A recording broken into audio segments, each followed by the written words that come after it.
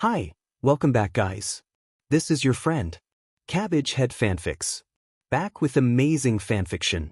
This is the series of What If Deku Became the God of Destruction? Now before starting, please give this video a like and subscribe to the channel if you want more videos like this. Now let's get into the fanfic. May 24th, 2026. Muzutafu, Japan. Izuku barely remembered when he ended up in this situation, the 6-year-old boy walking aimlessly in the ruined street of what was once a bustling, modern metropolitan city, now reduced to something that looked like a ravaged city in one of those end-of-the-world movies he and his dad used to watch. Speaking of his parents, you're probably wondering why the boy is walking, alone in a destroyed city. Well, superpowers is what happened. Around 6 years ago, in Qingqing City, China, a child was born whose skin irradiated light. There were a few other cases. A year after, there was a massive surge of reports of people with strange abilities started popping up across the world. No one knew what was causing these abilities to appear, theories ranging from a string of disease from rats affecting human DNA to other more outlandish theories. Scientists were scrambling trying to find out the cause of these meta-abilities as they decided to call it and how it can be detected. Governments around the world were panicking, trying to find out how to deal with the newly empowered humans among them. All of a sudden it was impossible to say what it meant to be a normal person. Laws and human rights were hotly debated, civilization's progress stalled, society decayed. Izuku was born in the first few years that meta-abilities started appearing. His parents Hisashi and Inko Midoriya were loving, kind and supportive parents. His mother Inko, a fit woman with dark green eyes and strangely dark green hair, was an endlessly kind and gentle person with an iron will who worked as a lawyer on abuse cases. She always was patient with him and taught him how to be a good person, to be kind to others no matter who they were or whatever power they had. Considering his father Hisashi, who was a fit and muscular man with dark hair and unique bright yellow eyes, was a boisterous and kind businessman with a big heart, and an even brighter smile and fiery temper to match his own meta-ability. It gave him an additional organ located between his lungs and throat that allowed him to ignite the lungs to spit fire from his mouth like a dragon, and little Izuku loved it when he would use it to entertain him. Of course it wasn't always peaceful for the small family. Because of his father's meta-power, the family was harassed, though fortunately not very frequently. It didn't help that him and mother shared the same strange hair color, albeit his own hair being a mix of his parents' hair, dark at the roots and dark green at the ends. The young boy held back tears thinking about his parents lest he end up collapsing onto the floor, a sobbing, broken mess. He clutches the necklace wrapped around his neck as he remembers that horrible day 3 months ago, the day he lost everything. February 15th, 2026. It was another normal day for Izuku. As it was spring break, he didn't have school. He was woken up by his mother gently shaking him awake. "Izuku, time to wake up," she said softly, watching as her son ever so slowly wakes up. She smiled as he yawned cutely as he slowly sat up, causing her to giggle at the adorable sight. "Breakfast is gonna be ready soon, okay baby?" Watching as he sluggishly nodded, his curly hair bobbing up and down at the motion.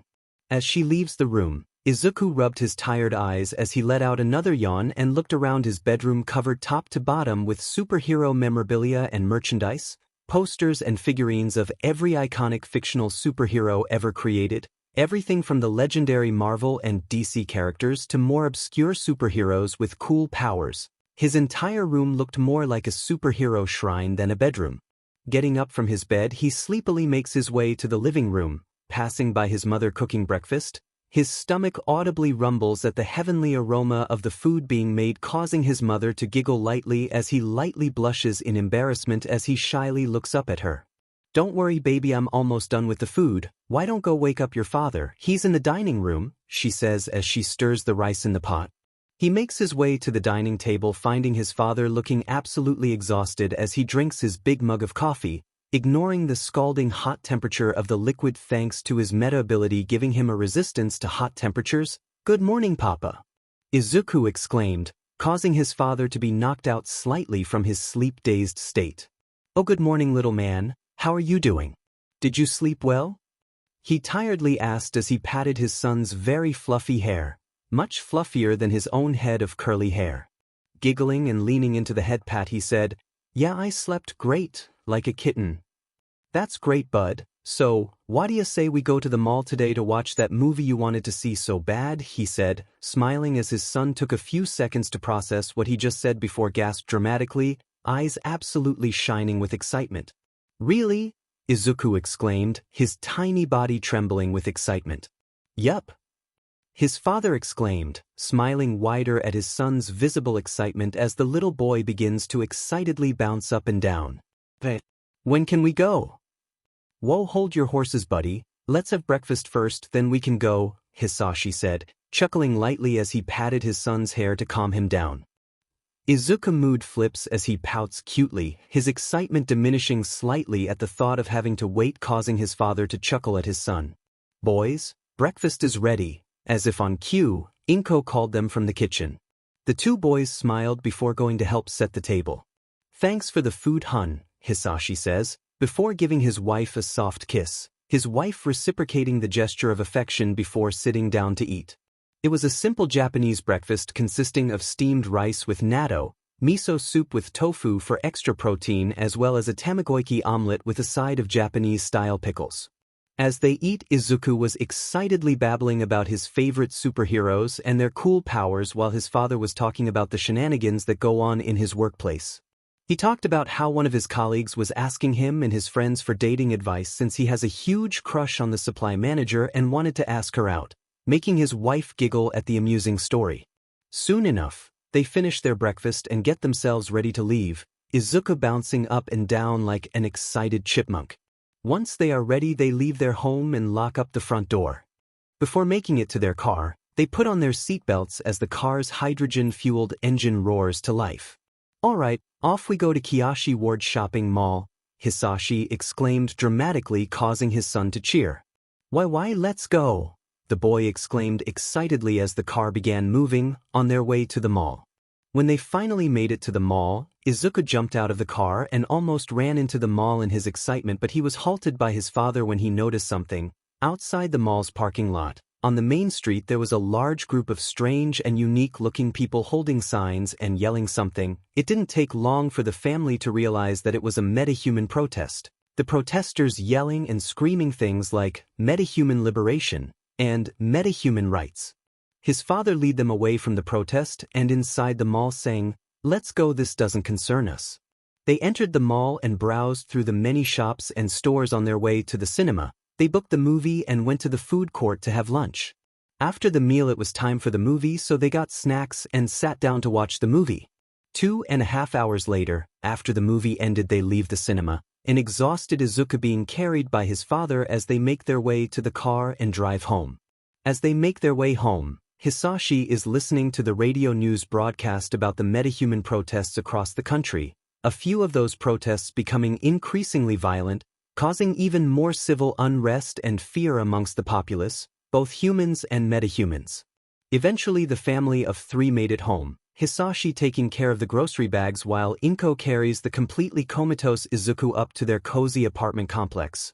Once inside, they relax and have a light dinner consisting of a few simple sandwiches made using the food they bought at the mall. After dinner, they decide to retire for the night and head to bed. It was simply another somewhat peaceful day for the Midoriyas. But peace never always lasts. A mere 30 minutes after they all fell asleep, a loud boom sounded out, causing the apartment to shake from the sound, causing the small family to be startled awake. Izuku comes out of his room and runs to his parents' room, yelling for his parents, but before he could open the door, his father throws open the door and runs past him to the small balcony located in the living room as more explosions ring out. He slides open the door and looks outside and quickly sees something that will forever be seared into his memories. Their apartment complex was on fire. He could see a group of what looked like metahumans with fire abilities throwing fireballs at the buildings. Without hesitation, Hisashi runs back into the apartment to get his family out. Smoke and heat quickly spreading and making it difficult to breathe. They quickly take Izuku, who has since passed out from the smoke he inhaled, and ran out of the door, banging and yelling frantically at every door in the apartment complex before running down the emergency stairs, Hisashi using his meta power to get rid of the fires blocking their path. They finally make it down and away from the building. By now emergency services have arrived and are helping with the evacuation, As Inko gently lowers her now awake but very dazed son onto the floor, leaning him against a concrete wall, Hisashi realizes there are still people trapped in the building. Knowing what his metapower could do, he decides to run back to help them but is stopped by Inko. "Hisashi, what are you doing? You can't go back there, it's too dangerous," Inko exclaims, trying to prevent her husband from going back into the fire. "But there's still people inside, Inko. Someone has to help them. By the time the firefighters get in there, those people might not make it," Hisashi says. Inko has a feeling that no matter what she did, she wouldn't be able to stop him. "Then I'm going with you," she blurts out. "What? Are you sure? There's a chance we might not make it out of there," he says as he grabs onto her shoulders and letting her face him. "Yes, I'm sure," she finally said after a few moments of consideration, eyes shining with determination. "It's just like Izuku said, remember, how can someone call themselves a hero if they aren't ready to risk their lives for the sake of others?" she says, her voice trembling, showing her nerves, a shaky but determined grin on her face as she looks at her husband. "Wait, before we go," he reached into his pocket and pulled out a small necklace chain. He then took off his wedding ring and quickly attached it into the chain. "Give me your wedding ring," he said. Inko, confused, she obliges, taking off hers and handing it to him. He does the same to her ring, attaching it to the chain. He then bends down and proceeds to wrap the necklace around his son's neck, Inko tearing up, finally realizing what her husband had done. "Hisashi, she begins to say but was cut off by her husband. "I'm giving him something to remember us by," Hisashi finally says. He then stands and turns to his wife, his eyes taking in every detail it could. Inko, noticing his staring, asks, "Hisashi?" she asks, but is stopped when her husband pulls her closer, wrapping an arm around her waist, causing her to blush as she asks again, "Hisashi, what are you?" before being cut off again by her husband, saying, "If this is the last time we see each other, I just wanted to show how much you mean to me," he said, before gently her cheek and pulling her in for a passionate kiss. Before pulling away and leaning their foreheads against each other, they pull away slightly to look into each other's eyes for what may be the last time. "I love you, Inko," he says to her. "I love you too, Hisashi," she replied back. Then they look back at their son, for what may be the last time. The last words Izuku ever hears from his parents was, "I love you," before falling unconscious. As his parents run into the burning building, ignoring the yells of the police and firefighters for them to stop. Working alongside the firefighters, they went to every building, every door, and helped the residents of the apartment complex evacuate, Hisashi using his metapower more than he ever has in his life to pull fire away and clearing a path for the civilians to escape.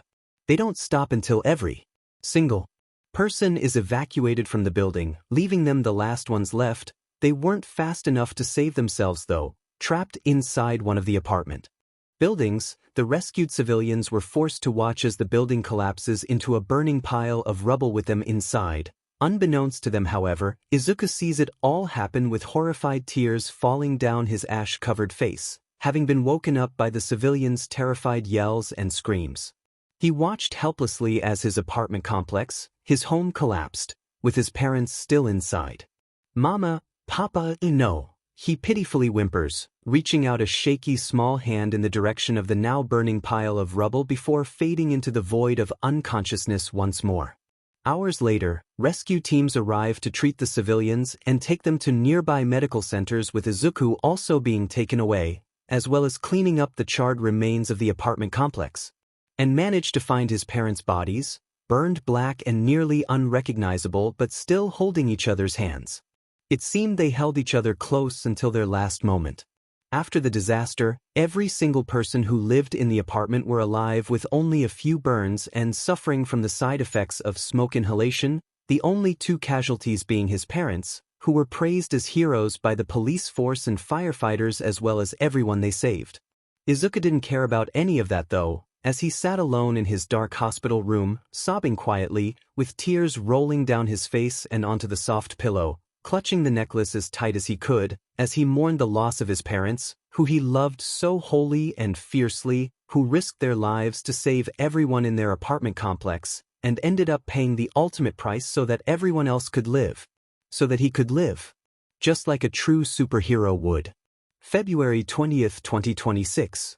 A few days passed, Izuku recovered in the hospital, and after being released, a funeral was held for his parents. Many people attended, not just friends and colleagues, but every person his parents saved from the burning apartment complex came to pay their respects to the two amazing people who saved their lives.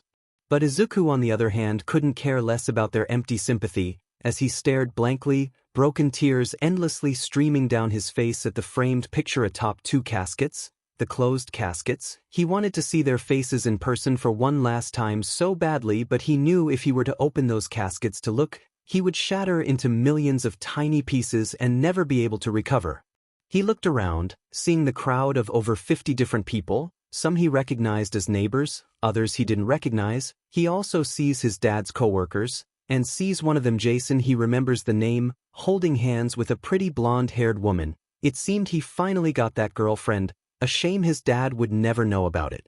A few hours later, after the funeral session passes, his parents being buried alongside his mother's ancestors, Izuku hearing more apologies than he had ever cared to hear in his life, and also receives the phone numbers of his dad's co-workers.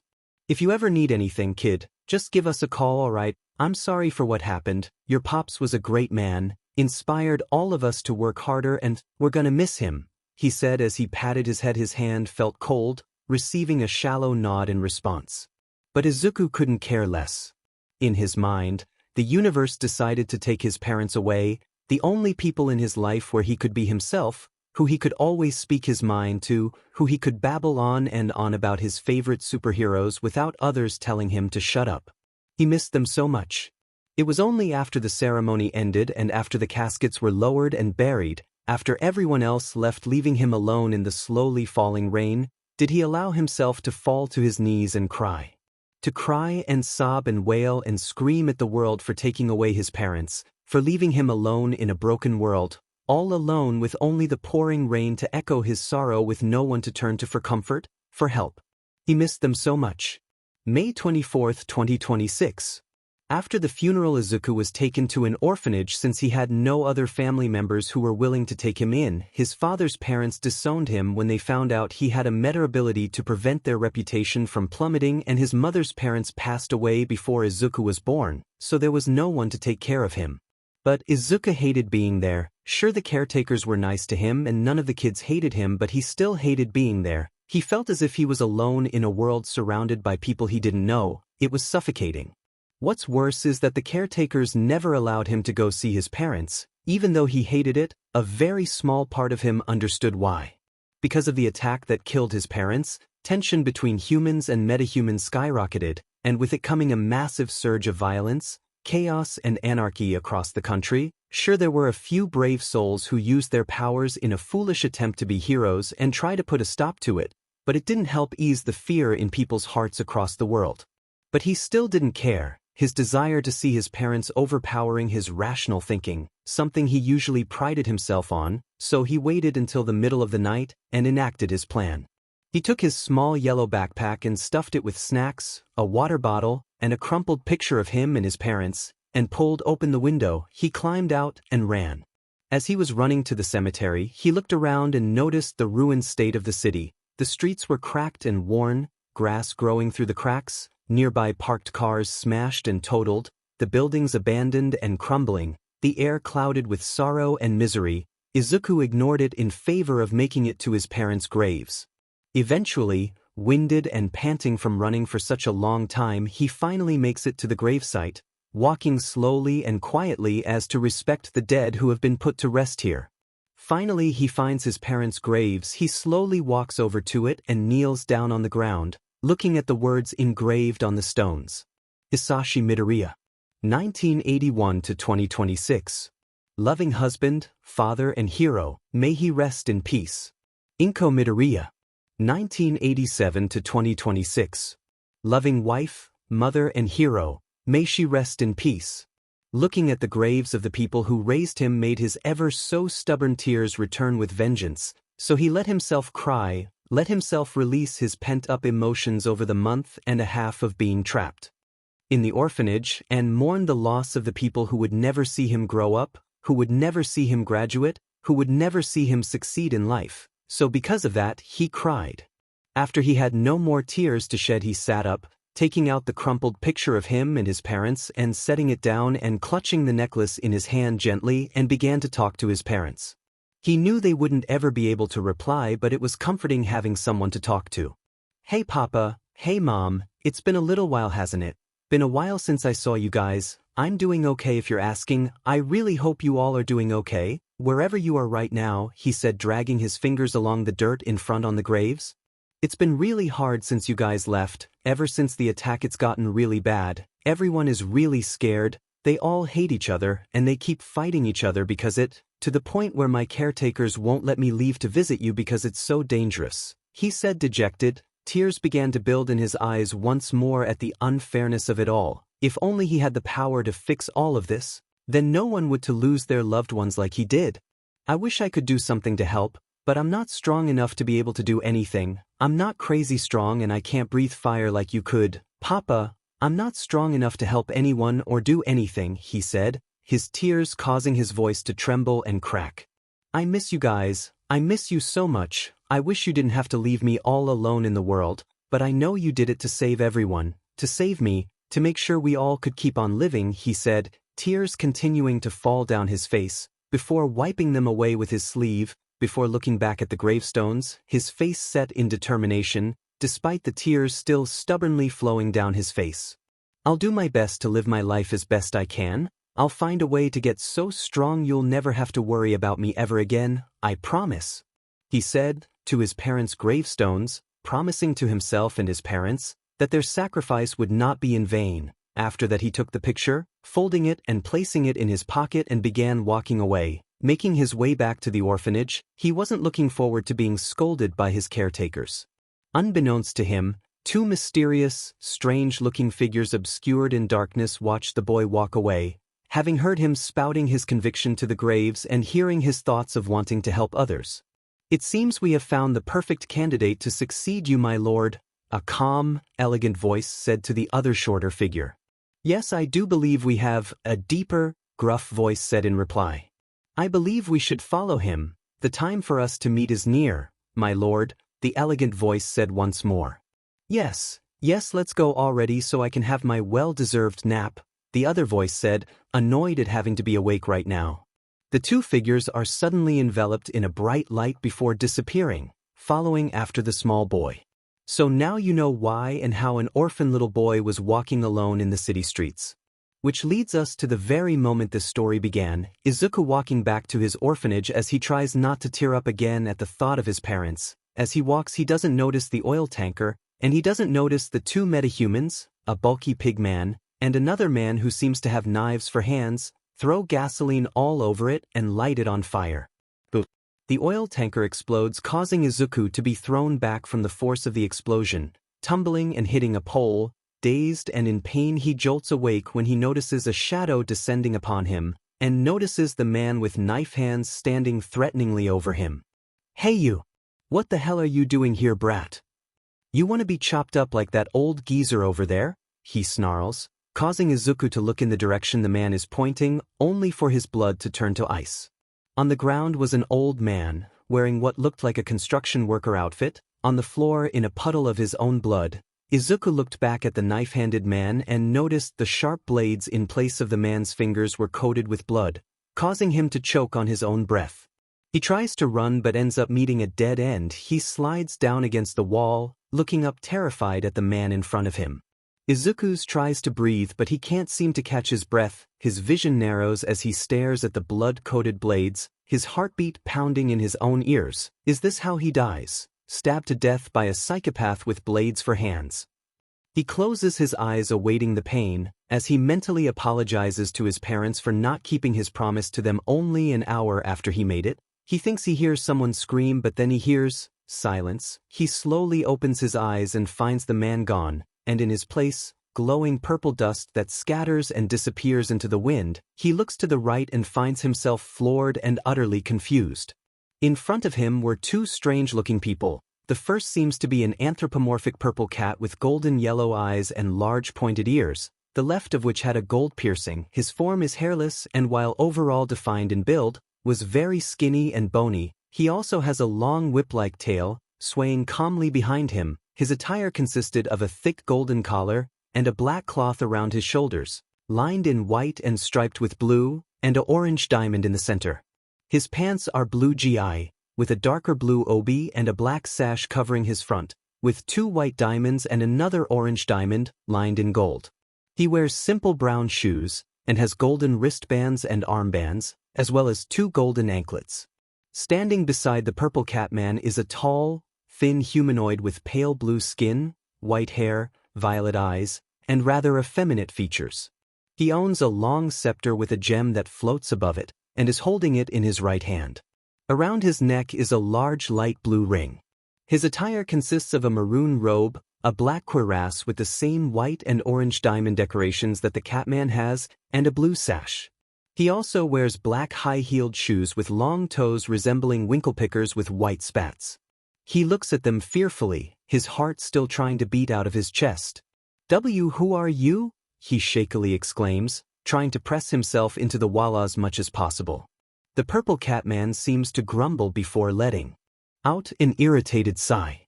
"I've had enough of this crap, you tell him," he grumbles.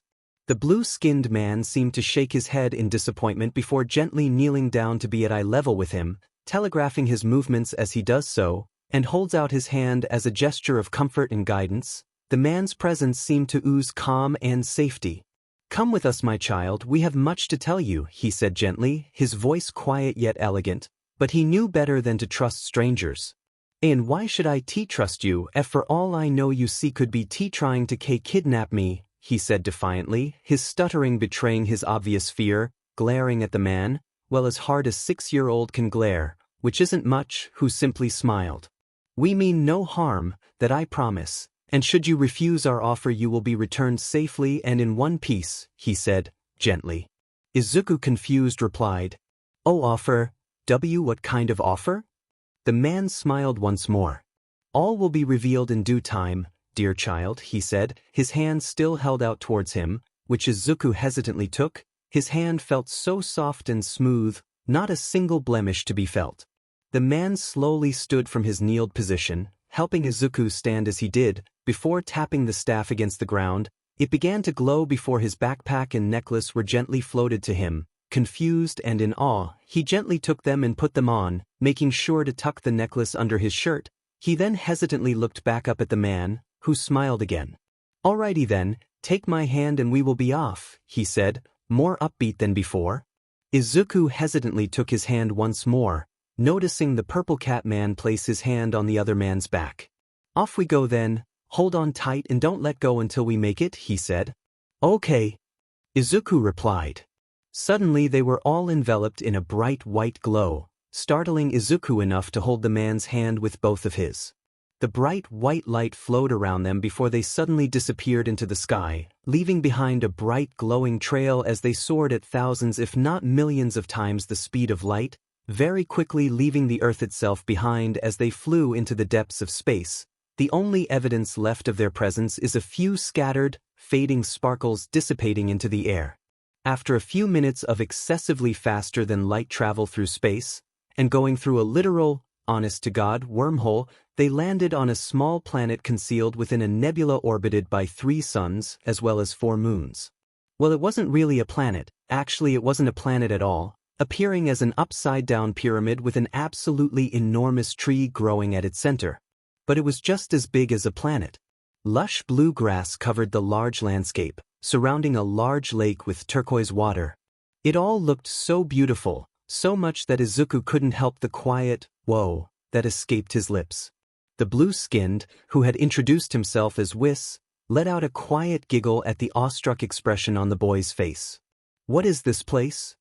Izuku slowly asked, the awestruck expression still on the boy's face. "You are standing in the home of the god of destruction, Beerus," Whis said rather dramatically. Izuku on the other hand took a few seconds for his brain to process what he just heard. "Adiva, why now?" he babbled incoherently, his confusion so palpable it affected his speech. "Oh, silly me, I forgot to tell you why I brought you all the way here," Whis said, giggling slightly, before his face suddenly became blank and a very serious expression replaced the gentle smile. The change was so sudden Izuku couldn't help but flinch slightly at the intimidating aura now surrounding Whis. Izuku Midoriya, you have been chosen to become the next god of destruction, tasked with balancing the universe, to maintain the order of creation and destruction, Whis said, his usually soft voice now stern and clear. Wait a second, hold on, can I get some context first? I have no idea what you're talking about, god of destruction? Me becoming the next one? I don't understand. I just met you people and you took me to, I don't even know where we are right now, and now you're telling me about gods and me. He pointed to himself, becoming a god. How about an explanation first about all of this? Izuku exclaimed, angry and confused. His perceived reality was being torn apart right in front of his eyes. He didn't even know if there was anyone else outside of his own planet literally a few hours ago, and now he's hearing about actual gods. And balance. Whatever that means, so excuse him if he's confused and said about everything that just happened the past 30 minutes. Whis notices the boy's confusion and frustration. He had a feeling this might happen, considering humanity hasn't evolved technologically enough to become a space-bearing and faring civilization yet, so it's plausible that they still don't know that other life exists outside their own world.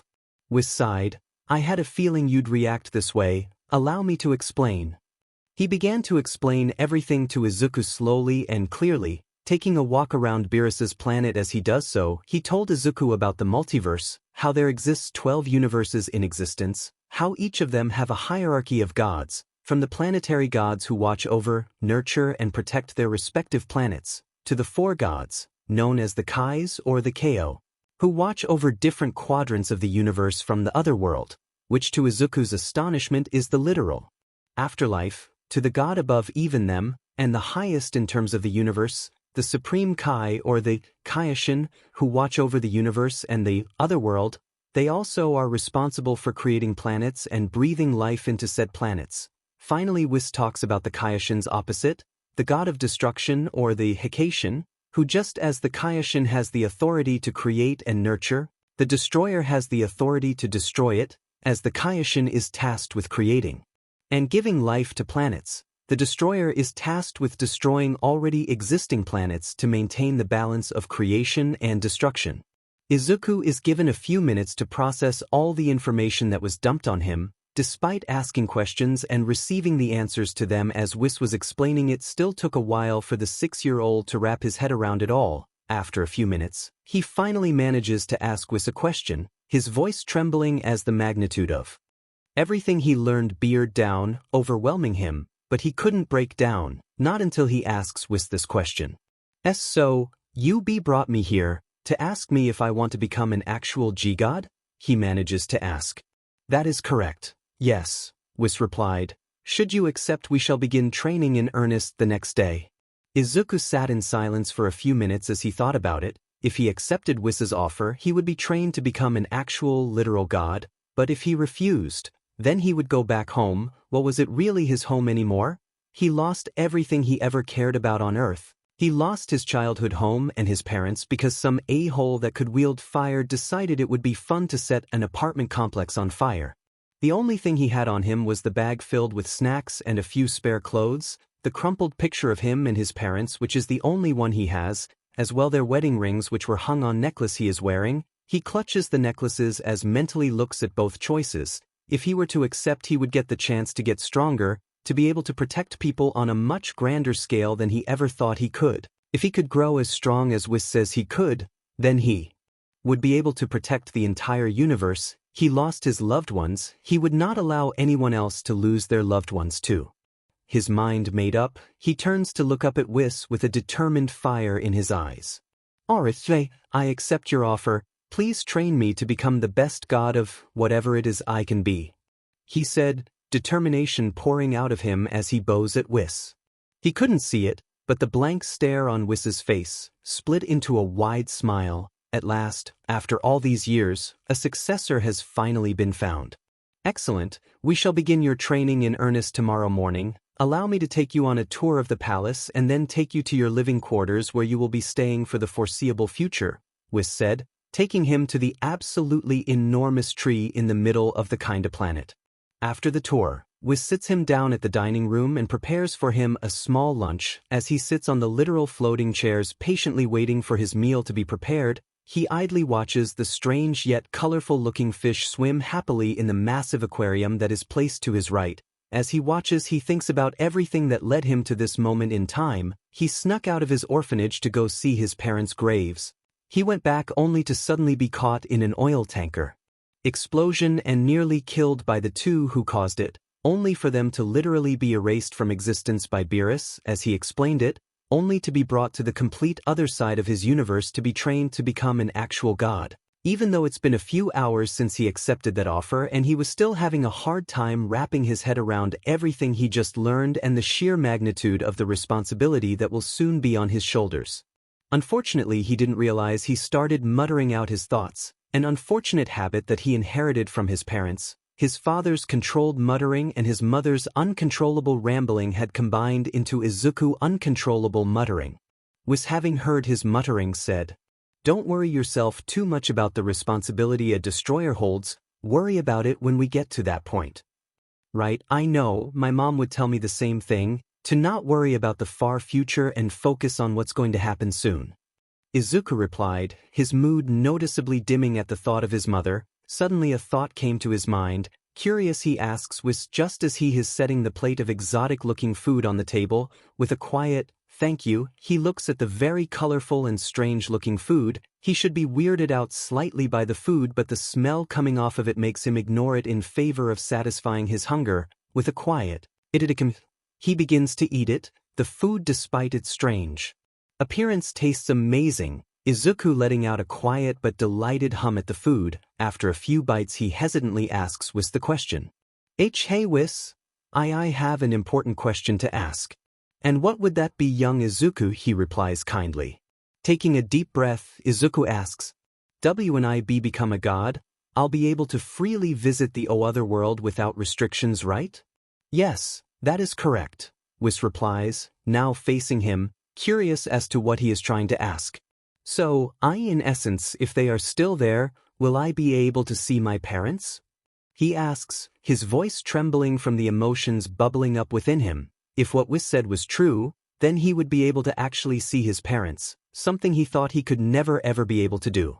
Whis was silent, looking at the boy who had tears gathering in his eyes as he stared, waiting for an answer, any answer. A sudden idea comes to Whis's mind. Maybe he could his desire to reunite with his parents as a proper motivation, beyond the desire to simply help others. His mind made up, he turns to Izuku and answers with a simple and straightforward, "Yes."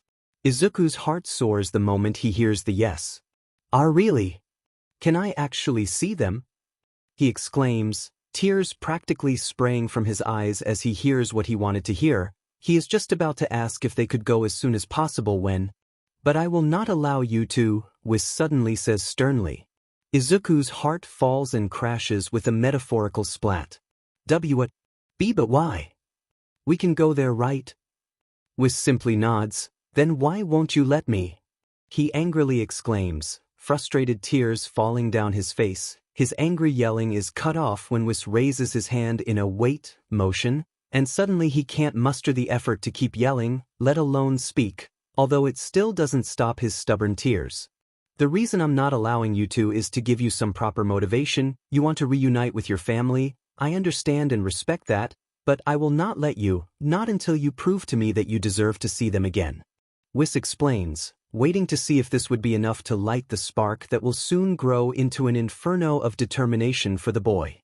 Izuku sits in silence, his sniffles and tears being the only audible sound in the room. He sits and considers what Whis has said. He is frustrated beyond, but part of him understands why Whis was doing this. If he wants to grow stronger with the motivation of just helping people, he would probably lose the will to keep going after a few months of training at least, and it would be disrespectful to Whis to put so much of his time and effort into training him, only for him to give up halfway through.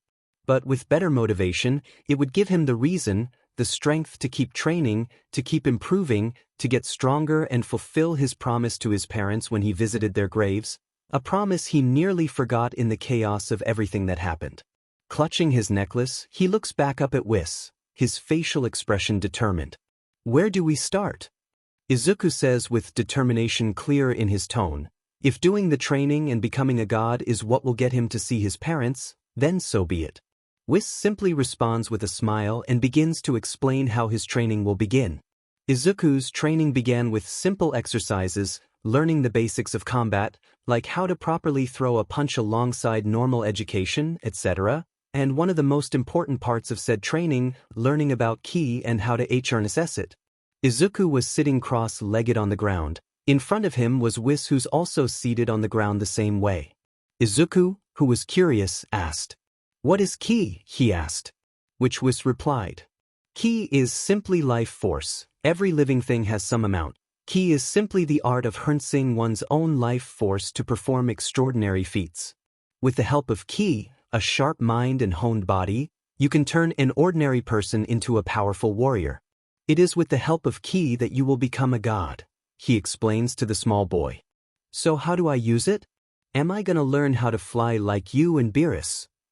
Izuku exclaimed, not able to hide the slight excitement in his voice, which was noticed with a small smile at the child's excitement. "Now, young Izuku, don't get too excited. Learning how to harness ki for the first time requires a calm mind to learn how to use it properly. Get too excited and you won't be able to learn the basics, let alone be able to feel it," Whis said, giggling as Izuku blushed in embarrassment. Sorry Whis, it's just all so exciting. I might be able to fly," Izuku exclaimed, his excitement still getting the better of him, awe in his voice as he did. "Alright now, let us begin. Take a few deep breaths, calm your mind and relax. It will be easier to learn how to use ki when you're calm and at ease," Whis instructs Izuku, who takes a few deep breaths to calm himself and focus. "Find your center. Ki flows through the body like blood. There is a center source, its heart, if you will. It's always been there, just open yourself up to it," Whis instructs. Izuku focuses and searches within himself, reaching out as much as he can trying to find something. Eventually he brushes up against the edge of something. It feels like it's coming from his right hand. It flows like a river of water, almost like the blood in his veins. He can see it flowing in a certain direction, so he follows it. The further he goes, the thicker the stream gets, until it all coalesces in a small pool of ki in the center of his chest, pulsing in time with his heartbeat. "Good, you found it. Now take your center and focus it. It's relaxed right now. You will achieve liftoff if it's compressed," Whis instructs.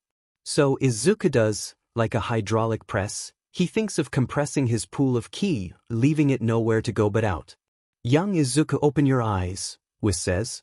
Izuku's eyes flutter open. "Did you get smaller?" He looks down. Oh, he is levitating at least 2 feet off the ground. A startled, giddy laugh escapes, only to turn into a yelp as he loses focus and falls right back down on his butt. But he's up in an instant, staring at Whis as he vibrates with sheer glee. It takes a considerable not to start squealing.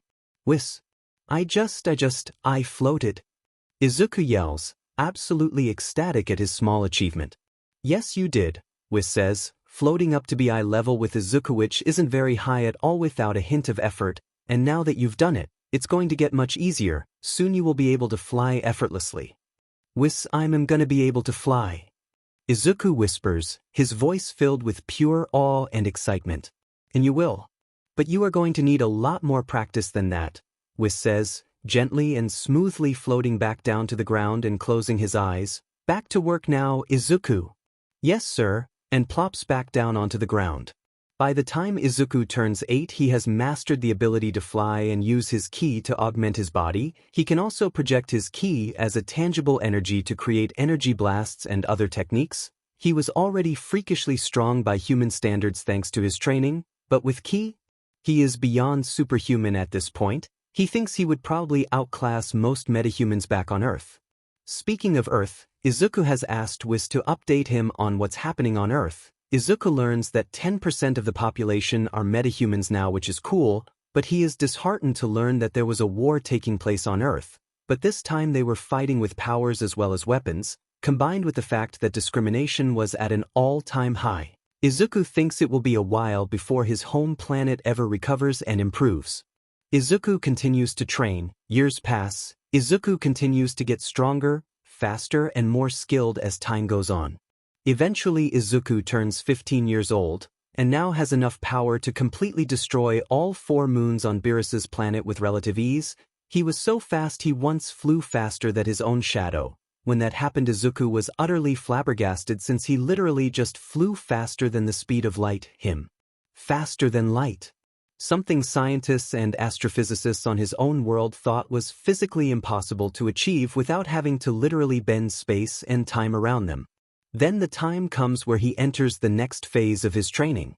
He was standing on a lake with Whis across from him. He was wearing a cool training suit that Whis made him, consisting of a blue bodysuit worn under a white armor chest piece with yellow straps and futuristic-looking white and yellow boots.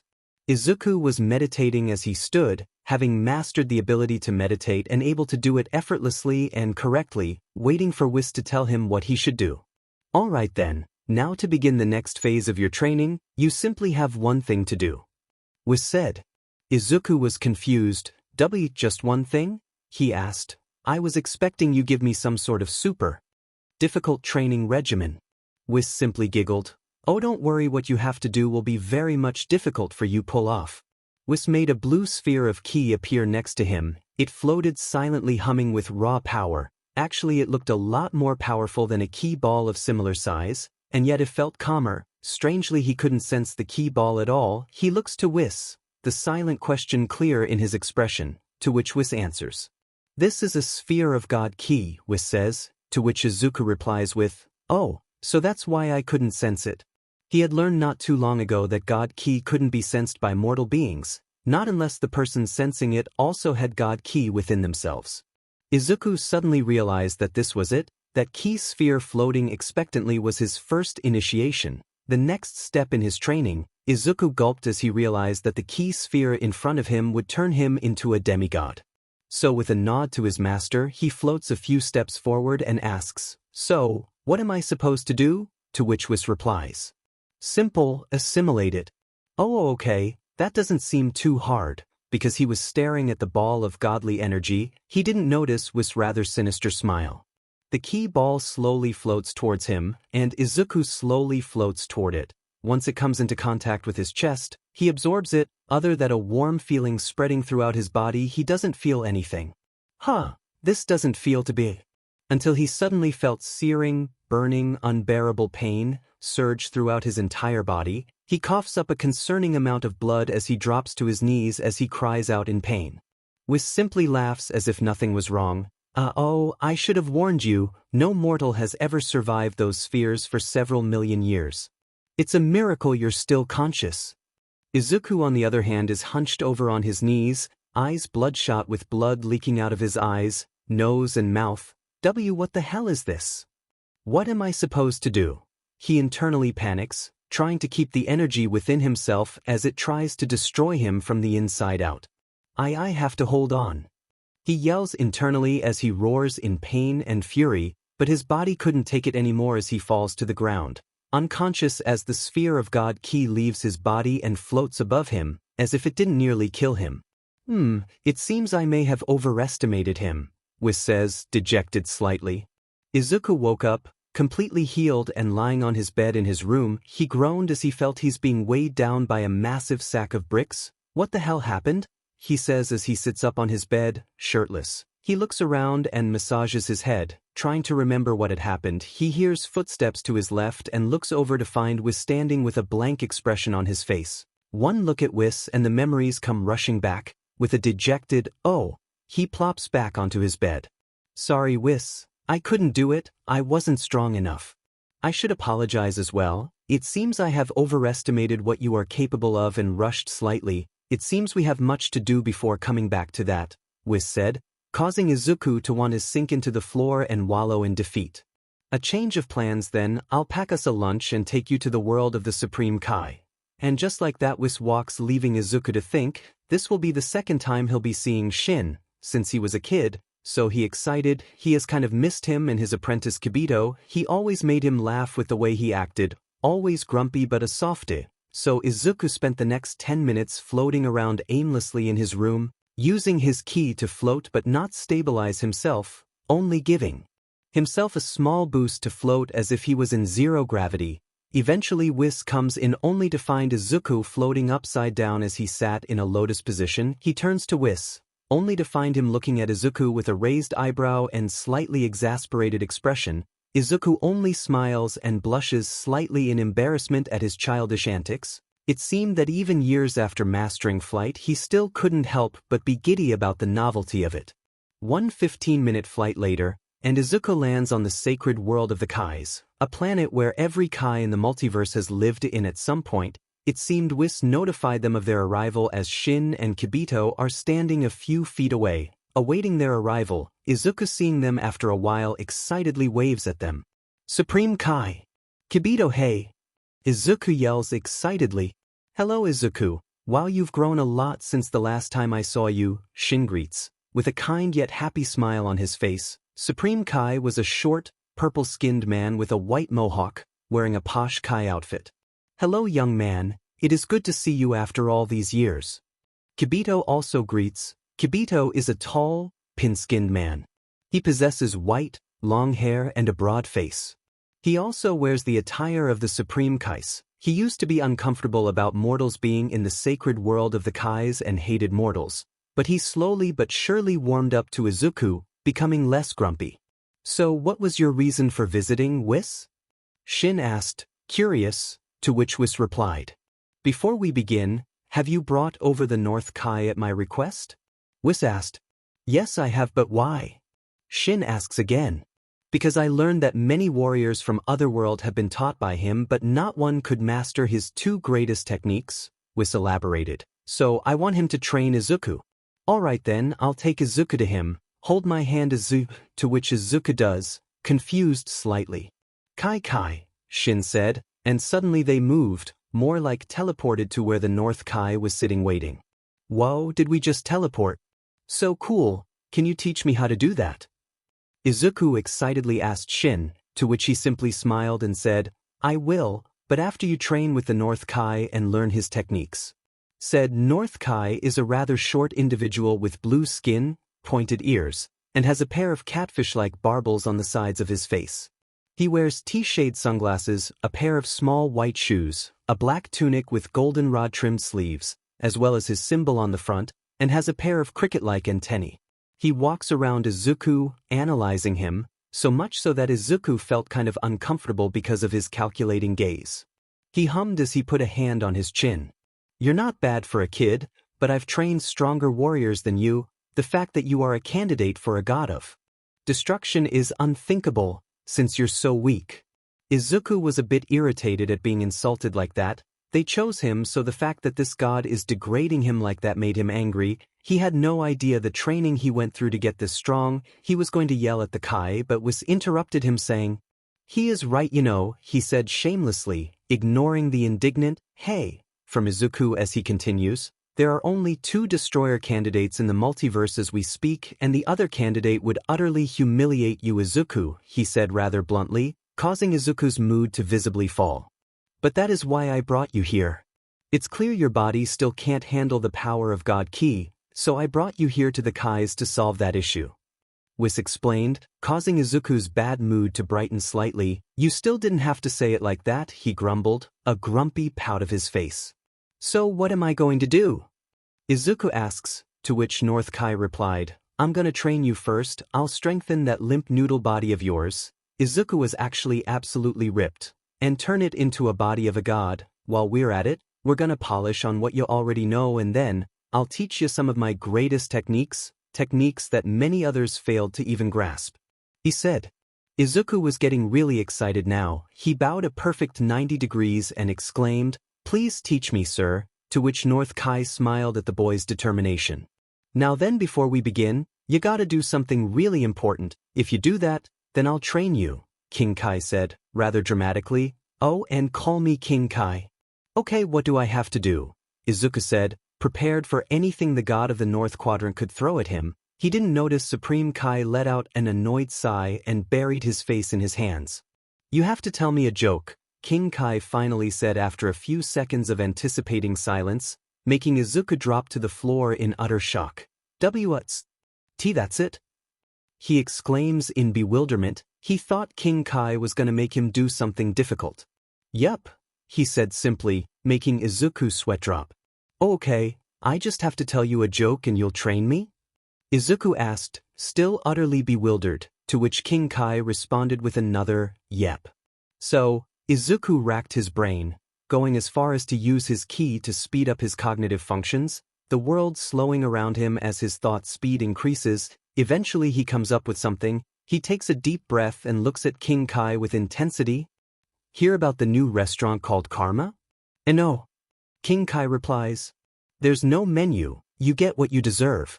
A few seconds pass, and Izuku wonders if he blew his only chance, only for the Kai to collapse to the ground, cackling. It takes a few minutes for him to calm down, but once he does, You're a good kid, I'll train you. He finally says. Izuku couldn't help it as he pumped his fist into the air with an excited, yes. And so the training with King Kai began. Izuku wore his training outfit and now stood in front of King Kai, waiting for him to begin. Alright brat, let's begin our training, King Kai said, to which Izuku replied with enthusiasm. Yes sensei.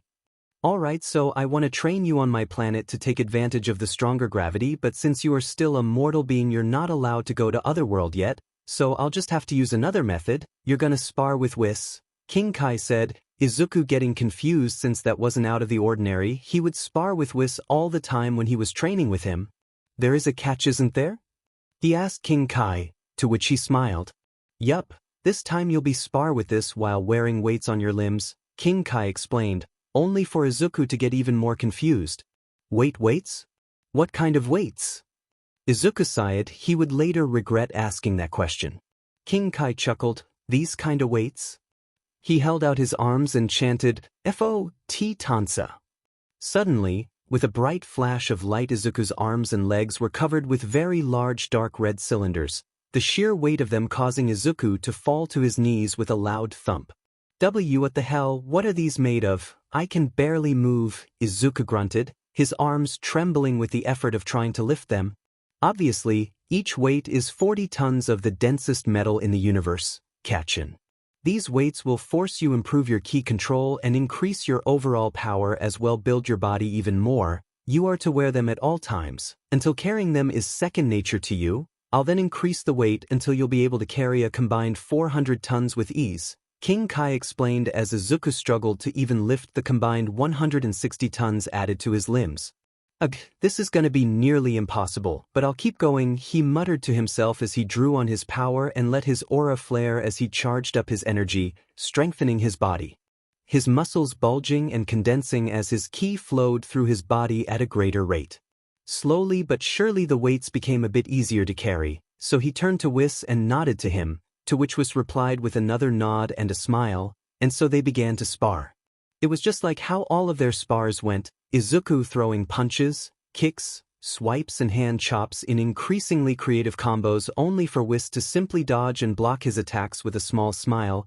It didn't help that the weights were slowing him down and forcing to use his full power to spar at his regular pace with Whis. He thinks these weights are really helping him, he's getting exhausted more quickly and his muscles feel like they're on fire, to the point where only a few minutes after they started, Izuku stumbled and collapsed to the ground, panting and wheezing and utterly winded, but he still had a big smile on his face. It has been a while since he was pushed to his limits, or even pushed at all, so the exhaustion coursing through him, the feeling of his heart pounding in his chest, God, he missed this. So after a small break in healing from Whis, Izuku got right back to training, to which the same thing happened a few more times. Collapsing to the ground an exhausted mess, Izuku started to use his ki differently. He flared his aura, but didn't allow a single drop of his energy to leak out. He kept all his power within his body to properly utilize his full power without any of his energy going to waste. He unknowingly began to fight like a god, but Whis did. And he smiled to himself at his pupil's first real progress after years without any considerable progress beyond an increase in Izuku's raw power and skill, but he kept it to himself. So they continued training. As they trained, Izuku grew much stronger and used heavier and heavier weights. Eventually, after 2 weeks of non-stop sparring and absolutely annihilating his own body only to be healed and do it again, Izuku was finally able to carry the full 400 tons with no effort whatsoever. the size of the weights having been slimmed down to be more like wrist guards than just giant cylinders wrapped around his limbs. Izuku then began the next phase of his training. He was instructed to keep wearing the weights to get his body used to them, as he now stood in front of King Kai, ready. "Alright kid, I've already taught you some of my techniques while you were training your body," King Kai said, to which Izuku replied. "Yeah, you taught me how to use my ki to manifest any object I can think of and how to absorb the energy from my surroundings to boost my own power," Izuku elaborated, to which King Kai hummed in approval. "Now that you've mastered how to do those, it's time for me to teach you my two greatest techniques, ones that even the greatest warriors of Otherworld couldn't reliably achieve despite their bodies being much more durable in the Otherworld," King Kai explained, Izuku replying with a determined, "Yes, sensei." "Alright kid, the first technique you are gonna learn is called the Kaioken," King Kai said dramatically. "The Kaioken?" Izuku asked, the need for an explanation clear in his tone. The Kaioken technique is simply a power multiplier. It amplifies the user's strength, speed and senses to overcome a great foe, but it comes at the cost of bodily harm, King Kai explains, demonstrating the technique. He focuses, and Izuku can feel his energy swelling immensely. Suddenly King Kai is enveloped in a violent and fiery red aura, the veins on his head pulsing, his muscles barely visible through his clothing visibly bulging as his power doubles.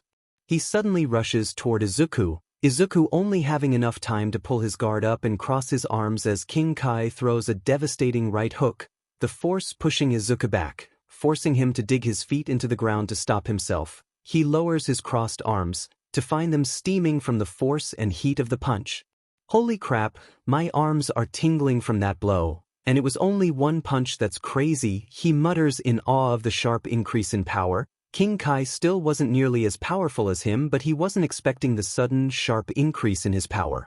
The red fiery aura around King Kai dissipated, the Kai himself heaving out a sigh at the exertion of his power. "You see how it works? Now I want you to do the same." "Okay, so how do I do it?" Izuku asked, stretching as he prepared himself. "The way the Kaioken works is by taking all the energy you have at your disposal and forcing it to flow through your body at a much higher rate.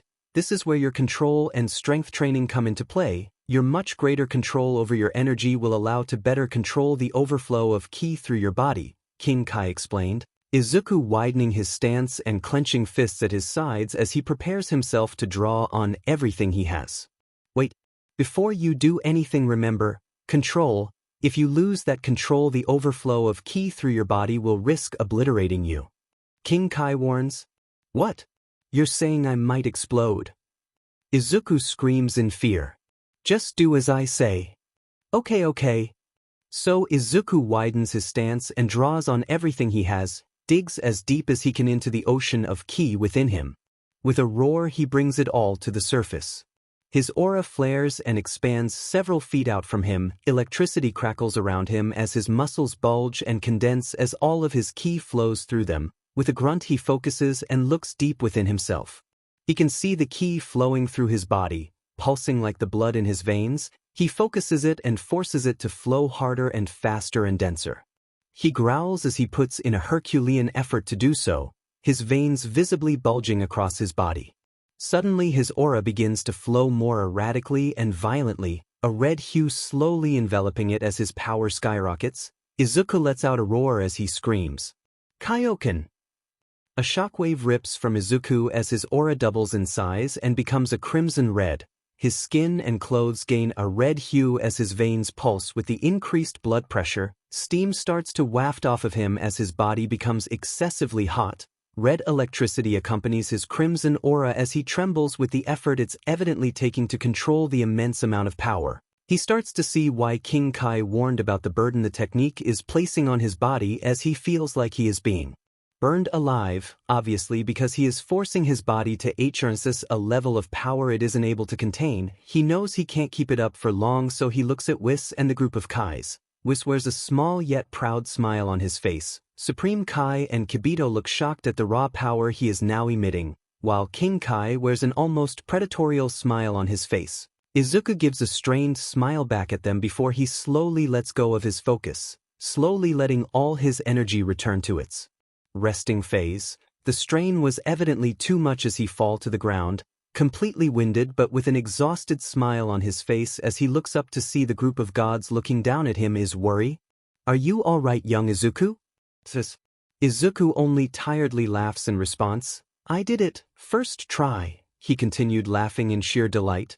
If y'all don't mind I'ma take a nap here, Izuku said, his speech slurred, before passing out where he laid, making the gods sigh in exasperation. Eventually, he woke up, being healed by Whis before trying again. This time he managed to hold it for longer before collapsing. The strain still too much for his body to handle, but he was improving, his body was adapting. Meanwhile, when he wasn't practicing the Kaioken, which after a good number of attempts he was able to hold for a substantial amount of time, he continued the weight training, but while he was training he came up with a way to train his body. Without the weights, he explained to Whis his idea.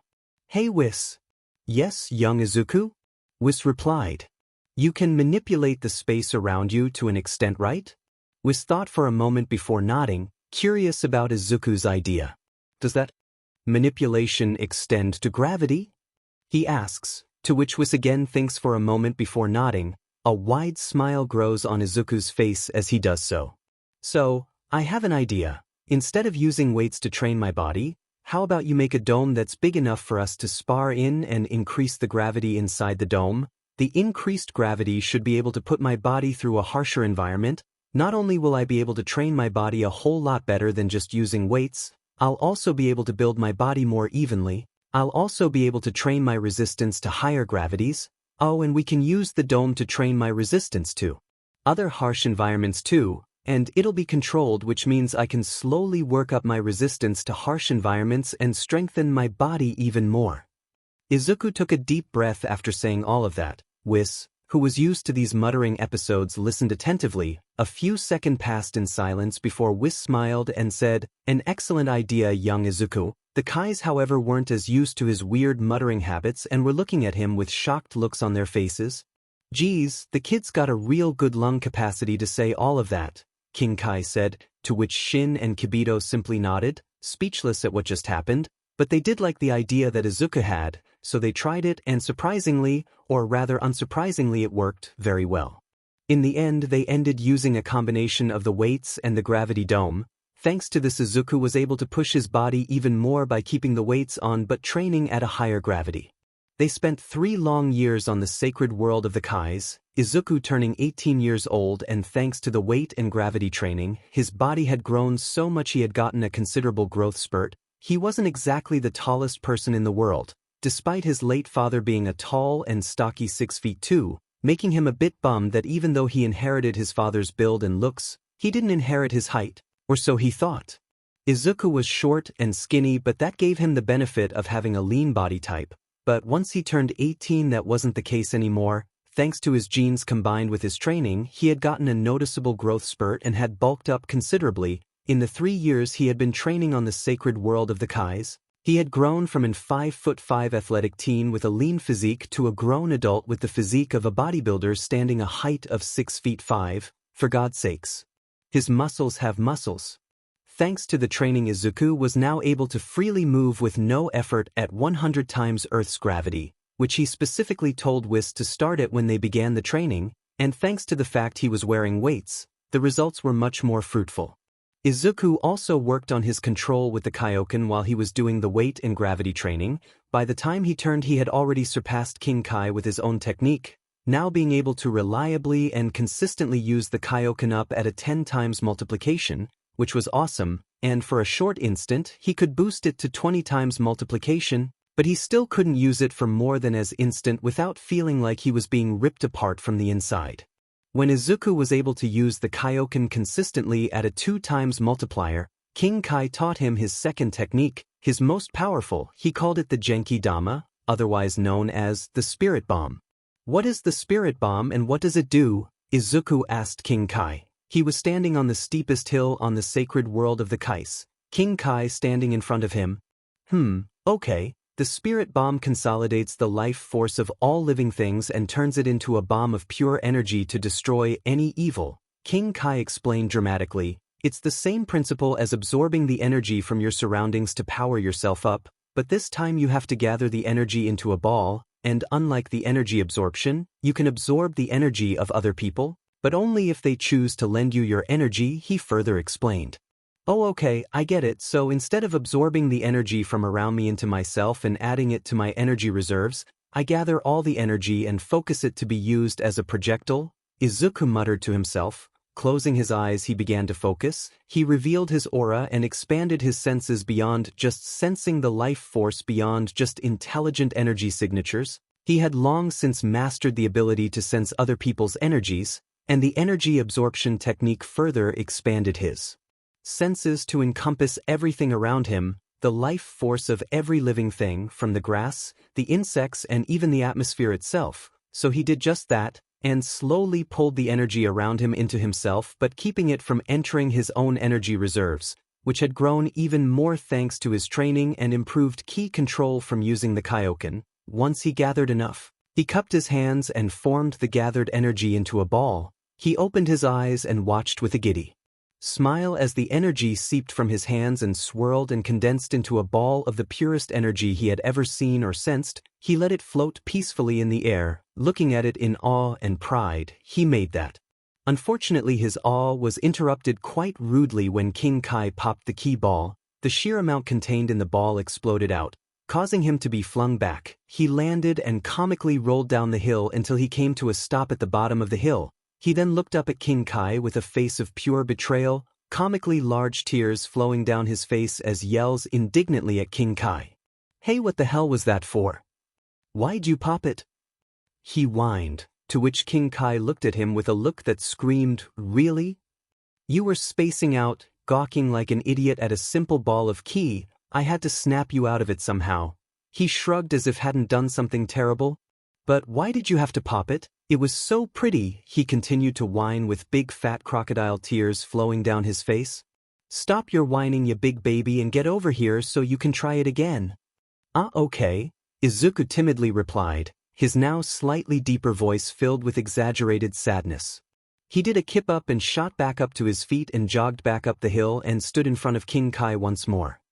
Kid, you're gonna try to do it again, but this time, we will contribute, he instructs Izuku to do, so he does it. He focuses on his surroundings and pulls and gathers energy, but this time he suddenly feels energy, a lot of it entering and overwhelming him, to the point where he can't contain it in his body, so he raises his arms above his head and manifests the energy. Suddenly a ball of ki swirls into existence above his head and very rapidly expands, growing larger, until it's 5 times his height. He focuses and continues pulling, the ball of ki continuing to expand until he struggles to lift it. He stops pulling and suddenly feels something click into place. A shockwave of energy rips from the now moon-sized orb of pure energy. He opens his eyes and looks at one of the many moons on the sacred world of the Kais and then targets it. Then with a roar he throws it with all his might, the gargantuan ball of pure energy slowly sailing to the largest moon of the sacred world of the Kais. It then makes contact. A massive explosion throws everyone except Whis several feet away. The hurricane force winds crashing onto the planet they stand on, ripping and crumbling the ground apart from the force. Eventually, when everything settled, Izuku opened his eyes as he laid on the ground and slowly looked up, only to loudly gasp at the aftermath. The moon wasn't there anymore. In its place were a few rocks, slowly floating where an entire moon once was. Holy shit, did I just do that? He quietly mutters to himself, utterly shocked at the fact he just obliterated an entire moon. Sure, he was capable of destroying planetary bodies, but the ones on Beerus's planet were tiny in terms of planetary scale. That one was a moon twice as big as the Earth itself. He hears rapid footsteps and looks up to find Shin and Kibito running to him with worried looks on their faces. Are you alright, Izuku? That blast knocked you back pretty far. Are you okay? Shin asked once he made to him, Kibito as his side already crouching down and putting a hand on Izuku's chest to heal him. He coughs to get some dust out of his throat. Yeah, I'm okay, Supreme Kai. He then notices Kibito healing him and asks, whoa, that's so cool. Can you teach me that? I feel it'll be pretty useful in a pinch. How about another time, young Izuku? Whis's voice sounds out behind him, making him tilt his head up to see Whis, holding a comically dazed King Kai in a ki bubble. He then looks back at Shin and smiles apologetically. Sorry about one of your moons, I couldn't hold it and needed to let it go somewhere safe, and the moon was the first thing I saw, so. He trailed off. The Kai waving of his apology with a kind smile. King Kai, however, smacked him on the head and yelled at him for making it so large, to which Izuku apologized with a pout. All in all, it was a pretty memorable experience, but of course, Izuku was still a long way from reaching his goal, which led to now, 2 days later, Izuku sitting in a lotus position with his arms crossed as he meditated. Ever since he came here, Shin had taught him how to improve his senses, not just physically but also spiritually. Before, he could sense the energy signatures of intelligent beings pretty well from a pretty good distance, and if he really focused, he could sense the life force of beings a few planets away. He could sense the life force wafting off of other living things, like plants and insects, but now, his ki sensing had improved so much to the point where he could sense the flow of energy in living things. In his mind's eye, he could see the flow of ki in plants, and even from the ground below him, flowing like the blood in his veins. His sensing from a distance had improved exponentially. Now he could actually sense the ki of all the people on his homeworld. However he grimaced as he sensed it, the energy, the emotions were all the same: fear and unease, anger and rage. It was as if his homeworld's inhabitants had made a dark and depressing aura around the earth. Though he supposed he shouldn't be surprised, he had asked Whis the state of his homeworld and found out that 30 years had passed on Earth thanks to time dilation since only, and that a whopping 20% of the population were metahumans. There wasn't as much conflict, and many on Earth had largely accepted the superpowered among them. The governments across the world had finally recovered from their collective panic attack and started making new laws for metahumans to make the world a bit safer. Since then, scientists have found out how to detect these abilities and know when they manifest in a person, appearing shortly after a person turns 4 years old.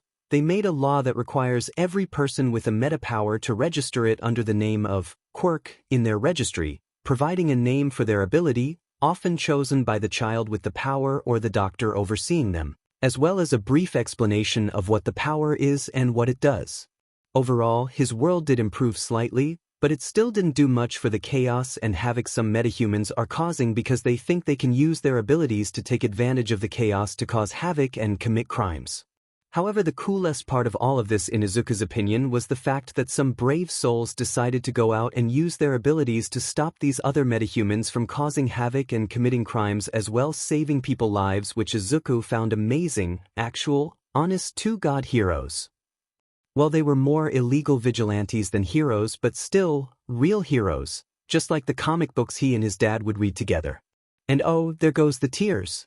As he sits there, he tears up slightly. It's been so long since he lost them, he is sure that if it wasn't for the only picture he had of them, which was had kindly restored and framed at his request, he would not even remember what they looked like.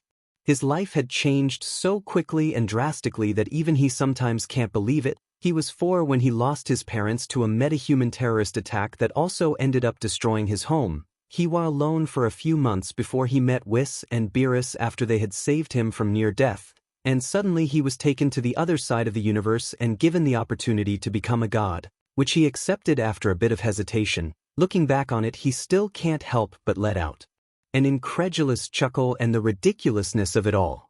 Izuku, come here, I'd like to show you something. He is snapped out of his reminiscing by Shin calling for him. He yells back, coming, before he shoots up to his feet and stretches to relieve his stiff muscles as he had been sitting for a few hours. He then bounces up and down on the ball of his feet as he warms himself up before crouching down into a runner's stance and runs. The sheer speed of his movement kicks up a huge amount of dust from where he started, and in no time at all he reaches where Shin and Kibito are standing waiting for him. His sudden stop kicking up a ton of wind, but Shin and Kibito were unfazed by the wind that slammed into them thanks to Izuku. He stands straight and smiles at them before to the left and up, looking at the strangely thin, yet very tall rock. Whoa, it's so tall, he mutters in awe. Follow us, Izuku, what lies at the top will further your progress exponentially, Shin tells him. To which Izuku looks at him with a confused hum, to which Shin looks back with an uncharacteristically challenging grin, before he and Kibito fly up, Izuku following behind them as they climb high into the sky. They continue to fly up, until they make it to the top and land on the small patch of flat ground at the top. They're so high up Izuku could reach up and touch the clouds. In the middle of the patch of flat ground is a sword buried into the ground. The sword possessed a brown, cruciform hilt consisting of a golden guard, with a blue jewel attached to the end. The blade was double-edged and very wide. He looks questioningly at Shin, who proceeds to explain.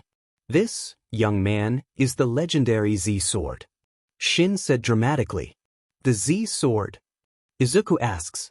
Yes, the Z-sword is an ancient divine relic that has been in the sacred world of the Kais for countless millennia. Many supreme Kai before me attempted to lift the sword, but none were even successful. There is legend tied to this sword. It is believed that whoever can wield the blade will be granted immense power. Shin explained. So you want me to remove the sword so I can get a power boost? Izuku surmises. Yes, Shin replies. Okay, this shouldn't be too hard, right? He said to himself as he crouched down, wrapping both hands around the hilt of the sword and pulled, only for the sword to not budge in the slightest. He tried pulling harder and harder, until he was screaming with clenched teeth, his face red as his feet dug into the ground, his arms trembling from the effort. Unfortunately, he couldn't move it at all, as the sweat that built up in his hands made them slip from the hilt, causing him to trip and fall. He then sat up as he looked at his friction-burned hands.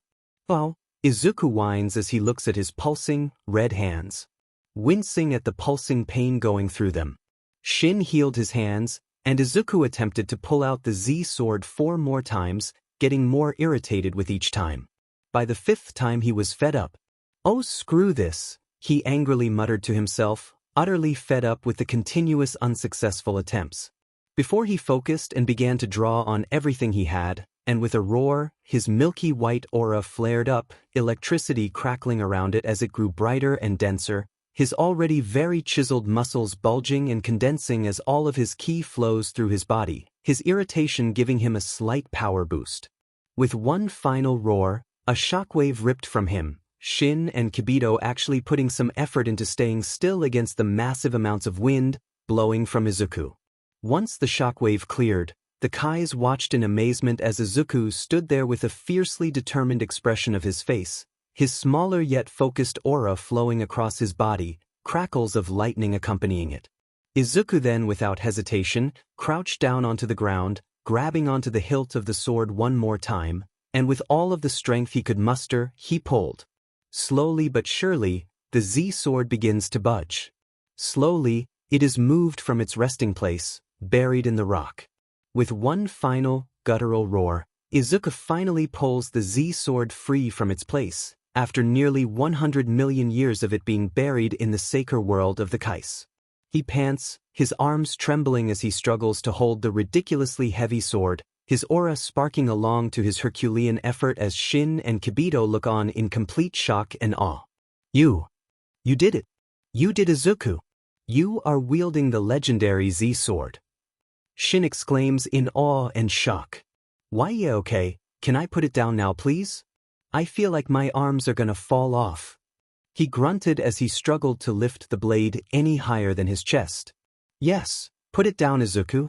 Okay, but first I'm gonna take it off the rock, and without any prompting, he tossed the sword off the tall rock with a grunt, falling to his knees as he pants, barely able to move his arms. He hears a massive impact at the bottom, so he crawls to the edge, and with his vision enhanced by the training and his ki, he saw the Z-sword, sitting in a foot-deep crater. It seemed the sword was so heavy it cratered the ground on impact. Eventually, after Izuku was healed, he and the Kais slowly flew back down, Izuku picking up the sword again. Surprisingly, it was a little bit easier to hold. He then began to try out a few swings. Even though it was very heavy, it was very balanced and easy to swing, despite the fact that doing so felt like he was one wrong move away from dislocating both of his shoulders. How do you feel, Izuku? Do you feel any different? Shin asks as he watches the god of destruction in training swinging the blade with great difficulty. He swings a few more times before stopping and carrying the sword on his shoulder, doing so nearly made him fall from the sheer weight of the blade. He then looks at Shin, panting. Honestly, not really, I mean. If you're talking about the small boost I'll get by getting used to holding the sword, then yes. Other than that, I'm not feeling any immense boost in power. he answers, before practicing his swings, already having experience with a number of weapons thanks to his training with Whis growing up. Kibito, who was still in shock that a mortal managed to wield the Z-sword after several gods tried and failed, began to speak. Perhaps you need to master wielding the blade to draw out its legendary power, he theorized. Maybe, Izuku muttered to himself as he stared at his reflection on the sword. Izuku spent the next few hours getting used to holding the sword, having breaks in between to heal and relax before doing it again, was leaving to take King Kai back to his planet since he wasn't needed anymore. Slowly but surely, his swings get faster and more precise. Break in the monotony of constant sword swinging occurs when Shin comes up with an idea. Let's test just how sharp the Z-sword actually is, Shin said, before pointing his hand at a nearby rock and telekinetically lifting it off the ground. Whoa, telekinesis! Can you teach me that? It's so cool! Izuku exclaims in awe as he looks at the floating rock. Maybe another time, Izuku, now then. Get ready! Shin said as he pointed his arm at Izuku, the rock slowly floating to levitate in front of his outstretched hand. Izuku gets ready, he settles into a stance, his arms going over his head as he prepares himself to slice the entire rock in half.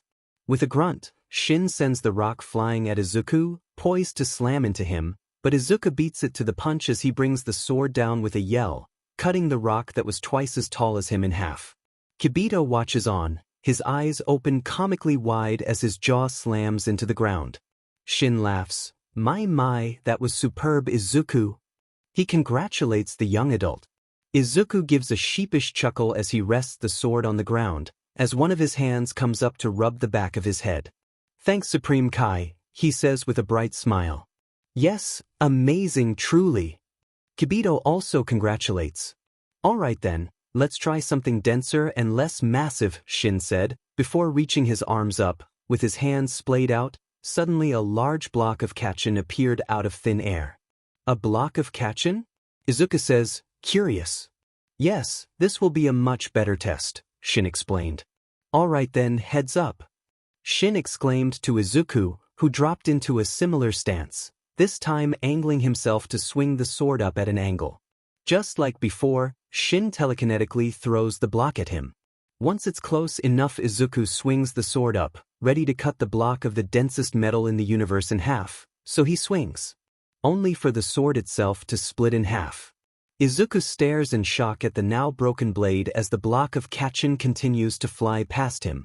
All three of them are silent for a few seconds as they process what just happened.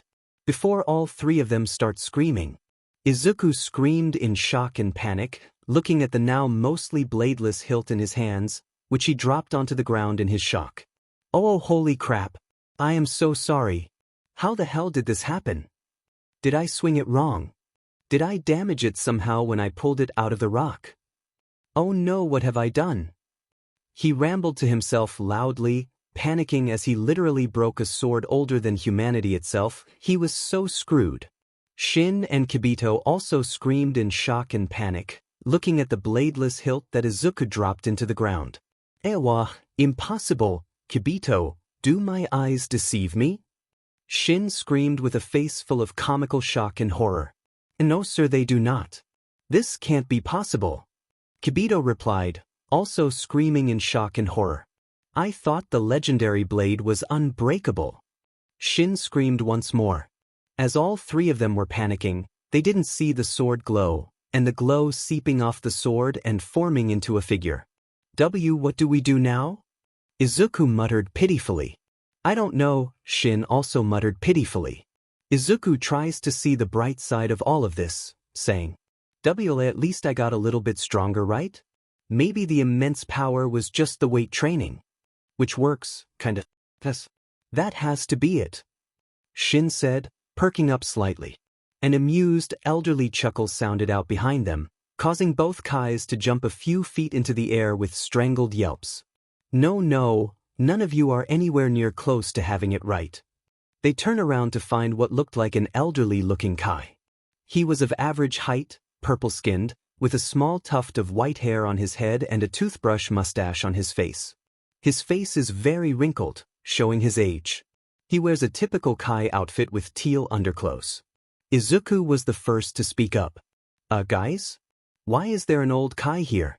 When did he show up? He asked. To which Shin also asks. Excuse me, sir, who are you? The old Kai put his arms behind his back as he chuckled. Oh right, you'll be very surprised that I'm quite happy to tell you why, he said, his voice just as elderly as his appearance. Oh boy. I'm sorta you, well the same rank, I am also Supreme Kai. But I'm from 15 generations ago. He introduced himself, shocking Shin who stepped back in shock. 15 generations ago? Kibito was also shocked. What? This cannot be. Izuku was also shocked. A Kai from 15 generations ago? How is he still here? How is this even possible? Shin exclaimed. Kibito was just very confused. He said as much to the old Kai. Then allow me to explain, the old Kai said, a long time ago. A very evil person went and sealed me inside of that sword there. Yes, he did. Of course I'm sure he was skittish so on account of my fearsomeness. And that's why he did it, he said with a smug smile. He then starts to laugh and giggle to himself as he dances from side to side saying, but now I'm finally free and feelin' frisky, but Izuku could easily tell that the old Kai was lying. He narrowed his eyes at the god of creation. You're lying, Izuku said matter-of-factly. Which made Shin and Kibito gasp in shock at his blunt statement. Izuku! Young man, watch your tone. But Izuku ignores them and continues speaking. The only way a Supreme Kai could be sealed away is if there was someone just as powerful or even more powerful than a Supreme Kai. And the only one being I know is more powerful than a Supreme Kai. He smirks when he notices the old Kai tense in fear. Is their opposite. The god of destruction. The old Kai's eyes widened in shock and slight fear. Until he suddenly got very angry, a vein popping on his head as he yelled at him. Exactly like an old man. Which causes both younger Kais to jump back in shock. You dumb bozo, the old Kai angrily yelled, flailing his arms as he did. What in the hell do you think you're saying, you rotten little dried-up turd stain? He then starts to nag at the boy, angrily pumping his arms up and down as he does. How dare you treat a venerable elder Supreme Kai like myself with such disrespect? You dumb moron. Izuku very quickly realizes that the elder Supreme Kai was nothing more than a hot-tempered old man. He's probably not even a little bit strong, is he? Too caught up in his thoughts, he forgets the fact that the Kais can hear his thoughts. The reason my nemesis feared me so much has nothing to do with my physical strength, you numbskull, and everything to do with the powerful ability I possess. He angrily said as he glared at Izuku, who simply stared back with a blank, unimpressed expression. Geez, what did Beerus do to bruise this old man's ego to the point where he calls him evil? But what he said actually catches the boy's attention. What special ability? This. To which the old Kai turns to the side and crosses his arms while side-glaring at Izuku, saying, wouldn't you like to know? Well, I'm not telling you after that stunt, nah, he said, going as far as to childishly stick out his tongue at Izuku, which only seemed to irritate the green-haired boy even more if his now twitching left eyelid was any indication.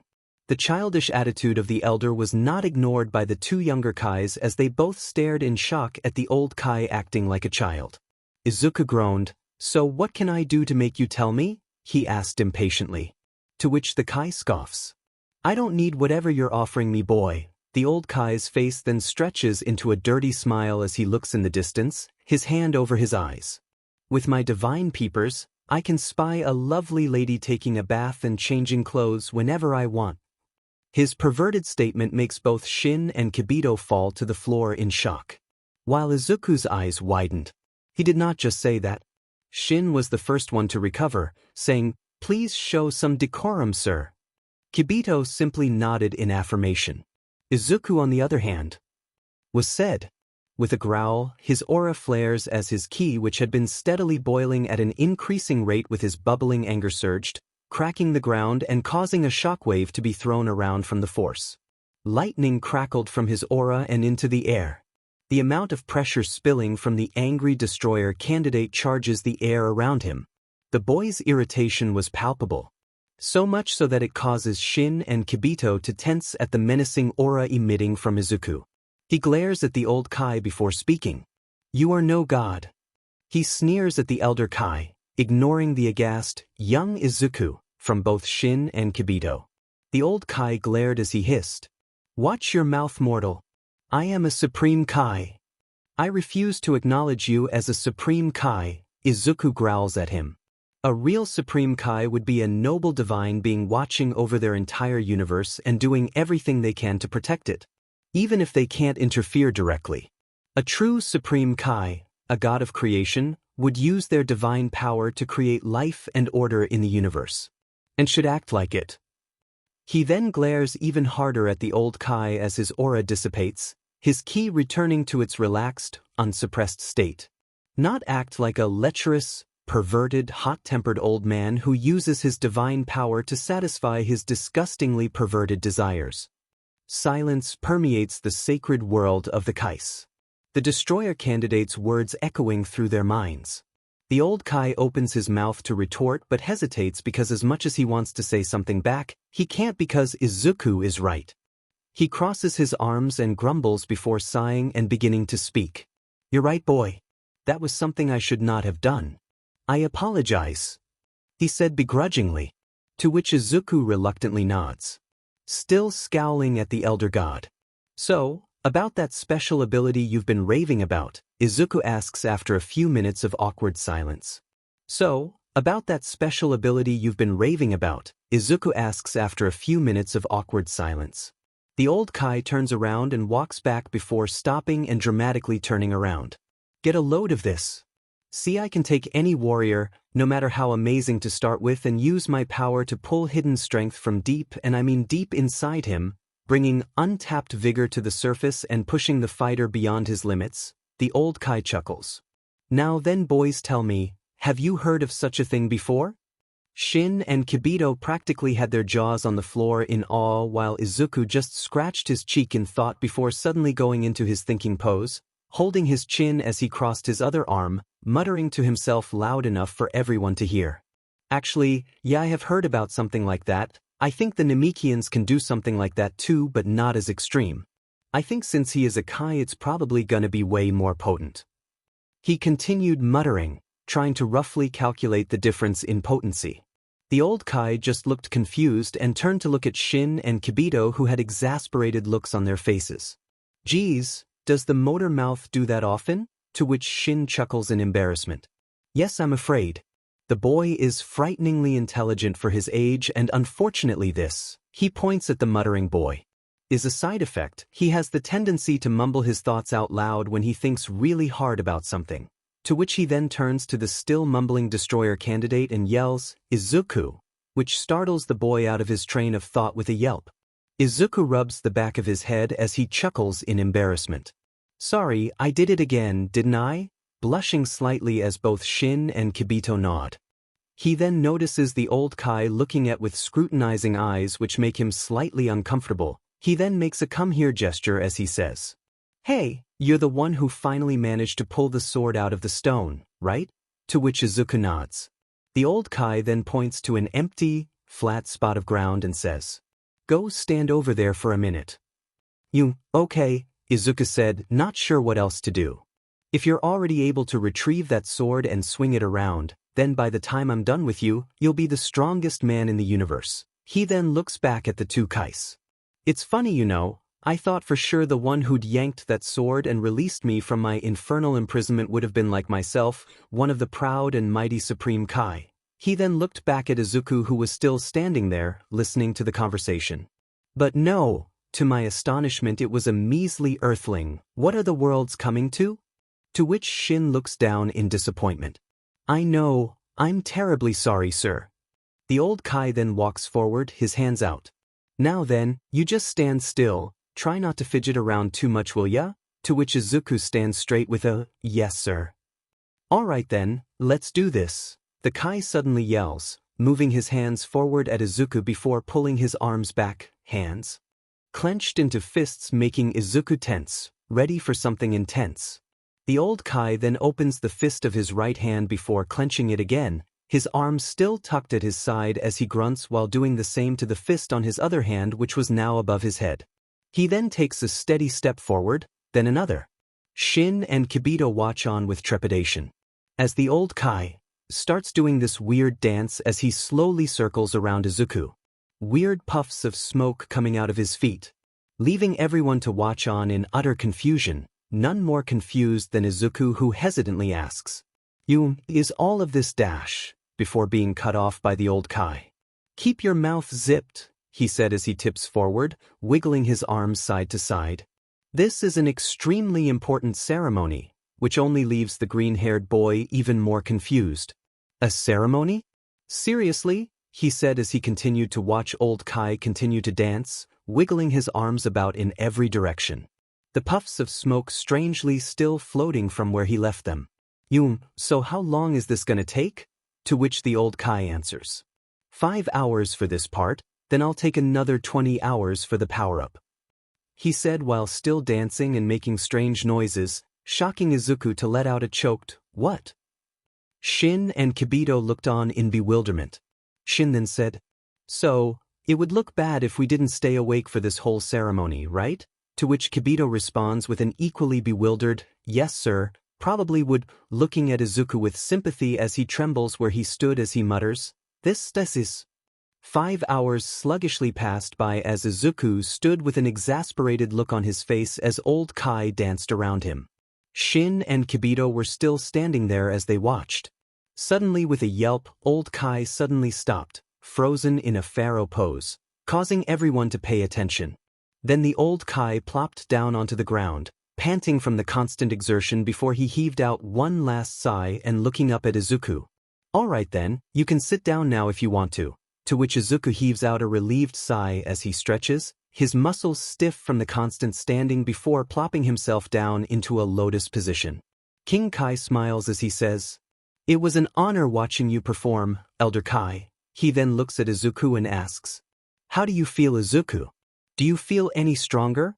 But Izuku's response was cut off by Elder Kai saying, "The ceremony only just ended, it's not that fast, there's still 20 more hours of hard work to go before he is ready," causing Izuku to slump to the side with a pitiful groan and for Shin and Kibito to fall silent.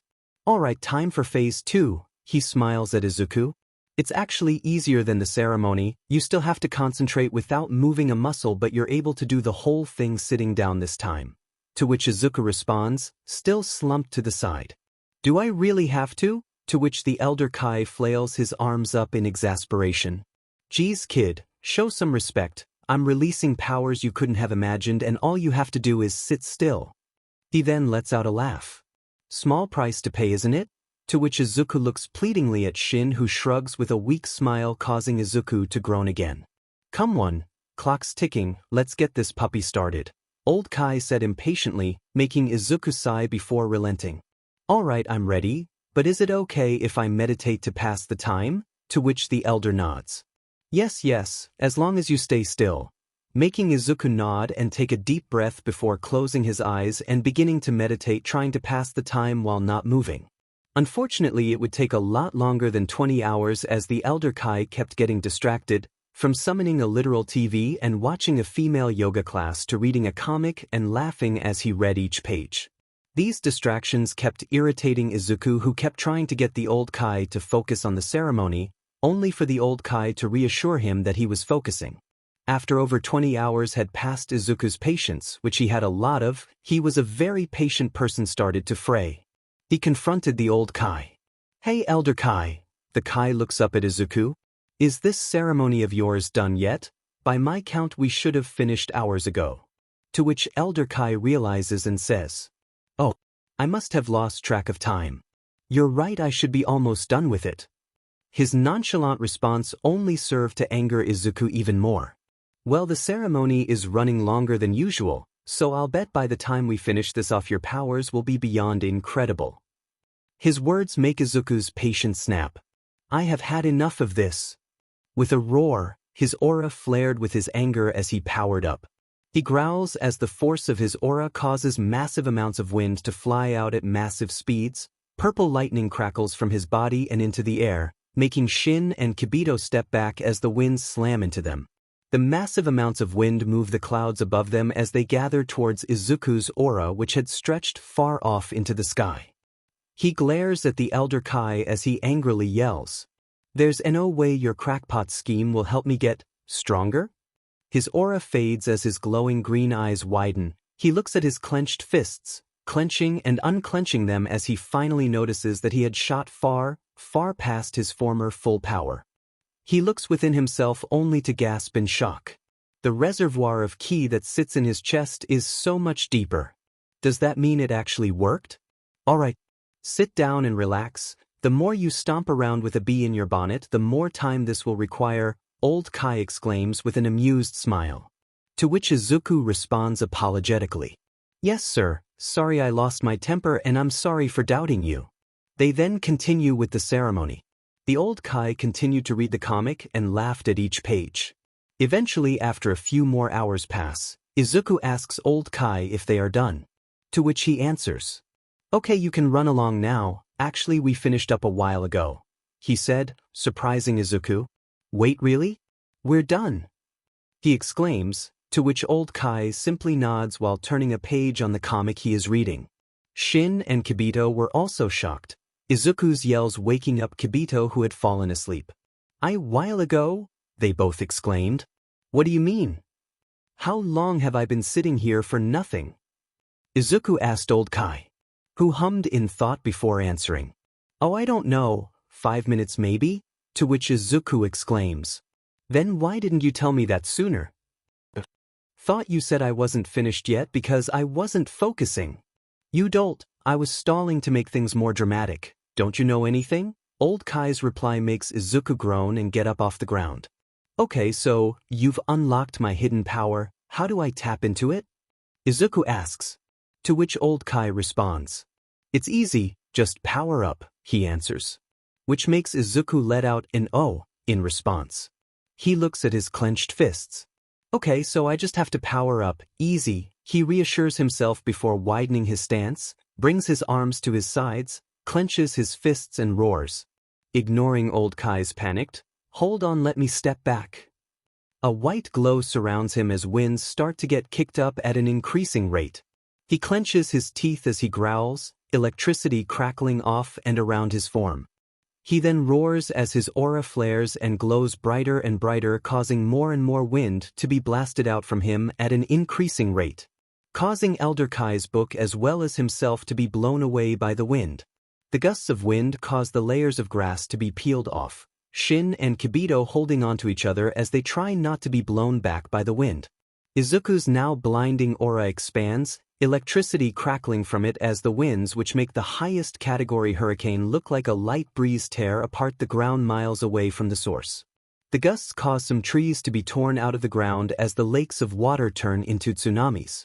Izuku continues to power up all the while, electricity violently crackling off of his form and into the air, the amount of energy and force spilling out of the boy causing the ground to shake violently.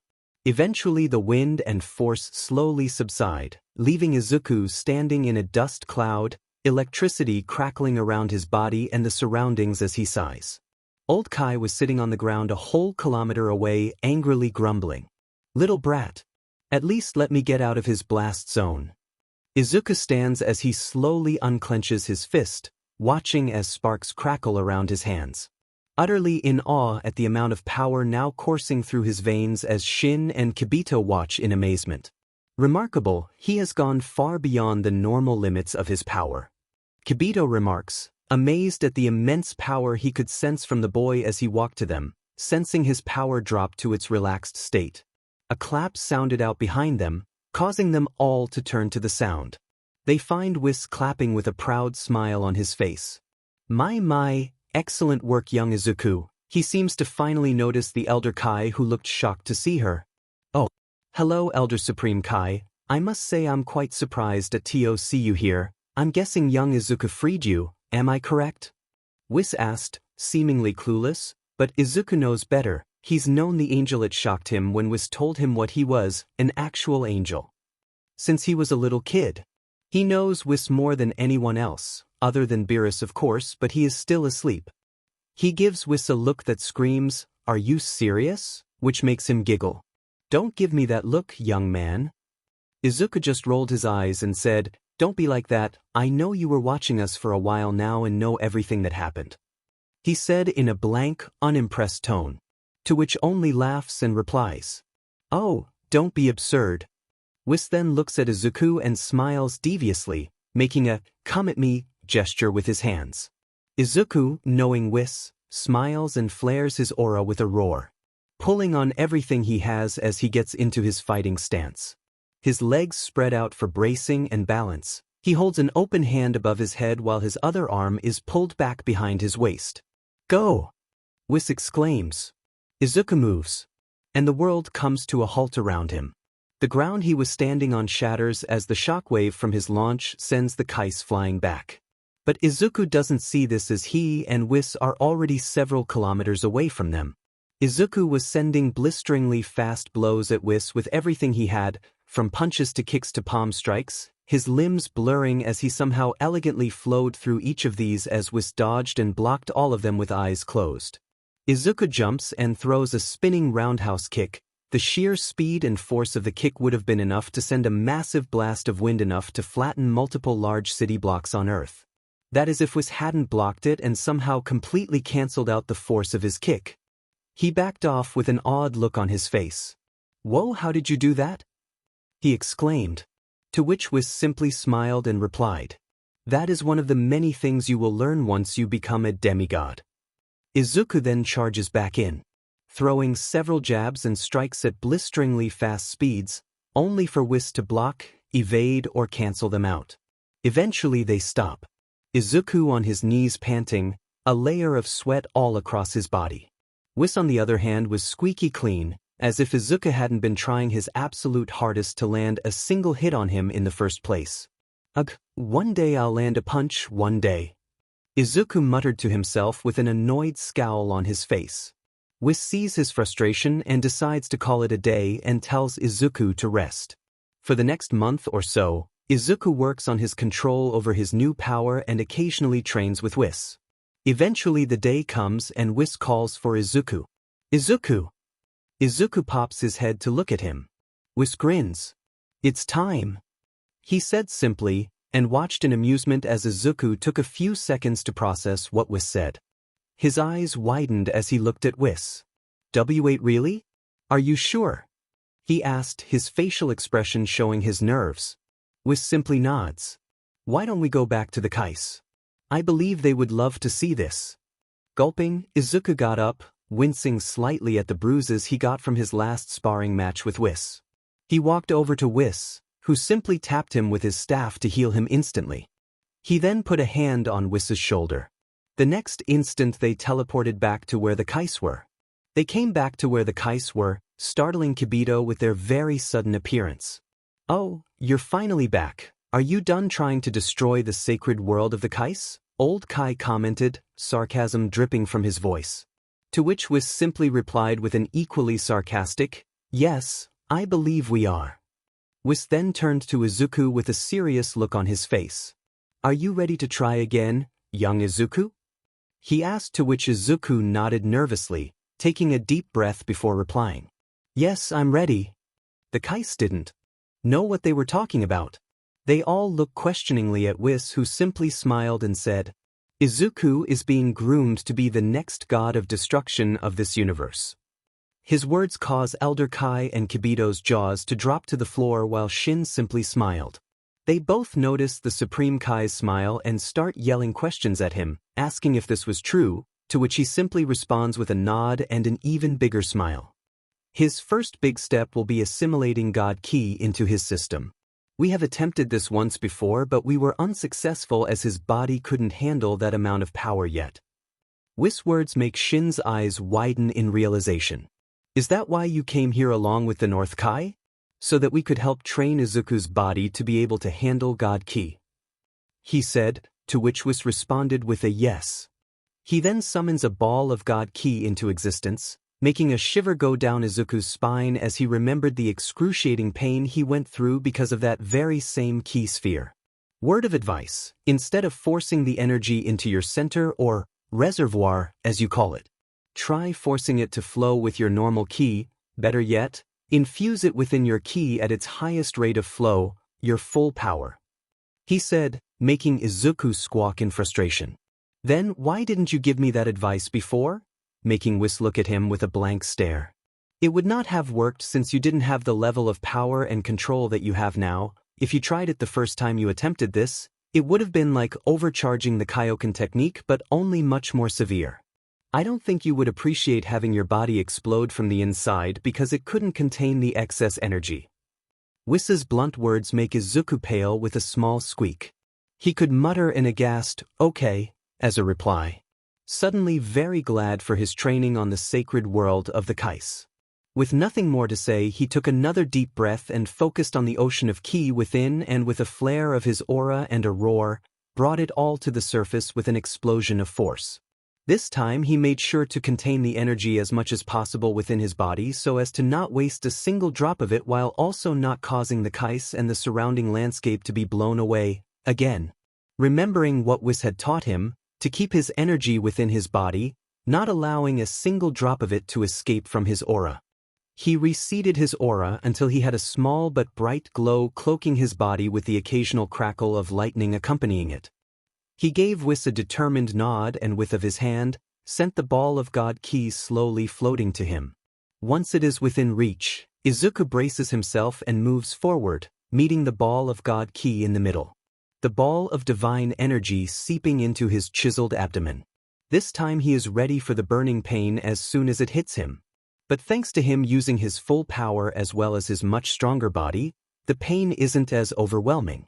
However, it is still painful enough to have him bend over with an agonized cry, wrapping his arms around his abdomen at the burning sensation in his abdomen. With a growl, he focuses on forcing the ki to enter his reservoir and circulate around his body, mixing the God Ki with his natural ki. He roars as his now flared aura fluctuates and stutters, his veins glowing a bright blue as the God Ki flows through all of him, the burning pain spreading throughout his body as it does. After what felt forever, the burning pain slowly fades as his reservoir floods, overflows and deepens, causing an enormous surge of power to engulf his entire body down to the bone. With a roar that distinctly echoes throughout the entire planet and beyond, the roar sounding strangely layered and reaching farther than Izuku's normal vocal cords could ever produce, even with ki enhancing it. Accompanying the roar is the explosion of Izuku's aura with an enormous shockwave that spreads across the entire planet, the aura breaching the clouds and going far out into space while also making a clear hole in the otherwise overcast afternoon sky. The raw power and energy emitted from Izuku causes the entire planet to shake. Eventually the shockwave of light and force slowly subsided, causing the Kai's jaws to drop and for an unnaturally wide smile to spread across Whis's face. A figure stood where Izuku once was, his silhouette glowing a vibrant blue. Suddenly the blue shell of ki cracks and slowly breaks away, revealing Izuku standing there, but something was different. His dark green eyes were now glowing a vibrant blue. His hair was longer and spikier and was now a more mint green with white highlights as opposed to his usual black hair with dark green highlights.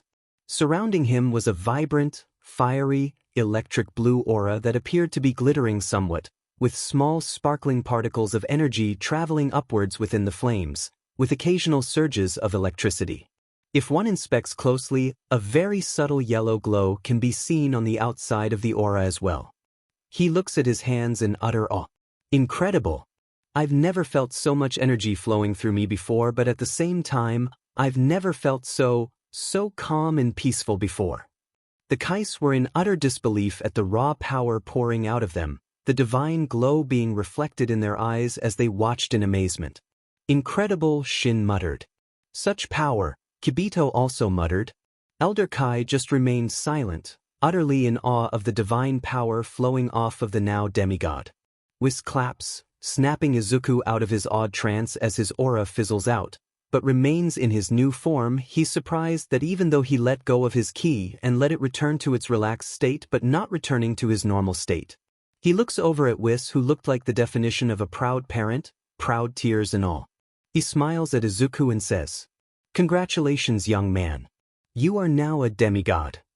It took a few seconds for Whis's words to be processed. But when it did, A feeling that felt so foreign yet so familiar to Izuku surged through him. He couldn't stop the tears from building from his eyes and rolling down his face. He couldn't stop the elated, slightly hysterical laugh that escaped his throat. So he let it go. He let the tears fall freely. He let himself laugh. He let the laugh turn into elated sobs as he let the raging emotions that he had been holding back for years finally pour out of him as he falls to his knees. He dimly notices Whis and the Kais approaching him, Shin patting his head as Kibito patted his back. Eventually he calms down and plops down spread eagle on the ground, emotionally exhausted and back in his normal state as he waves off Shin and Kibito's concern. He then looks at Whis. So, what do you think? Do you think I'm ready to see them? He asks as he pulls out the necklace from his pocket, gently caressing the rings with his thumb. He looks up at Whis to find a proud smile on the angel's face. I believe so. You've made outstanding progress over the years and I'm proud of you. Don't relax yet, however. You may have become a demigod, but you still have much to learn until you are able to become a god of destruction. Whis pointed out, to which Izuku responded with a right, before slowly getting up. Eventually Izuku and Whis take their leave, giving a teary goodbye to Shin and Kibito as well as a deep bow and thank you to the Elder Kai before flying back home to Beerus's planet. Izuku would spend the next few years of his life working on mastering his god ki as well as his transformation, which he had simply decided to call Mint, since he couldn't think of a cooler name and neither could the author of this story. He worked on perfecting his Mint form by forcing his body to adapt to the form. He learned to effortlessly hold the transformation, allowing him to channel the form's full potential without wasting any energy on the transformation itself. Whis found the idea very clever, making Izuku bashfully smile. It also turned out he had let the god ki envelop his own ki when he first assimilated it, which caused the transformation. If he just lets god ki naturally diffuse into the flow of his normal ki, he won't transform but he'll get the power boost. It wasn't as potent as his Mint form, but it allowed him to further adapt to his god ki, making him even stronger. During those few years, he had visited many planets with the help of Whis, and had learned so many different things from so many different cultures, immersing himself in them. He had learned many different techniques and languages on his trips to planets across the universe. He once visited a planet whose people specialize in psychic and elemental abilities, allowing him to control anything around him with his mind and communicate telepathically. From telekinesis to controlling the elements around him, to fortifying and strengthening his mental resistance, and thanks to his immense power, nothing and no one could invade his mind without his permission. And thanks to the elemental training, he could transmutate his ki into other forms of energy, like electrical and heat energy. He could literally control and throw around fire and lightning. After his trip, he worked on perfecting his elemental control to the point where he could change the weather. He also learned many other techniques from his journey across planets.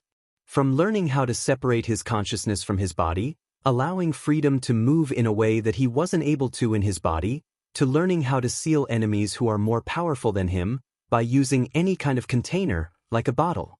He can seal any person inside the container for eternity unless the container is somehow opened or broken. He also learned a technique that allows him to temporarily paralyze someone by blocking their flow of ki to their limbs, paralyzing the person and not allowing them to move unless they are strong enough to resist the paralysis, which he finds very unlikely. The pink humanoid leopard who taught him the technique he himself developed, warned him very aggressively to only block the flow of ki to someone's limb muscles. If he blocked the ki flow anywhere else by accident, he would run the risk of harming them badly or even killing them, leaving the demigod with a healthy fear of the technique and a strong desire to master it as to prevent such a thing from happening. Speaking of those who taught him, the ones who taught him those techniques also made him learn valuable lessons and made Izuku change the way he thought and how he held himself. They also taught him ways to improve his skill, his strength, the way he approached things and how to handle them the best possible way, thus changing the way he fought. When he would fight, he would always wind up for an attack or make movements that wasted much of his energy and made him more predictable. He learned that the hard way when he was taught how to suppress his power and hide his presence as well as how to do afterimages. He would often spar with his teacher while his ki was suppressed as much as possible, leaving no ki to enhance his body in any possible way and forcing him to fight with only the natural human strength of his muscles as well as his skill, intellect, and instinct. And in all of those spars, all of his attacks would be easily dodged or blocked, and he would end up on the hard floor. All of his lessons given to him by his teachers gave him much wisdom, which made him far more mature. He would still act childish at times, but he now has enough tact to not always be childish, and thanks to Izuku's long conversations with Whis, which allowed him to articulate his feelings, who knew Whis could be such a great therapist, allowed him to somewhat clear his doubts and fears of being a god of destruction. Therefore his teacher taught him how to move in such a way as to not waste any energy, to not make any unnecessary movements that would make him more predictable and drain his energy. When he returned from his trip and sparred with Whis, he was able to fight much more efficiently, allowing more energy to go into the force and speed of his strikes, actually surprising Whis, who simply gave him another one of his proud smiles, making Izuku feel all warm inside. But this one visit to a particular planet allowed to grow far beyond what he thought he was capable of, even after he became a demigod. This particular planet went by the name of Yardrat. Planet Yardrat, which resided in the same galaxy as planet Namek, was a planet inhabited by the Yardratians, who were a race of two different types of species. The first Yardrat type appeared pink with large heads, pointed ears, bulbous eyes, and two whisker-like appendages on the sides of their heads. The second Yardrat type is shorter, lacking ears and having rounder heads and smaller eyes. Their skin tone now varies from several different colors, including blue and green. They are a physically weak race, but what made them unique from other beings was their ability to manipulate space and time. They had welcomed him with open arms since they couldn't sense any hostility from him. After a brief explanation of why he was there, they gave him a place to stay as well as agreeing to teach him their specialty: spirit control.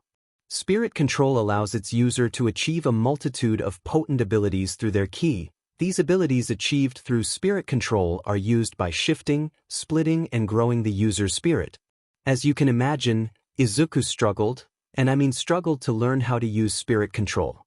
Spirit control would grant him far greater control over his ki, therefore giving him a large boost in power while simultaneously being able to learn the Yardratians' special techniques. But for some reason, no matter how hard he tried, he would always fail or get something wrong, and it frustrated him. It seemed his struggle didn't go unnoticed by his teacher, who went by the name Pabara. Pabara is a light blue Yardrat that is usually seen larger than other Yardrats due to his gigantification. Unlike the others of his kind, Pabara has two whiskers along with two pointed tips at the top of his head as opposed to the one like the other Yardrats. Pabara is a very composed if not carefree individual. As the wisest of his people, Pabara is well versed in all of Yardratian culture and applications of spirit control. Very kind and respectful, he is more than willing to teach guests to his world how to use spirit control. At the same time, he is not without a humorous side, using his spirit control to deceive his guests for a simple joke at their expectations. He is also apparently very alert to the events both around him and from afar, having already known of Izuku's visit as well as his reason for visiting. He came up to him while he sat in a lotus position on the ground, panting after one of his many failed attempts at using spirit control. He had already learned one of their techniques called instant transmission, which allowed to basically teleport himself as well as anyone touching him long distances as long as he could concentrate on a particular individual's ki. But he was struggling to learn the other techniques, which frustrated him. "Young Izuku?" Pabara asked, to which Izuku replied with a, "Yes, sensei." "It seems you are having a hard time trying to learn our techniques." Pabara's blunt statement stung slightly, but Izuku nodded nonetheless. "I don't know why I keep struggling with learning spirit control. I'm usually very good at adapting to learning things quickly, but..." He looks down at his scarred, calloused hands. "This time for some reason, no matter how hard I try, I can't seem to get it right, and it's so frustrating. I've never felt like this since I first started to learn how to use ki when I was still a little kid." Pabara hummed for a moment as he thought before replying. "It seems there is discord within your mind. Perhaps you still have your doubts and fears about your subsequent position as a god of destruction, and it is hindering you, am I correct?" Izuku will never know how they all do it, how they always read him like a book so easily. He lowers his head and sighs, uttering a quiet, "Yeah." You should really think about it, look within yourself and be face to face with those doubts and fears. Break them down into easier to process thoughts. If you can truly understand the burden you will soon carry, you'll be able to continue with your progress with a clearer conscience and renewed resolve. He explained. And that's what Izuku did. So he took a break from the training and simply sat down to meditate.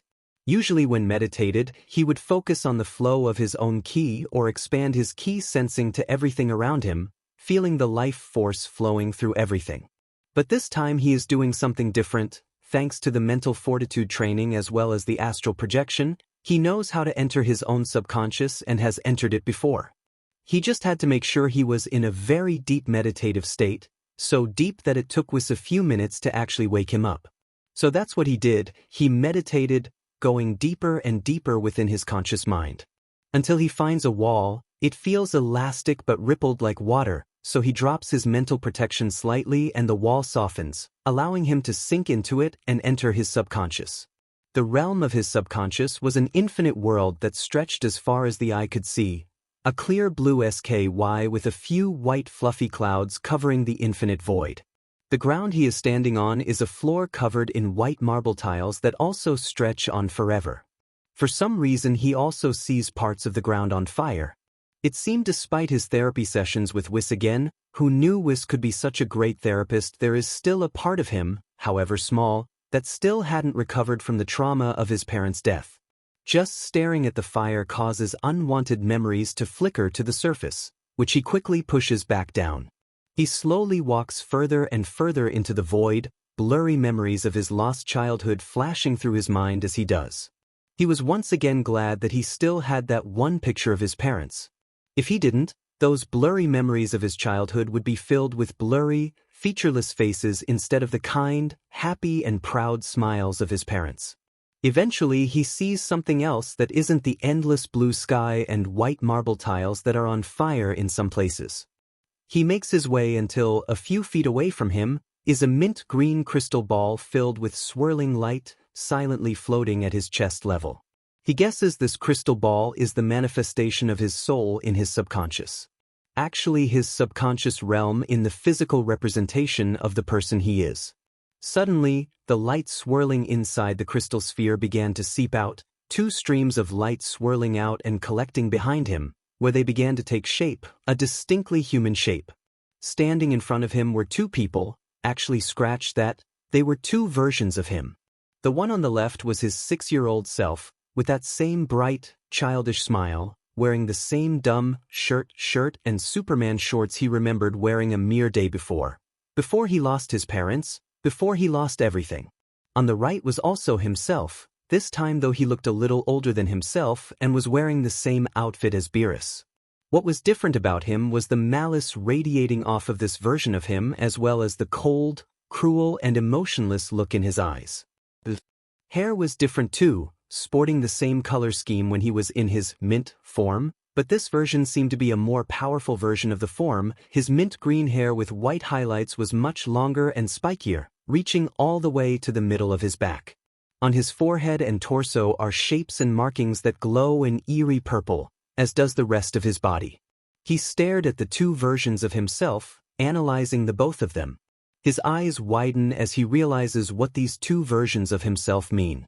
That's it. I get it now. He looks at his younger, smiling self. You're the version of me I don't want to lose, the version of me that still has my innocence, my kindness and pure heart. He looks at the other, colder version of himself. And you're the version of me I don't want to become, the version of me that has lost his innocence, his kindness and is now nothing more than a cruel monster who can only destroy. The version that scares me. The two versions of him represent what he's lost and what he is becoming. He looks at them, idly noticing his younger self smiling even wider at him while his older self just scowls at him. He looks at them and vows to never allow his position as a god of destruction to take away his heart.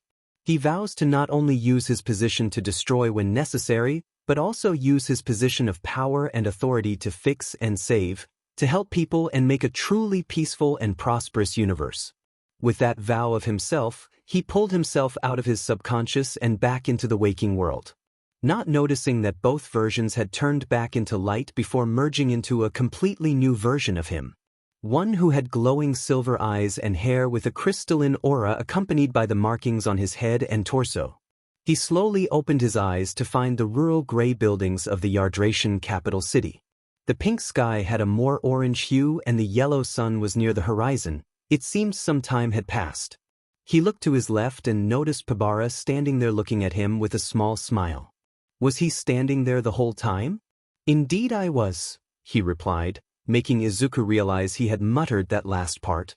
It seems you were successful, if that look in your eyes was any indication. Would you mind telling me what it was that was holding you back? Izuku looks down at his hands in thought for a few seconds before beginning to explain. I think it was the fear of losing myself. As a god of destruction, there will come times where I might have to kill or erase millions for the sake of many trillions, that the idea of killing or worse erasing someone from existence instead of giving them the chance to change, to become better, instead of never giving them the chance to. The thought of that scares me. I know that a destroyer god has to destroy, but why can't they also save? Instead of wiping out an entire planet full of people, why not help those people change and become better? Instead of destroying someone who's done wrong, why not ask the person why? What happened in their life to cause them to do such things? Why can't we help them change when we have the chance instead of snuffing them out? He looks at the Yardratian leader with a determination burning in his eyes. I will never be that kind of deity. I vow to make this universe the most peaceful and prosperous in the multiverse. And with that, Izuku continued to train with renewed resolve, mastering every aspect of spirit control as well as every technique derived from it. When he was done with the training, he had grown significantly stronger, his control over his ki improving by leaps and bounds. He could go from his resting base power level to his maximum instantly without any of the exaggerated powering up. He had advanced his mint transformation and achieved an ascended state of the form which doubled the power of the first form. Along with the ascended state of the form was a new appearance. His long spiky mint green hair with white highlights were longer and raised higher and a bit spikier. His electric blue aura had also become more violent and sharp, with sparks of lightning crackling wildly around it. When he had finally returned from his journey across planets, he had rambled to Whis about his achievements as well as showed him his new techniques. Even though Whis already knew about everything he learned, he still listened to Izuku's rambling with another one of his trademark proud smiles. After Izuku was done rambling, Whis walked up towards him and put a hand on his shoulder. He could feel the pride radiating off the angel as he said, I am very proud of you, Izuku. I can tell you have matured greatly since you returned. Now then, why don't you take a few days off? You're going to need it so you can prepare for the apex of your training, the last two very important things you need to learn before you will be ready to become a proper god of destruction. If those words didn't make the now 25-year-old nervous, then he sure wouldn't fear death itself either. So as you can imagine, Izuku took that opportunity and ran with it. Izuku's hair was slowly turning white. His day started like any other day. He woke up, cleaned himself up and did his morning stretches before going to the dining room to eat breakfast. But while he was eating his breakfast, he stopped when Whis pointed out something about his appearance. He then used his staff to create a mirror for Izuku and showed it to him.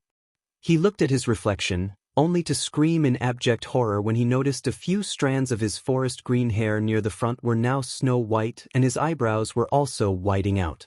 Of course, seeing this makes Izuku panic, which was justified since Whis knew how much his hair color meant to him since it was one of the traits he inherited from his parents. Despite this, the 19-year-old continued living his life, learning many things and growing stronger along the way, his hair slowly turning whiter and whiter. By the time he turned 25, his eyebrows had completely turned white while his hair was snow white with dark green highlights instead of the black with dark green highlights he used to have. It saddened him greatly that his hair no longer had that unique dark green that connected him to his parents, but at least he still has his mother's green eyes. He woke up bright and early and did his normal routine and had a hearty breakfast made by Whis before going outside to the field near the lake. He stood in front of Whis in a new training outfit. It was very similar to his old outfit, consisting of a dark green skin-tight bodysuit with a white armored chest piece with matching white straps. He also wears the same boots as before. He was curious about what kind of training he was going to do, the kind where he had to take a break just to prepare for it. So of course he asked Whis. So Whis, what kind of training am I going to do that needs me to take a break just to prepare for it? He asked, to which smiled and replied. Before I tell you, I just wanted to congratulate you, Whis said, confusing Izuku. Your training is pretty much complete. Whis revealed cheerfully, like he didn't just drop a bombshell on poor Izuku, who nearly toppled to the ground in shock while letting out a bewildered H. What do you mean my training is complete? There's no way I'm done now. Ever since I learned how to use God Ki, I've been able to sense Beerus's energy, and even now I'm nowhere near his level of power. There has to be something left for me to do, right? He exclaimed, still quite not believing Whis's words. Oh dearie me, perhaps I should have worded that better. I meant that your second phase of training is complete. Now you will begin the third and final phase of your training. Whis's statement makes Izuku stand up straighter. It will consist of you mastering two things, one of them integral to becoming a destroyer god. The second, while not as important, is still a valuable skill to have in your arsenal. What kind of technique is it? He asks, curious as to what kind of technique Whis was talking about. This technique I'm referring to is a technique called autonomous ultra instinct. It is the ultimate technique that separates the consciousness from the body, allowing it to move and fight independent of a martial artist's thoughts and emotions. In fact, angels like myself are always in this state, so it is also known as the state of the gods. Whis explained. Whoa, Izuku said, awed and even more curious. So how does it work exactly? He asked. Walk with me, I will happily explain. He said and began to take a stroll around the planet, Izuku rushing to walk alongside him. As they walked, Whis went into detail about the technique. The body of any living being is accompanied by limitations. For one to fight or to even perform basic actions, they must first process their actions and think with their brain. Doing this limits their speed and will hamper their ability to fight effectively. The ultimate goal for a fighter is the mastery of self-movement, the ability for each and every part of their body to act and think on its own. This allows for much greater fighting and reaction speed, as a fighter no longer needs to take the time to process their actions, and can simply do them. Izuku was beginning to understand how it worked. Oh, I get it, it's almost like the flow state but on a much, much greater scale, he mutters, going into his signature thinking pose as he did, making Whis let out a sigh. No matter how hard he tried, he never managed to break that habit Izuku had of muttering out his thoughts out loud. He guessed this was an unfortunate drawback of such intelligence. But he was intrigued by what Izuku said. The flow state? He asked, snapping Izuku out of his muttering, making him blush slightly. Oh, the flow state is a mental state humans have when they're completely focused on a specific task or activity. It's basically a mental state that allows us to put all of our attention and focus on a task, and we basically don't really think much beyond the activity we're focused on. Whis was quite surprised by what Izuku had just said. He believed that the only mortals who were capable of achieving ultra instinct were the Scions, but they had long since passed. But here he was, finding a god of destruction candidate whose race just happened to possess a very, very rudimentary form of it as an evolutionary trait. Whis has existed since the birth of his universe, and he could honestly say that nothing really, truly shocked him anymore, but this time he actually was shocked. If Izuku can do it, he would be the first and only destroyer in history to master this angelic state of being. So how am I going to tap into it? Is there something I need to do to be able to use it at all? Izuku asked, curious and excited to try using it. To which Whis nodded. Not exactly, ultra instinct isn't something that can be activated willingly on first try. It's something that has to be triggered. He lets go of his staff and it floats next to him. So to trigger it, I'll use a method that has proved successful with Beerus. A terrifying grin stretched across the angel's face, making Izuku tense. Are you going to attack me? He nervously asked, which only made Whis's smile widen. No, I won't attack you, the staff suddenly glows. But my staff will. The glowing staff suddenly spins and blitzes toward him so fast that Izuku almost didn't see it coming. Izuku jumps back several feet to dodge the incoming blow, well aware of how much it'll hurt if it hits him. But the staff doesn't stop. It continues to twirl and spin, making Izuku have to transform into his Mint 2 form. He succeeded at giving things cool names, and so did the author to be able to avoid it. With the boost in power, he is able to see the staff coming. He dodged the few blows that come to him, only for him to suddenly lose his Mint 2 form, causing him to trip and topple onto the ground. He opened his eyes to see the staff coming at him so fast he couldn't dodge it, so he blocked and waited for the pain. The staff stopped mere centimeters from his head, but it was moving so fast that its sudden stop caused a shockwave to slam into him. When the dust cleared, Izuku was found in a 4-foot-deep crater, looking up at Whis with a look that screamed, "W! That staff was so trying to kill me," he said as he glared up at Whis, who was looking down at him with a smile. "And why did you knock me out of my mint form? I won't allow you to use your mint transformations because I don't want you to rely on the form. Yes, it's a powerful tool in your arsenal, but if you rely on it too much it will slow your progress." Whis said, "Oh, I get it. If I get stronger in my normal state, the boost in power that my forms will give me will be much more potent than if I trained while transformed." "Precisely," Whis said. "The end goal for you should be to master the ability to have each part of your body think and move independently of all other parts. Admit this is exceedingly difficult. In fact, not even Lord Beerus has mastered this completely yet, and he's a god." Which surprised Izuku. "Wow, really? Even Beerus hasn't fully mastered it? How long has he been a destroyer?" he asked, only for his eyes to bulge out of his skull at Whis' answer. "He's been a destroyer for around 76 million years now. That is actually the reason why he needed a successor. Destroyer gods can only operate for a maximum of 80 million years before needing to retire, and because of that they have to have a successor chosen and trained to take their place by the time they retire." Whis explained.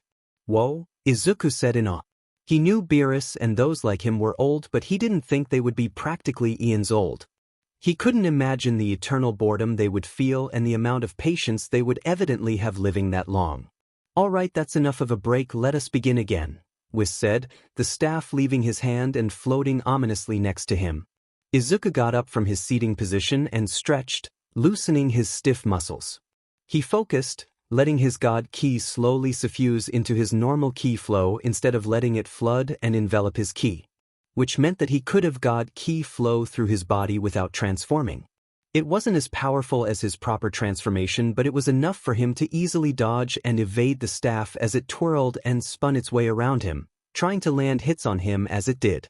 Izuku tries his best to put what was taught him to do, clearing his mind and focusing on the fight as he dodged and blocked the staff strikes. But no matter how hard he tried, he found it almost impossible to not think and predict the staff's next moves. After quite a few unsuccessful attempts, Izuku was panting, lying on the ground as he wiped away the layer of sweat that had appeared on his forehead. He looked up at Whis as he spoke. "I think I got the basic idea down, clearing my mind and focusing on the fight, but I can't just not think. Every time we spar or fight, I can't help but analyze my opponent and predict their next move. It's not natural for me to just not think when I fight." He explained his struggle. Whis hummed as he thought for a moment before replying. "Here's an idea. Try fighting with just your instincts. Ultra instinct is a technique where instinct is sharpened to the point where there is nothing you can't avoid. Try doing that instead of what you were doing," he said. So Izuku got up and charged to his full power with a roar, allowing God Ki to diffuse into his Ki flow. He closes his eyes and focuses, clearing his mind and listening to his instincts. Suddenly his instincts scream at him to feign dodge. So he does, bending back a perfect 90 degrees at his knees, his powerful muscles able to hold him in place despite the lack of weight distribution. He opened his eyes only to see Whis' staff twirl past him. Suddenly his instincts scream at him again, this time from behind. He bends forward and does a backflip, feeling the staff graze his hair. He continues to dodge the strikes, embracing his instincts and fully immersing himself in them. He dimly noticed how his mind was quiet as all of his focus was on his instincts. It felt like he was almost meditating but wasn't at the same time. It was strange he couldn't describe it. He listens to his instincts and obeys, trying not to think about how to move and just moving. Every time the staff attempts to strike him, he can almost tell where it's gonna land on his body, or more like a general area. It feels a very subtle burning sensation where the staff might strike. As he dodges and gets deeper into his instincts, it becomes more clear, the burning feeling on his skin becoming more obvious and precise in its location, making it easier to dodge. All of his training culminates in this moment: his cultivated strength, speed and senses, his skill, his balance, the way he moves in the first place, smooth and precise with no wasted movement whatsoever. All of it culminates into this moment as suddenly the burning sensation becomes a stinging sensation. His instincts are practically shrieking at him to live and dodge, you idiot. The staff suddenly moves to strike much, much faster. With intent to kill, he quickly realizes. He is pushed to his limits as he tries his best to dodge each and every lightning-fast staff strikes, becoming a barely visible blur as he moves. He is so hyper-focused on dodging the strikes that he doesn't notice when Whis yells for him to stop. He only stops when he notices that the stinging sensation on his skin vanishes, making him stop. He opens his eyes to see Whis had retrieved the staff, looking at him with an amused smile. "I told you to stop 10 seconds ago, but you still kept going," he said, making Izuku realize he had kept going even after Whis had stopped. He sighed as he chuckled in embarrassment. The chuckle turns to a pant, then another, and another. Izuku slowly falls to his knees as he pants, shocked by the sudden wave of exhaustion. He can barely move as he leans to the side and unceremoniously flops to the ground, still panting as if he had done a few laps around Beerus's planet in a constant sprint. He looks up to find Whis looking down at him. He realizes they always find each other in the same position, him on the ground with Whis looking down at him with an exasperated smile. "It seems you never cease to surprise me, young man.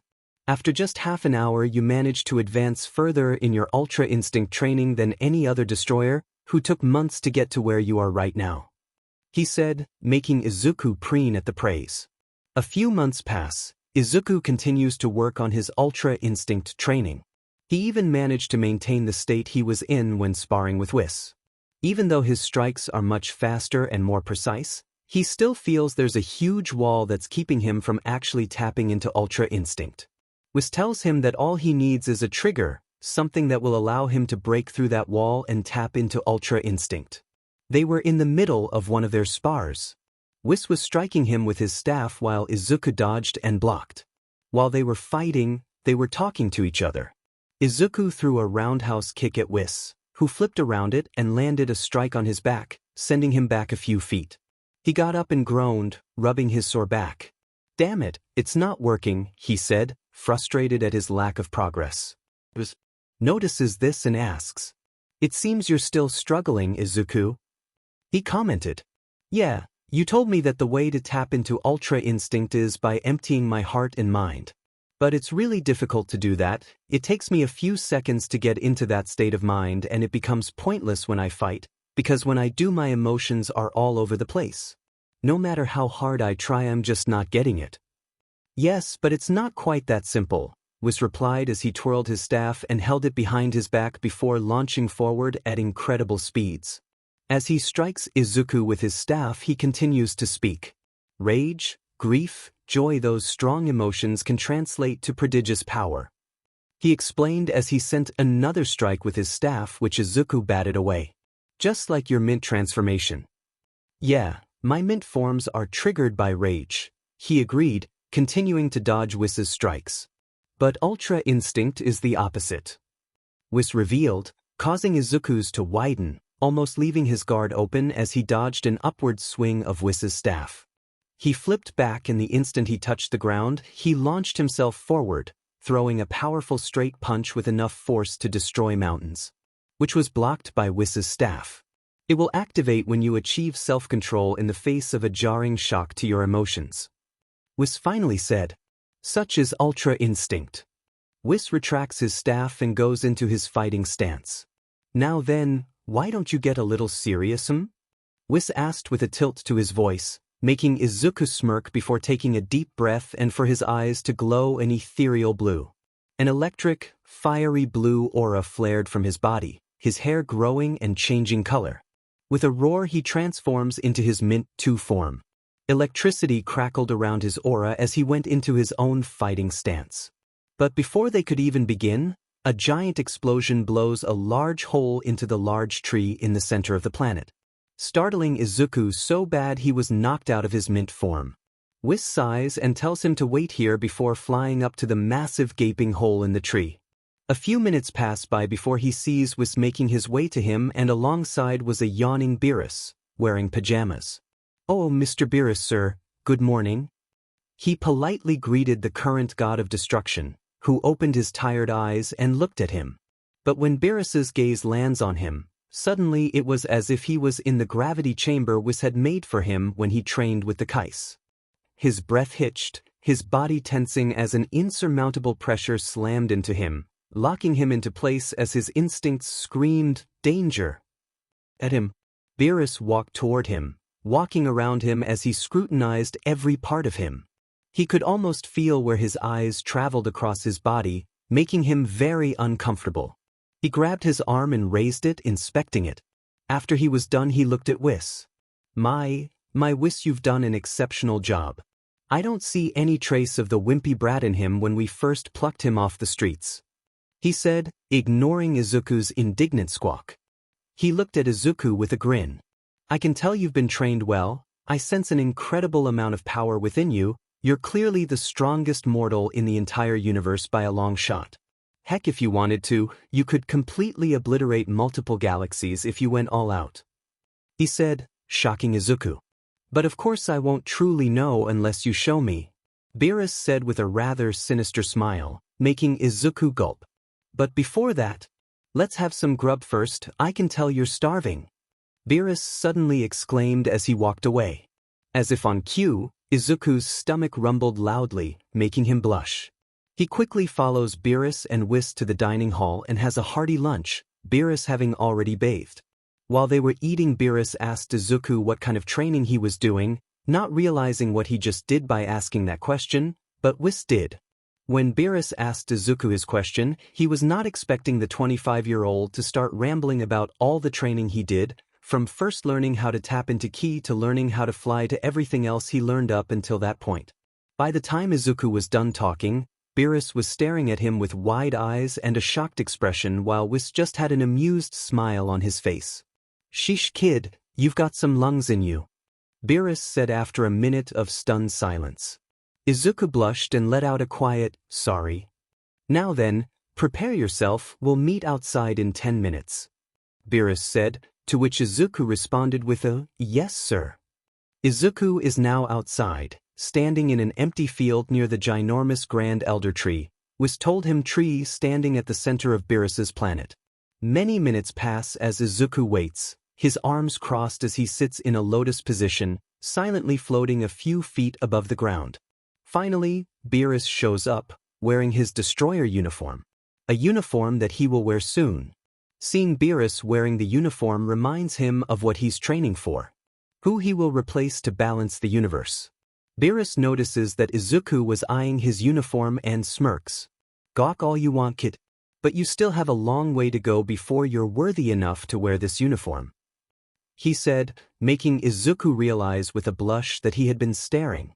"All right, brat, come at me with everything you've got," he said, making a "come here" gesture, and Izuku took his stance. He takes a deep breath, separating his god ki from his normal ki flow and flaring it slightly, making it go back to its unsuppressed, relaxed state.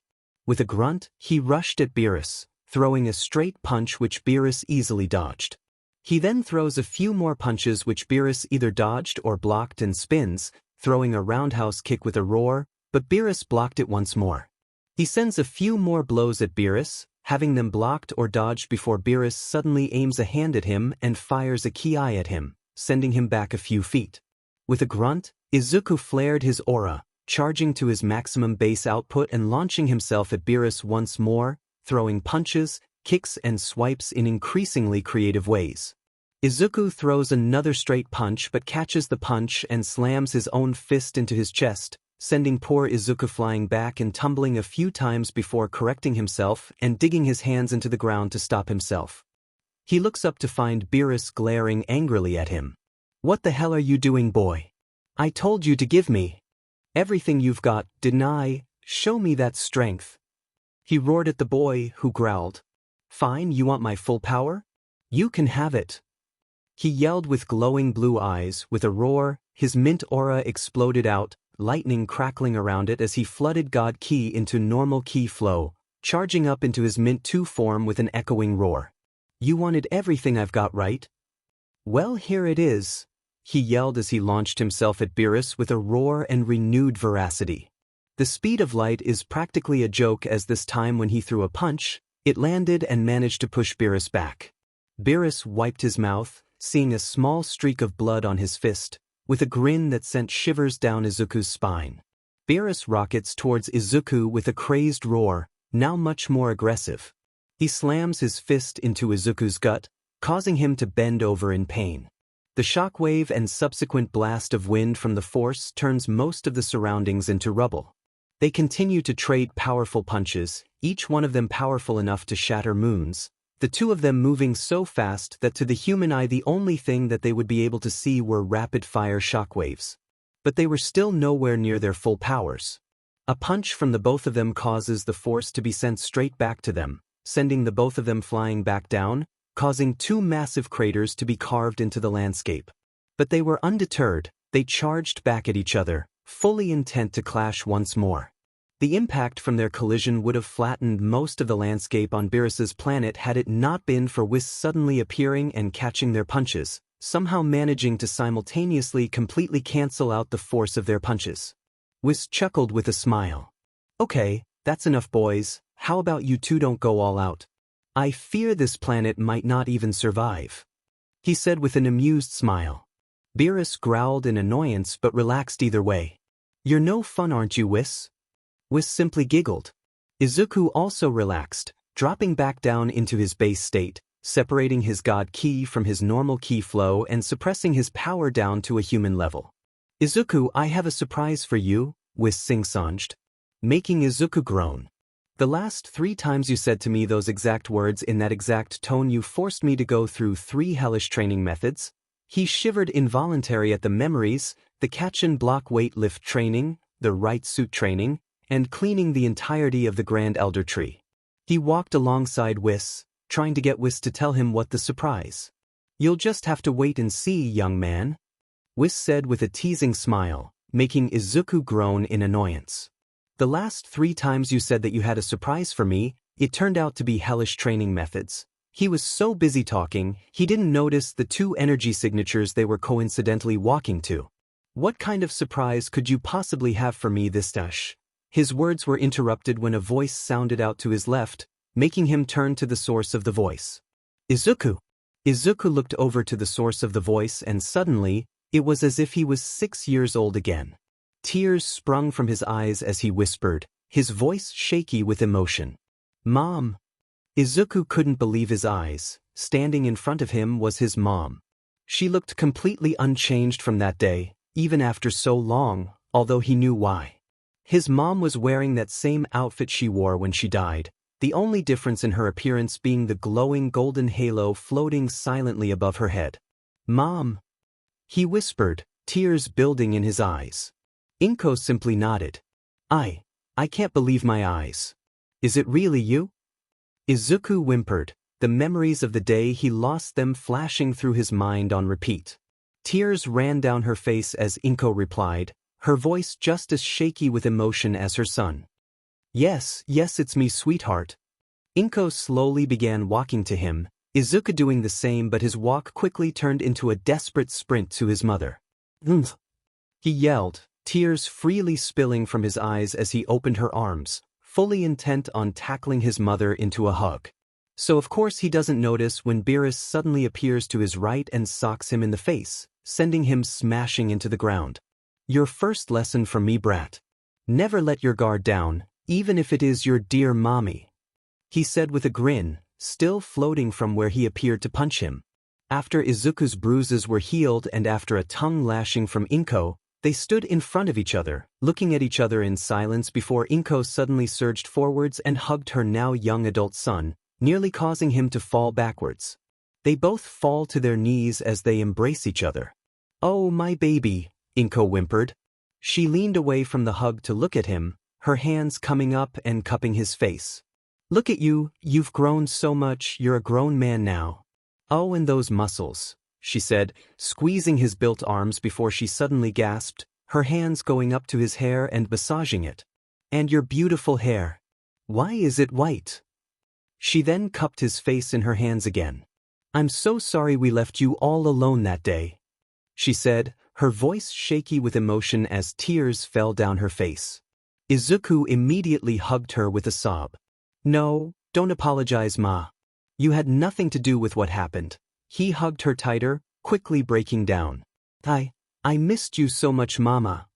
He sobbed as he cried, which only served to make Inko cry as well.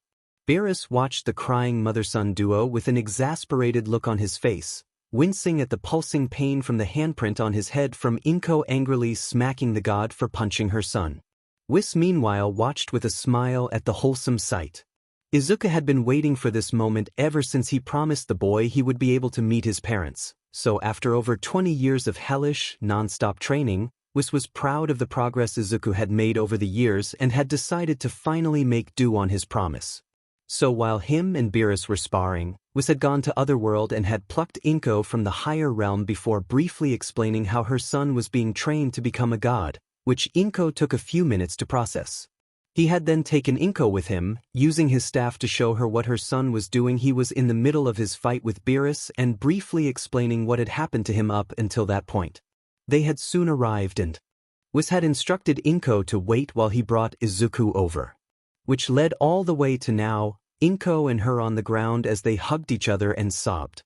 Eventually they calmed down enough for Izuku to ask her a question. "Where's Dad? I haven't seen him anywhere," he asked his mom, now holding her hands with his now bigger, more calloused hands. "Oh, when we appeared in the Otherworld, this big red-skinned man told us that apparently, since we died as heroes, we get to keep our bodies in the afterlife when other people couldn't unless we decide to reincarnate ourselves." Inko explained. "Your father was given an opportunity to become. What was it called?" she asked as she looked at Whis, who replied. "The Heavenly Patrol." "Yeah, that," Inko replied, which surprised Izuku. "Wait, the Heavenly Patrol? That Heavenly Patrol?" Izuku exclaimed, shocked. "You know about them?" Inko asked, confused. "Know about them? Mom, these guys are like a police force, tasked with defending the entirety of the Otherworld. It's considered one of the highest honors you can get in the Otherworld. And you're telling me my dad is one of them?" Izuku exclaimed in excitement, making Inko smile and giggle as she saw her son ramble on and on. She missed her son, the way he would light up about topics he liked and the way he was so determined to do his best. She missed him. She pulled Izuku into a hug, which stopped his rambling. He didn't complain, melting into the hug himself as he wrapped his arms around her. "I missed you so much, my baby," Inko said softly. "I missed you too, Mom," Izuku replied just as gently. Their wholesome moment was ruined by Beerus, who groaned before yelling. "Are you two done with your sappy moment yet? I want to have my fight with the brat." Shockingly, Inko yelled back with just as much aggression. "Hey, don't call my son a brat. You're acting like more of a brat than he ever will." Her yelling only seemed to piss Beerus off even more. "Why you dash?" he growled, but it died in his throat as he felt a searing glare on him. He looked at Izuku and his eyes widened at the young man's ice-cold glare, the message clear in his eyes. He reluctantly stepped back, crossing his arms as he glared away from them. Izuku then hugged his mom one last time before getting up and looking at Whis. "Do you think you can bring my dad, Whis?" he asked. Whis agreed and disappeared, and Izuku then turned to his mom and grinned mischievously, whispering into her ear, making her smile mischievously as well before Izuku flew away, suppressing his energy until he was undetectable. Whis returned a moment later with his dad, who was wearing a navy blue GI that had a white circle with the kanji of heaven written on it and was understandably confused. What the hell? The black-haired, yellow-eyed man then looked at Whis. Huh? Who the hell are you? Why'd you bring me here? Where am I? He frantically yelled as he pointed at Whis. His yells were stopped when Inko put a hand on his shoulder. Inko? What are you doing here? I was looking everywhere for you but couldn't find your energy. He yelled as he hugged his wife, who giggled and reciprocated the hug. She then let go and ran back, making some distance, which confused him. Inko? Where are you going? He said. Inko then looked behind him, noticing a grinning Izuku several feet away. She suddenly made the most convincing shocked face Izuku had ever seen, with a dramatic gasp as she pointed and yelled at Hisashi. Hisashi behind you. Which Izuku as the perfect cue. He flared his aura and launched towards his father. The sudden flaring of power as well as the intent to attack made Hisashi quickly turn around only for his widen. He quickly brings his arms up, just in time to block the powerful punch that came flying into him. A small shockwave explodes out from the force of the contact. Even though Inko was a safe distance away, the massive amount of wind almost caused her to fall if Whis hadn't appeared behind her and acted a barrier to protect her from the wind. So Dad, I've heard you're now part of the Heavenly Patrol. What an honor. Izuku said, watching as his father's eyes widened, tears building in his eyes. Izuku. Hisashi whispered in shock, his voice shaky with emotion, which makes Izuku want to tear up, but he forces himself to suppress his tears as his hand suddenly flashes towards his father's face, whose eyes widened before he jumped back, narrowly avoiding the targeted Ki force blast from Izuku's hand. He flips back, looking at Izuku in shock as his son bounces up and down on the ball of his feet, warming himself up. I've always wanted to see just how strong you Heavenly Patrollers were, so you can imagine my surprise when Mom told me you were a member, Izuku said, elegantly going into Whis' fighting stance, the angel having taught him his fighting style a long time ago. While he still doesn't have the necessary speed and precision needed to fully utilize the fighting style, he was still able to modify it to best suit his current level, which Whis didn't mind and actually encouraged. He grinned and said something he knew would always manage to piss the other man off. Come at me with everything you've got, old man. His grin widened as he saw his father freeze, his left eye twitching, a vein on his forehead bulging as he gritted his teeth. He watched as his father set himself in a power-up stance before flexing his aura with roar as he powered up. Izuku simply rolled his eyes but smiled as he felt the impressive amount of energy being emitted by his father. With a toothy smile, Hisashi goes into a boxer's stance, fire dripping from his teeth as he glares at his son. Oh, you're so gonna get it, you little sheet. He hissed out.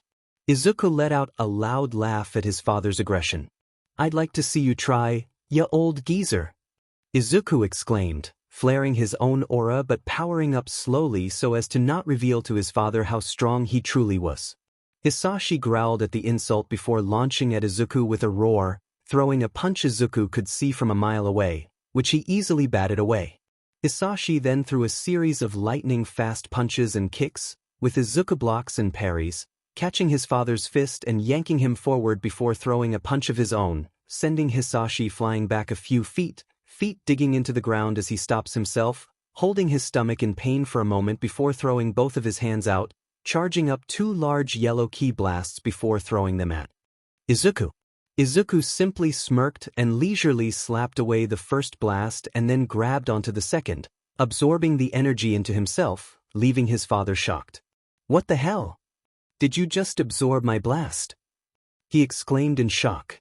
Izuku, however, wasn't playing around. He could tell that his father was holding back. He could sense it. You're holding back, Izuku said matter-of-factly. What do you mean? Hisashi replied, which slightly irritates Izuku. He's gonna have to encourage him. I told you to go all out, didn't I? Izuku said and then moved. In an instant, faster than Hisashi could ever hope to track, Izuku was in front of him, his furious face mere inches away from his own, his green eyes now growing a bright blue. If you aren't giving it your all, then why are you even here?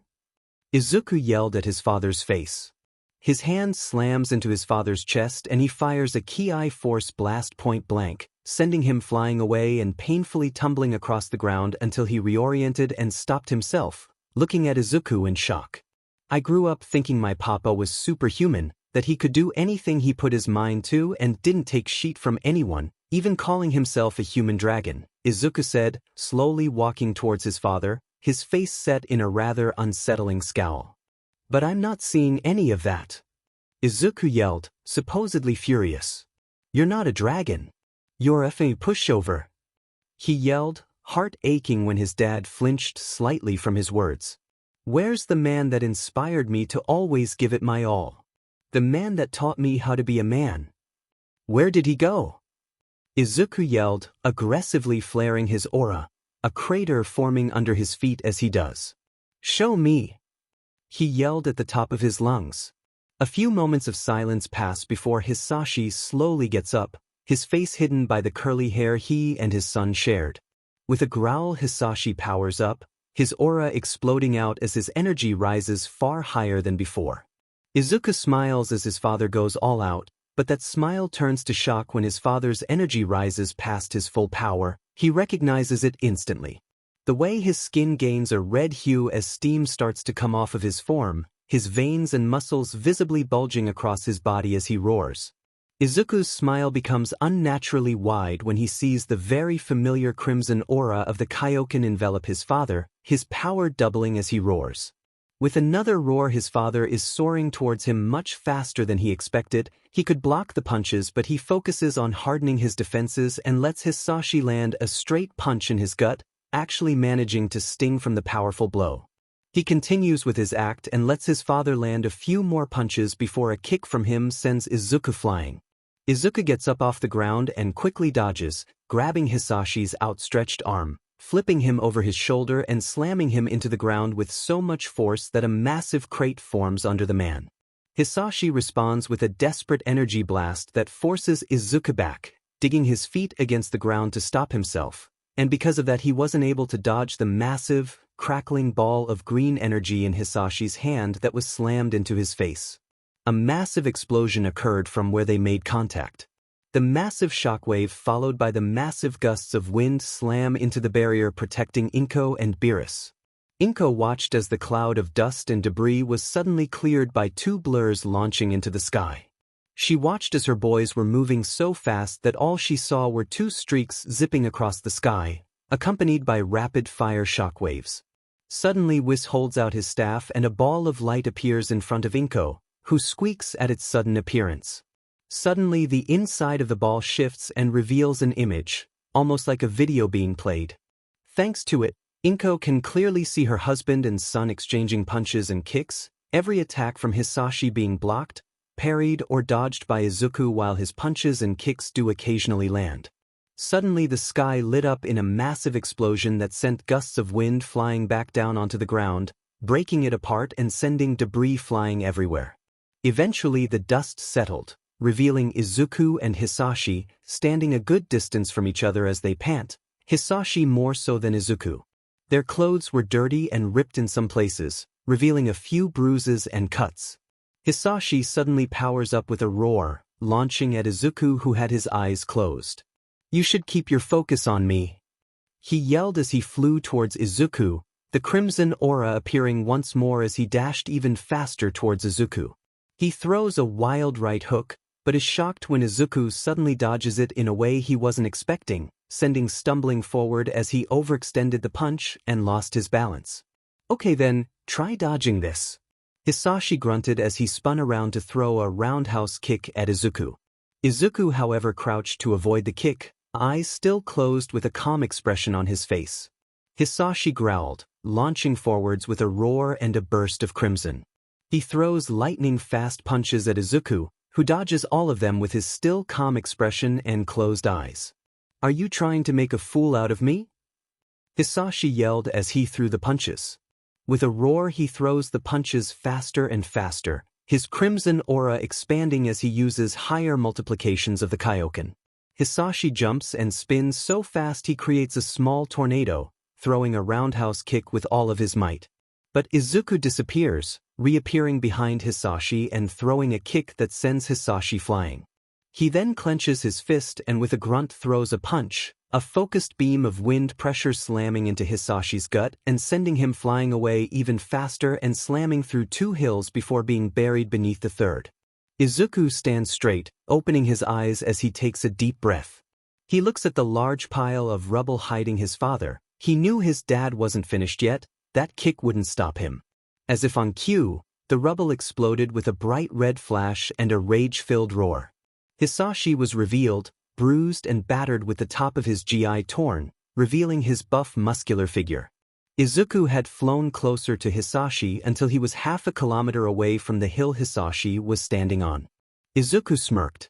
"You're still standing, old man? That's good, because I'm going to finish this little play fight right now." He yelled loud enough for Hisashi to hear. Hisashi growled, rage boiling. His blood as went into the classic, power-up stance.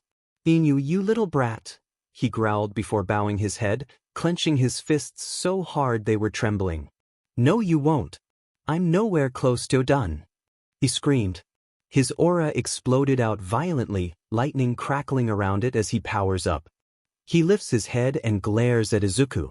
"If that's what you want, then I'm going to throw everything I've got into this next attack." He screamed at the top of his lungs before powering up with a roar, his clear white aura expanding and growing more violent as it slowly fades into the crimson red of the Kaioken. Izuku's eyes widen as Hisashi continues to charge the Kaioken higher and higher, his muscles bulging bigger and bigger. Suddenly his aura explodes out so violently, the energy release turns into focused beams of red-hot energy that fly towards Izuku. Izuku is undeterred, however, as he clears his mind and listens to his instincts, something he jokingly named Beta Instinct. He dodges the first beam of energy as it carves through the landscape like a hot knife through butter, leaving gaping craters in the ground. He continues to effortlessly and elegantly dodge the beams of energy, irritating Hisashi even more. He roars, the beams of energy surging in power and behaving more like lightning as they annihilated the ground the moment they came in contact with it. Still, Izuku was able to dodge them with relative ease. Hisashi growled, holding a hand out and throwing a volley of ki blasts at Izuku, who dodges and smacks away the blasts. His irritation reaching a breaking point, he sends more and more ki ball hurtling towards his son, who bats them all away. Hisashi growled even harder, grinding his teeth as he held his arms out, all the energy coming off the aura coalescing and concentrating into his 2 hands. He then cups his 2 hands, lightning crackling violently off the orb of immense energy building in his cupped palms. "You wanted me to go all out, didn't you? Well, here it is." Hisashi screamed as he fired the blast. The gargantuan wave of energy big enough to completely cover multiple city blocks explodes out of Hisashi's hand.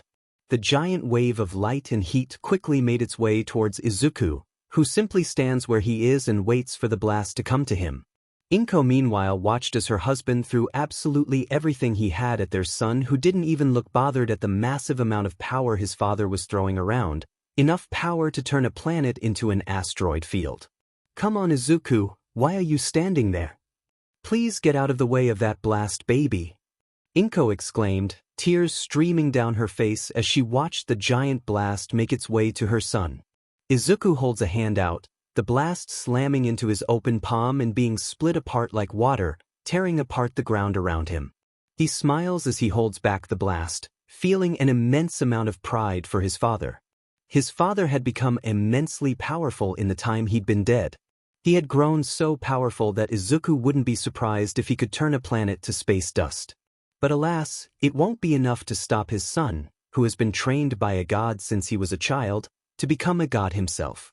Izuku draws his other hand back, gathering his energy into his palm. With a grunt he fires the blast and immediately, the difference in power is painfully obvious. Izuku's blast completely envelopes his father's blast before it quickly slams into him. All Hisashi sees is a bright blue light before he is suddenly consumed by blinding pain as the blast envelopes him. Soon the blast dies out, revealing a heavily injured Hisashi slowly falling to the ground. Inko gasps at the sorry state of her husband as Izuku flies up and catches his father, landing and quickly putting a hand on his chest and focusing. His hands glowed an ethereal green as Izuku used his own energy as well as the energy around him to heal his wounds. His father groaned as Izuku let go and stepped back, letting his mom kneel down next to a slowly awakening Hisashi.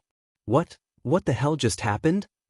He muttered to himself as he slowly sat up with a grunt. He rubbed his forehead as he looked around, locking eyes with an amused Inko. "Oh, hey Inky, what are you doing here he asked but froze, making Inko snort as she watched her husband process everything that had happened the past 5 minutes. Hisashi then jumped up so fast, he created a visible gust of air. His head then snapped towards Izuku so fast it audibly cracked, making Izuku wince. "Kid."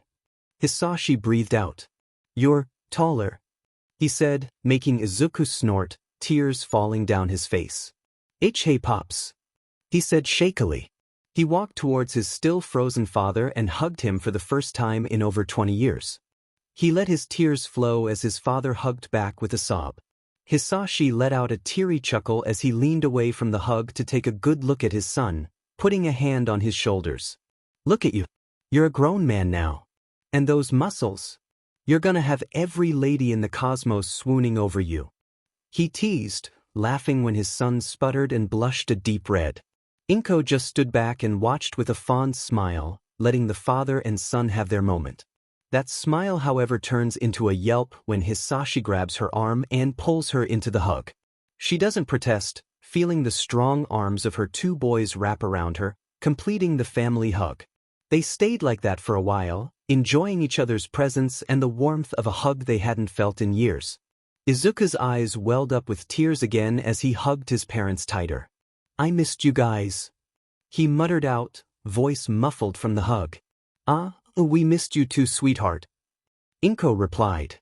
Unfortunately, their family hug was once again rudely interrupted by Beerus. "Are you finally done, kid? Can I have our battle now?" he asked impatiently. Izuku's eyes widened. "Oh right, yeah sure," he said, separating from the family hug. He smiled at his parents before turning to face the current god of destruction. He took a deep breath. "Whis, heal me please," he asked politely. Whis rolled his eyes with a smile but tapped him with his staff, healing him and replenishing his energy, even fixing his outfit. "Let's go further away so that my parents don't get hurt by our fight," he said, flying up and far away from where his parents were standing, a grinning Beerus following. They both landed in a flat patch of ground, standing 10 feet apart from each other. Whis teleported between them, pointing his staff at Izuku, who was suddenly enveloped in a transparent silver glow. Izuku felt the soft tingling sensation from the aura and looked at Whis questioningly. "What's this?" he asked. Whis smiled at him. "That, my dear boy, is an atmospheric aura, which will allow you to breathe. You might be a demigod, but you are still very much human. And humans can't breathe in space." Izuku finished with a sweat drop. "Exactly, now then," Whis said, raising his staff and pointing at the ground perpendicular to them. "Fighters, get ready," the angel called out cheerfully. Izuku took that as his cue.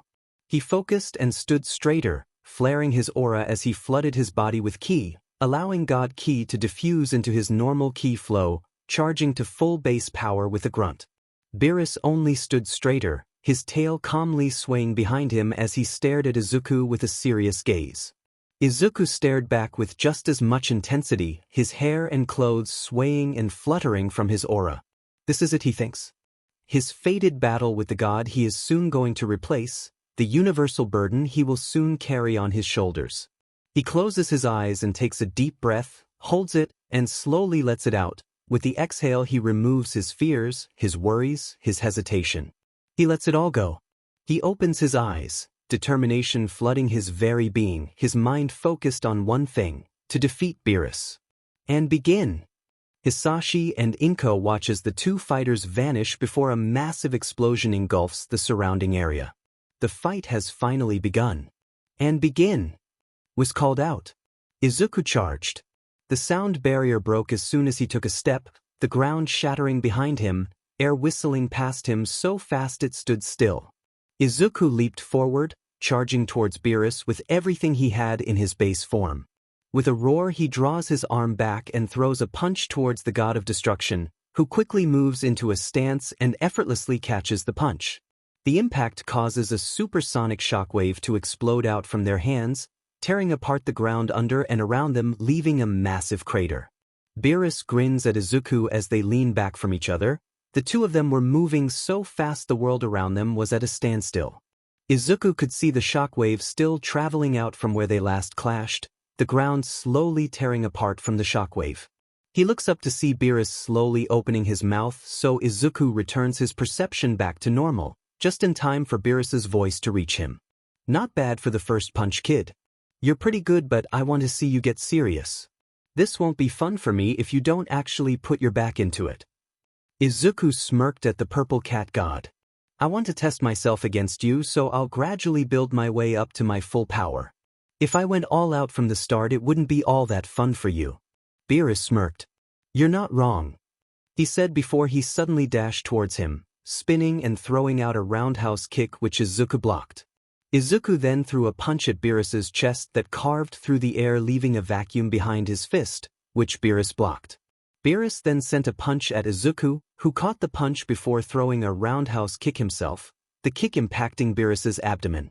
Beerus then flipped forward, sending a dropkick that Izuku batted away. As they flew higher and higher up in the air, Beerus sent a few neck chops at Izuku, landing a few while the others were blocked. He then sent a kick which was also blocked before sending a large haymaker at Izuku's face before making Izuku double over in pain from a powerful gut punch. Beerus then sent an even more powerful headbutt at Izuku, sending Izuku flying back down to the ground. Izuku quickly corrected himself, flying back up and passing the dome his parents were in, his parents only seeing a blur pass by. Beerus quickly followed Izuku as they flew across the landscape. They circled around each other before charging and sending a flurry of blows at each other. The clash caused rapid-fire shockwaves to explode out from them, the control needed for God Ki only causing a light breeze despite the clashing fists that could turn mountains to rubble. Inko and Hisashi watched the rapid-fire shockwaves across the sky, the deity and their son moving so fast they were shapeless streaks. Hisashi was slightly irritated when he sensed his son's power, grumbling about how Izuku was goading him into using his full power when he himself wasn't even trying. He's still holding back, Whis suddenly said, making both parents turn to the angel in shock. What? He's still holding back? Hisashi exclaimed in shock and outrage. Whis giggled in amusement. Quite a bit. He's still nowhere near his full power, he said, leaving the two parents gobsmacked. Also, you're forgetting that your son has God Ki flowing through his veins. He still hasn't harnessed it yet. While yes, it is flowing through him as I speak, he still hasn't drawn out its true potential, he explained. Suddenly an ethereal blue glow spreads across the sky, making both Hisashi and Inko turn around to look at it. Until now, that is, Whis said with a proud smirk. Izuku and Beerus backed away, floating a few feet from each other. Beerus smirked. I think it's about time you get serious now, isn't it, boy? He asked. Izuku smirked back in response. Yeah, I think I will, he replied, his green eyes beginning to glow a bright blue. Izuku clenches his fists, arm bent to his waist. With a roar, a massive bright blue aura explodes out of the 25-year-old. Izuku, now in his mint-eye form, takes a low stance before rushing at Beerus and throwing a punch, who dodged and grabbed his arm before spinning and throwing him down. Izuku corrected himself before rushing back at Beerus, who also rushed it with his arm drawn back. Izuku dodged the punch, flying around Beerus, who also turned towards him. Beerus then rushed towards him, throwing a roundhouse kick that Izuku blocked with his arm. Izuku then responded by throwing a barrage of punches at the god's abdomen, the force of the punches causing shockwaves to explode out and behind Beerus as the force of the punches ripping through his body caused narrow bursts of air to rocket out of Beerus's back. Izuku managed to land 3 punches before Beerus spun, throwing a reverse roundhouse kick that sent Izuku back several feet before he rushed back just as Beerus was correcting himself, throwing a punch at Beerus's face sending him back several feet. Beerus rushed back, spinning around with his legs out, sending multiple kicks at Izuku, who blocked before throwing a roundhouse kick at Beerus with a roar, sending the purple humanoid cat god flying back down to the ground. Beerus corrects himself, preventing himself from touching the ground and flying under one of the very large branches of the Grand Elder Tree. Izuku follows Beerus as he flies up while facing him. They both slowly stop high in the sky. High enough that the dome protecting Izuku's parents that was made by Whis was a speck so tiny that if it wasn't for Izuku's excessively enhanced vision, he wouldn't be able to make it out. Yes, good, you're getting better. But I know you're still not fighting me with everything you have. Izuku grinned. It's like I said, I want to test myself against you, see how I fare as I keep fighting and using more of my power. So in other words, you're not taking me seriously. Beerus said with a scowl. Izuku let out a laugh, his grin getting wider. Oh, don't worry, I am taking you very seriously, want me to prove it? Beerus matches Izuku's grin with his own. Prove it, you little brat. Izuku responds by flaring his bright blue aura with a grunt. He then roared, veins bulging across his body as Izuku pushed his God Ki-infused ki to its limits, powering up into his Mint 2 form with a roar and an explosion of the now more violent, electricity-crackling aura. Izuku charges towards Beerus, fast enough that it actually shocks him. But only for a moment as Izuku sends a monstrous uppercut on the purple cat god's gut, sending him flying straight through his planet's atmosphere and crashing into a large red planet several light years away. Izuku wasn't far behind. As soon as Beerus slammed into the ground of the thankfully uninhabited planet, Izuku slammed into him, burying him further into the ground as the both of them carved straight through the planet. They both ended up crashing into another planet, leaving a 40-mile-wide crater in the surface of the rocky planet. Izuku flew out of the crater and landed a few feet from it, watching the crater with careful eyes. He knew that Beerus was still conscious. It would take a lot more than that to actually knock him out. As if on cue, he felt Beerus's energy surge and a massive sinister purple aura exploded out of the crater, revealing Beerus slowly rising out of the crater. Izuku gulped slightly. He hasn't felt this overwhelmed by someone else's power in a very long time, and right now Beerus's power puts his own to shame. Congratulations, brat. You actually managed to draw out 50% of my power. You should be very proud of yourself. A devilish smile appears on his face. But also, Beerus suddenly disappears, reappearing inches in front of Izuku, his fist drawn back. Big mistake. He growled, sending a devastating punch to Izuku's gut. To say Izuku felt the worst pain of his life at that moment was an understatement. It wasn't the first time he'd felt enough pain to make him double over, not at all, but this eclipsed every moment of pain he's ever felt. The fist slammed into his chiseled abdomen, causing his body to fold in half. The punch forced all of the air out of his lungs with a bloody cough, the shock traveling through his abdomen and out of his spine, the pain radiating from his abdomen traveling up to his chest. The force of the punch sends Izuku soaring through the barren landscape, painfully tumbling across the ground, leaving deep trails in the rocky surface. He finally crashes into the bottom of a cliff, causing the whole rock formation to crumble on top of him. Beerus quickly makes his way towards the massive pile of rocks, standing and waiting for Izuku to come out with his arms crossed. The rubble explodes out, revealing Izuku, his top ripped and his bright azure aura crackling violently with electricity. Izuku roars as he powers up, a shockwave exploding out of him as he draws out everything his second form has to offer. Beerus simply chuckled at the focused fury on his successor's face. What an impressive amount of power you're emitting. It still won't be enough though. Tell me, how will you ever become a destroyer if you can't even defeat me? The god you're going to replace. Izuku growled, stomping his foot into the ground, cracking it. I will defeat you. Just watch me. He yelled angrily. He then roared, his aura flaring even more as his power continues to rise exponentially, shocking Beerus. Kaioken, Izuku growled, the crimson-red aura twice the size of his azure aura exploding out and wrapping around his divine aura. Izuku lets out a roar, increasing in ferocity until he is screaming at the top of his lungs, his power continuing to skyrocket. Incredible, his power is tripling, quadrupling. No, it's dash, Beerus said with widened eyes, but was interrupted by Izuku bellowing out. Times 10. An enormous shockwave explodes out of Izuku, his crimson aura doubling in size as his skin takes on a red hue, his bulging veins glowing as an overwhelming amount of divine power surges through them. Kaioken times 10. He yelled before charging towards with ferocious roar, landing a ground-shaking punch on Beerus's face, sending him flying so fast he escaped the planet's atmosphere. He managed to stop himself before flying back at Izuku, his fist drawn back. Izuku charges himself, launching himself back into space. The lack of atmosphere meant that he could really push his speed without worrying about collateral damage. He charges towards Beerus, leaving a red and blue trail behind him as he flies at hundreds of times the speed of light towards the god, his fist also drawn back.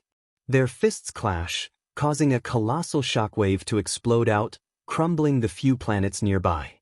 They clash their fists a few more times, sending more shockwaves that turn those uninhabited planets to space dust.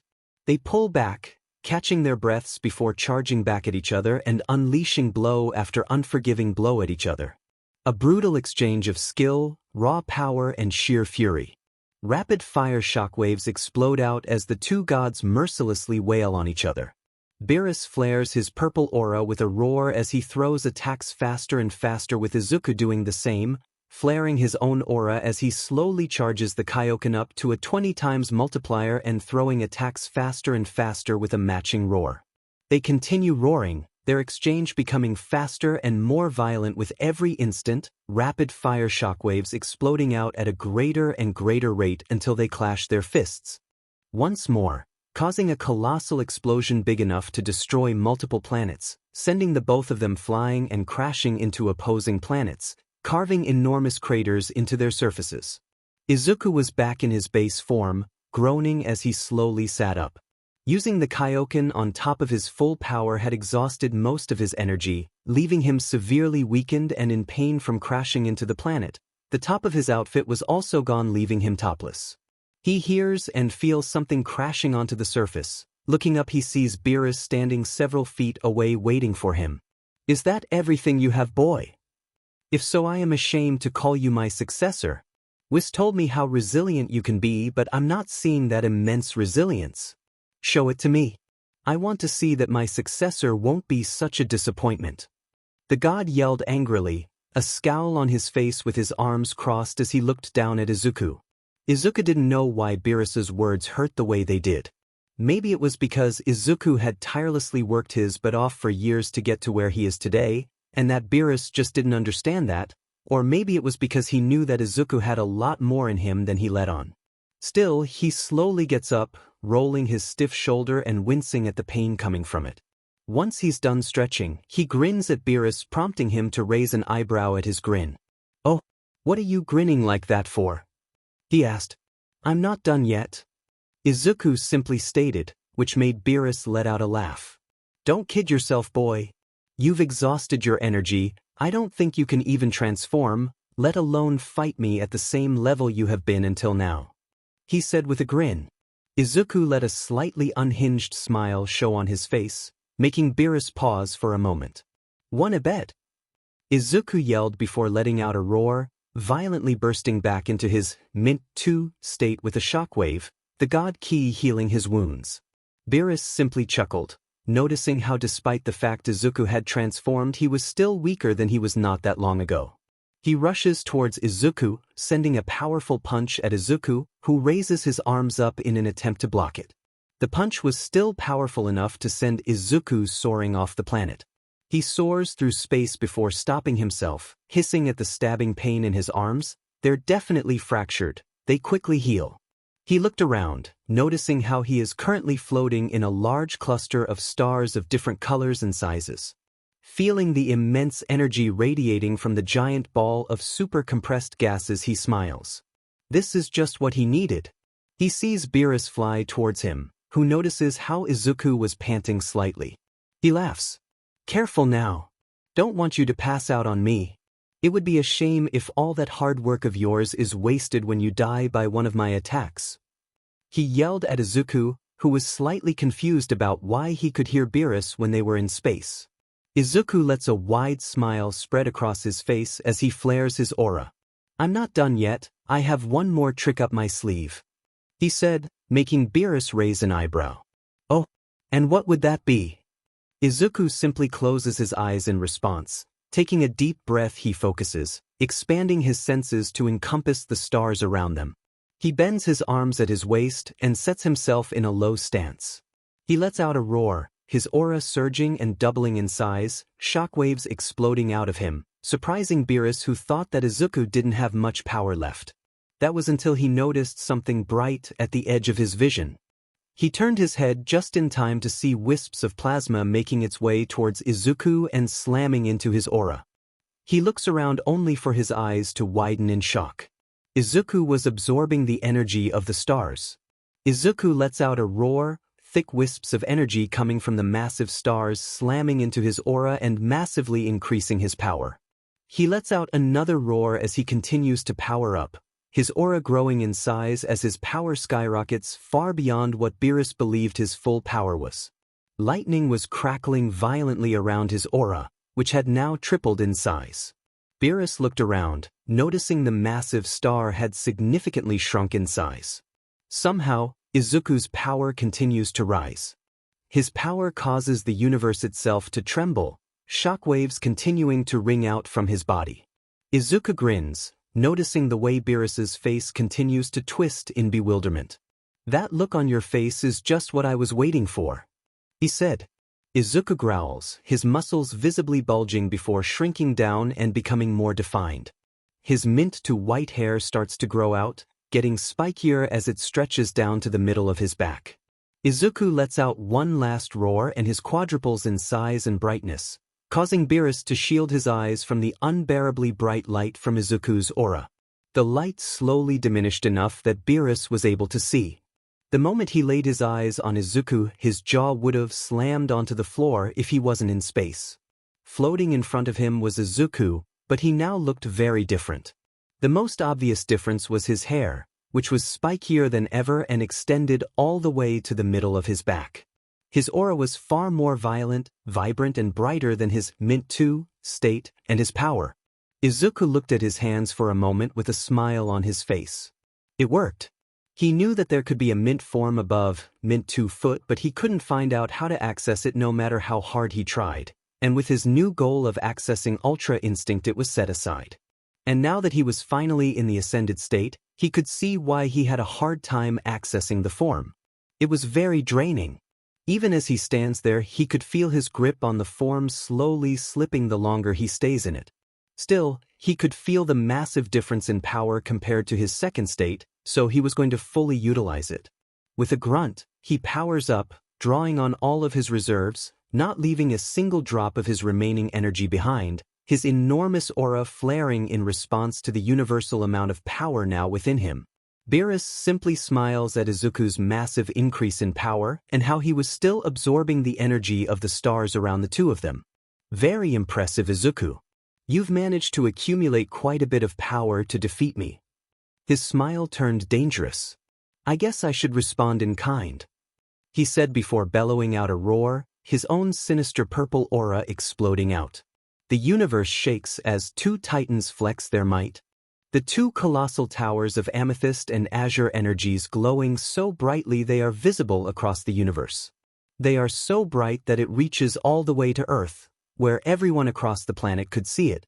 The power they currently emit is so potent that it could be felt by the gods of the other 11 universes, causing them to perk up and watch the battle with the help of their angel attendants.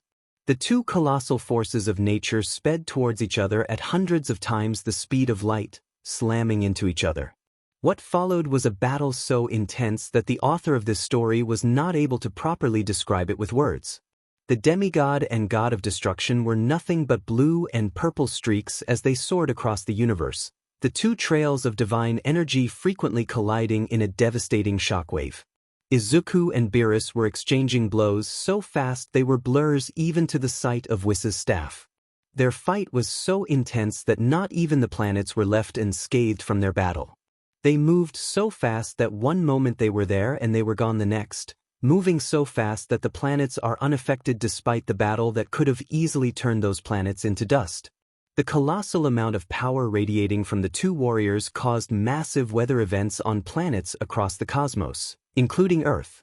Izuku and Beerus were now standing several feet from each other, their auras going absolutely berserk as they glared at each other. Meanwhile, all the way back to Beerus's world, the Kais had felt the enormous pressure as well as the two gods' auras going berserk and had teleported towards the planet, asking Whis about what was going on. Whis would simply smile and reply, seemingly oblivious to the fact that the planet was violently shaking. What's happening, dear Shin, is the culmination of the training of Izuku Midoriya. Hisashi and Inko were on their knees and hugging each other, bracing each other from the shaking.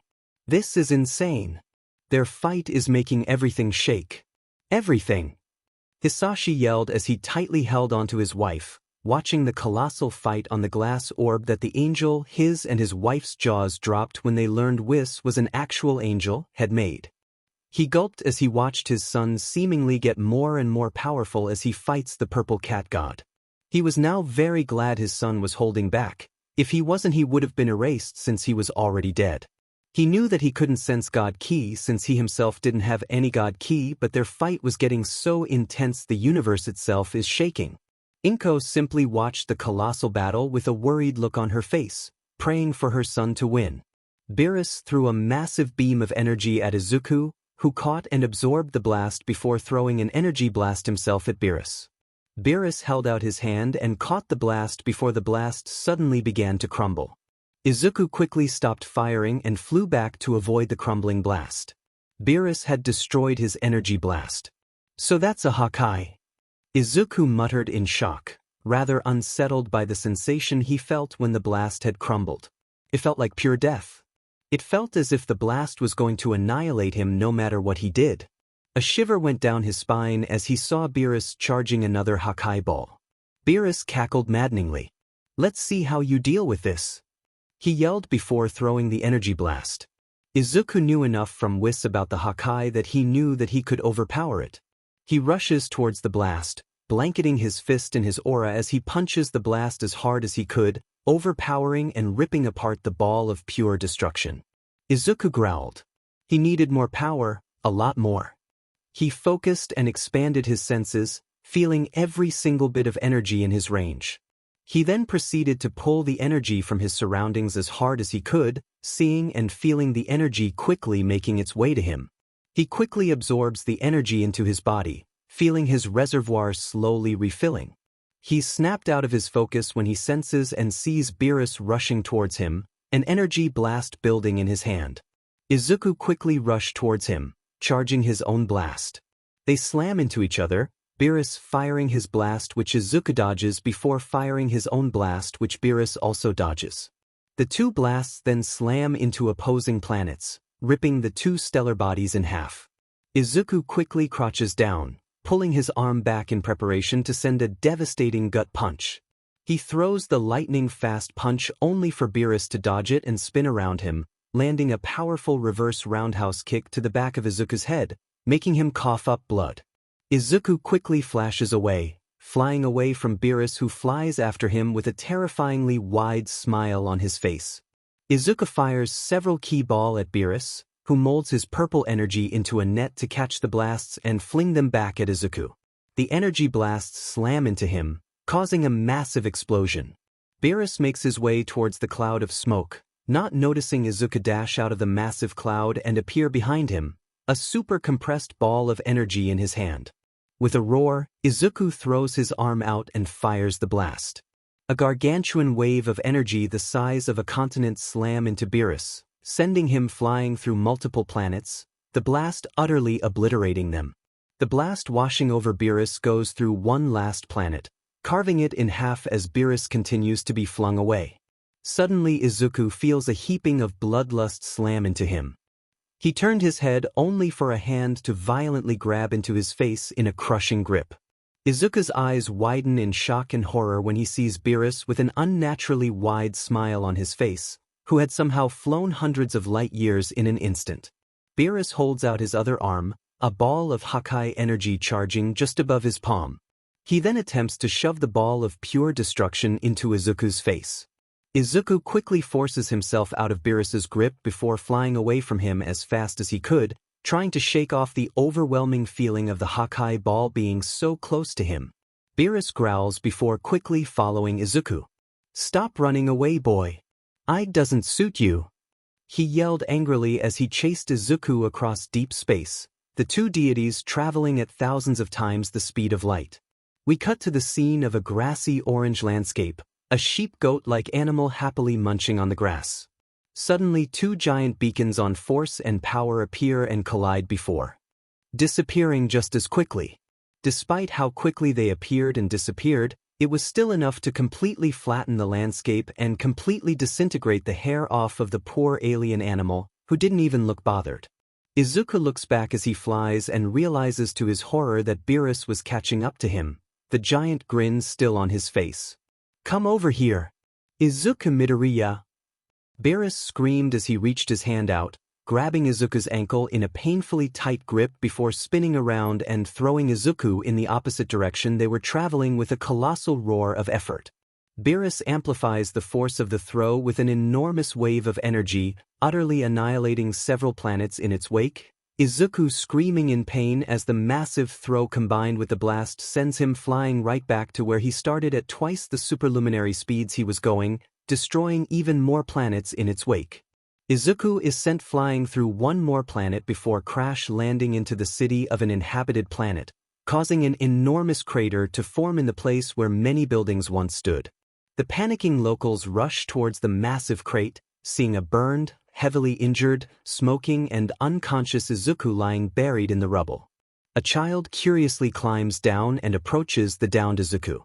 Beerus meanwhile is floating far above the planet's atmosphere, his arm and pointer finger raised as he charges an enormous ball of energy, fully intending to throw it at the planet full of innocent people and destroy it. Izuku wakes up just in time to see the veritable second sun in the sky. He quickly sits up, forcing his injured and exhausted body to transform back into his mint forms, only able to transform into Mint 2. He snaps his head towards the child, yelling out, "Get out of here!" before quickly surging up and out of the planet's atmosphere, quickly making his way towards the sphere of sun-like energy at least 100 times bigger than the planet itself. Why is he putting an entire species in danger? Izuku mentally asks himself as he flies towards the blast, ready to shield the planet from its impending doom. It was only then did he notice the weight on his right leg, looking down only for his eyes to widen in horror as he saw the alien child he had previously warned to get away earlier was now fearfully clinging to his leg. Beerus let out a mad cackle. "Get ready, Izuku Midoriya!" he yelled as he threw the enormous blast at the planet. Izuku, not knowing what to do, quickly flies back down onto the planet in an attempt to block the blast but quickly realizes it wouldn't be enough. He panics and despairs, knowing he won't be able to save the planet and its people as he watches the blast barrel towards him.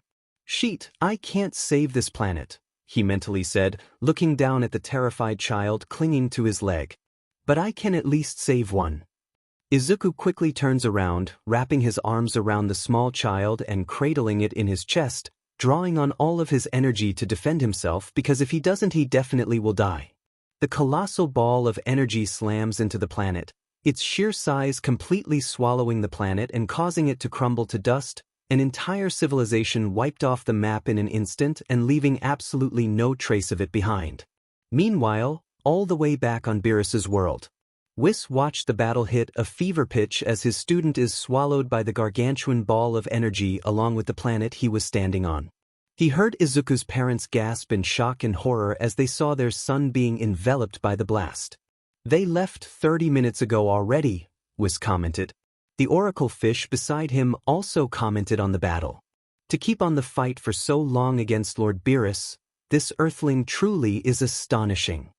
I have a bad feeling, should I join them?" Whis asked the oracle with a slightly concerned expression. The oracle simply shrugged in response, so Whis took it as a yes, teleporting all the way to the battlefield. All the way back at the battlefield, standing on a small chunk of rock floating through space was Izuku, crouched with his body wrapped around the thankfully unharmed child. Although Izuku himself was not unscathed by any means. The skin on his entire back and the side of his thighs were completely burned off, exposing the slightly charred and smoking muscle underneath them. Izuku himself was in excruciating pain. It took all of his willpower to not collapse from the unbelievable amount of pain he was feeling right now. Even speaking was a challenge, but he was still able to. Arg. Why? Why Lord Beerus? Izuku desperately asked as he turned his head to glare at the still grinning god. Those people. That entire civilization of innocent people who had nothing to do with our battle. If it wasn't for me, an entire race of innocent people would have been extinguished by your hand. Izuku yelled with a strangled voice, not able to move from his position due to the mind-numbing pain. Beerus merely laughed in response. Guess I'm just doing my job as a god of destruction, he said with a grin. What? Izuku felt an indescribable rage surge throughout his body, a rage he's never felt before. Unfortunately, it's not enough for him to continue fighting as he looks down with a tunneling vision at the kid who was now sobbing, fat tears rolling down his face. Izuku shakily puts a hand on his head, making the child look up at him. Izuku gives the kid a soft, shaky smile. Don't worry, kid.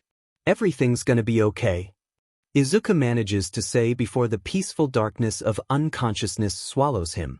He falls to the ground, next to the child who quickly was at his side, concerned and worried when he saw his hero fall to the ground, tears falling down his face.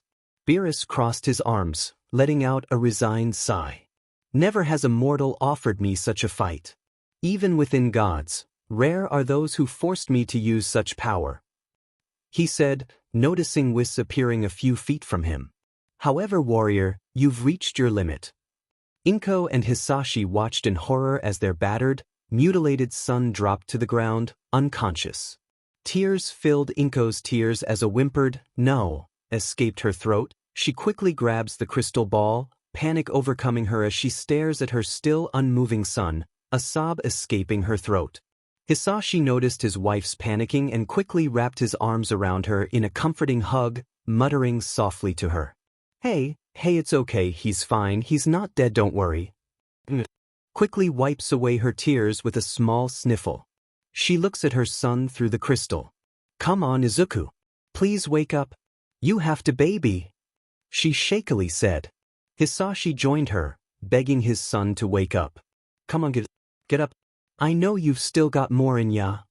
Izuku was floating. It felt like he was underwater, but strangely he could still breathe. Was he dead? Was this some kind of limbo for him? He couldn't tell. Suddenly, memories flash across his mind, the clear images of his smiling parents, the few friends he'd had at kindergarten who he barely remembered. Then the darker memories flash through his mind, seeing his burning apartment complex collapsing and burying his parents underneath the burning wreckage to that one bully at the orphanage who would always call him a freak because of his unique hair color. As these memories flash through his mind, Izuku thinks if he is really dead. If so, that would be very depressing. A kid chosen and trained to become a god only to be put down by the god he was going to succeed, how utterly depressing. Izuku suddenly heard faint voices. It was hard for him to make out what they were yelling. Suddenly the voices become much clearer and he realizes the voices belonged to his parents. They were yelling his name, urging and pleading for him to wake up. Izuku really wanted to, but wherever he was right now was so peaceful. He's never felt this relaxed in his entire life, so he wanted to stay just a little bit longer, savor the serenity just a little bit. Lunge. Izuku.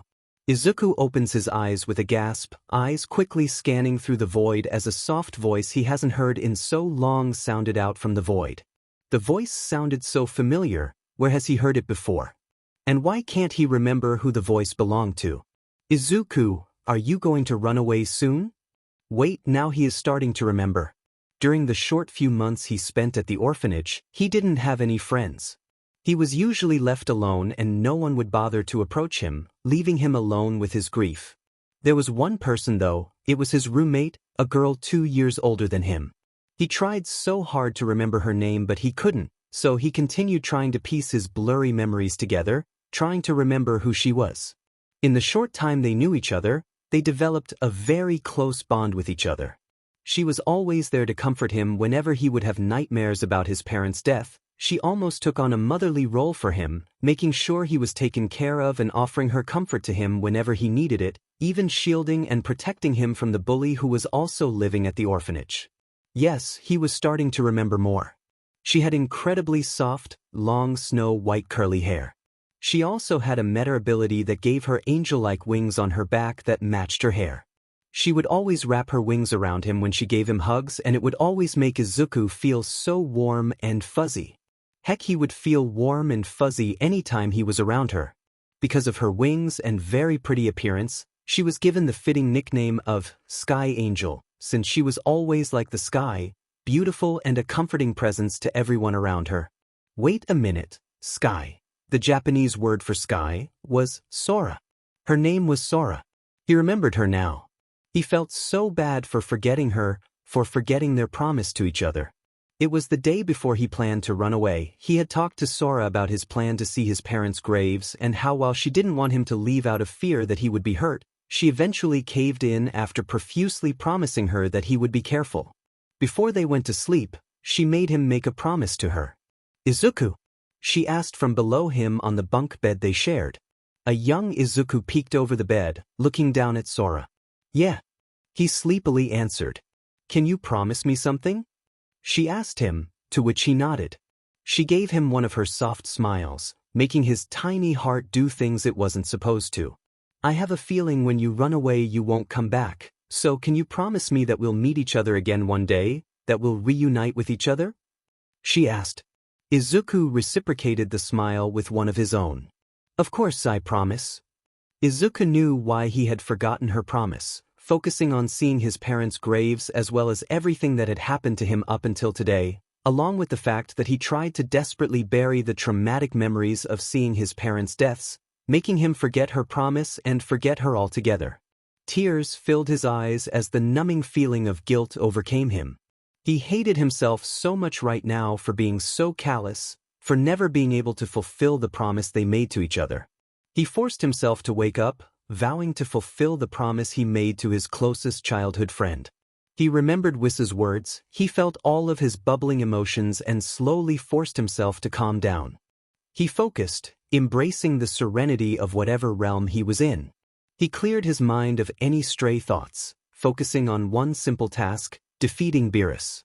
Whis suddenly feels a very familiar pressure suddenly waft from Izuku and a giddy smile lights up across his face, Beerus being completely oblivious to Whis' excitement. "Here it comes," Whis sing-songed. Beerus stopped and looked at the angle with confusion. "What are you talking about?" "Hear what Beerus began to ask but was very abruptly interrupted as a colossal pillar of silver, iridescent energy exploded out of the small chunk of planet Izuku was on. A colossal pillar of silver, crystalline energy exploded out of the small chunk of planet Izuku was on, causing Beerus to shield his eyes from the blinding light. The light dissipated, allowing Beerus to see. But the moment his eyes landed on Izuku, he was only able to see him getting up before he disappeared in front of his eyes along with the child. Beerus felt something flash past him in the corner of his vision so fast he couldn't even see what exactly flew past him. He turned around, his excessively enhanced vision allowing him to see Izuku on the planet adjacent from him, seeming to put the kid there and away from the battle.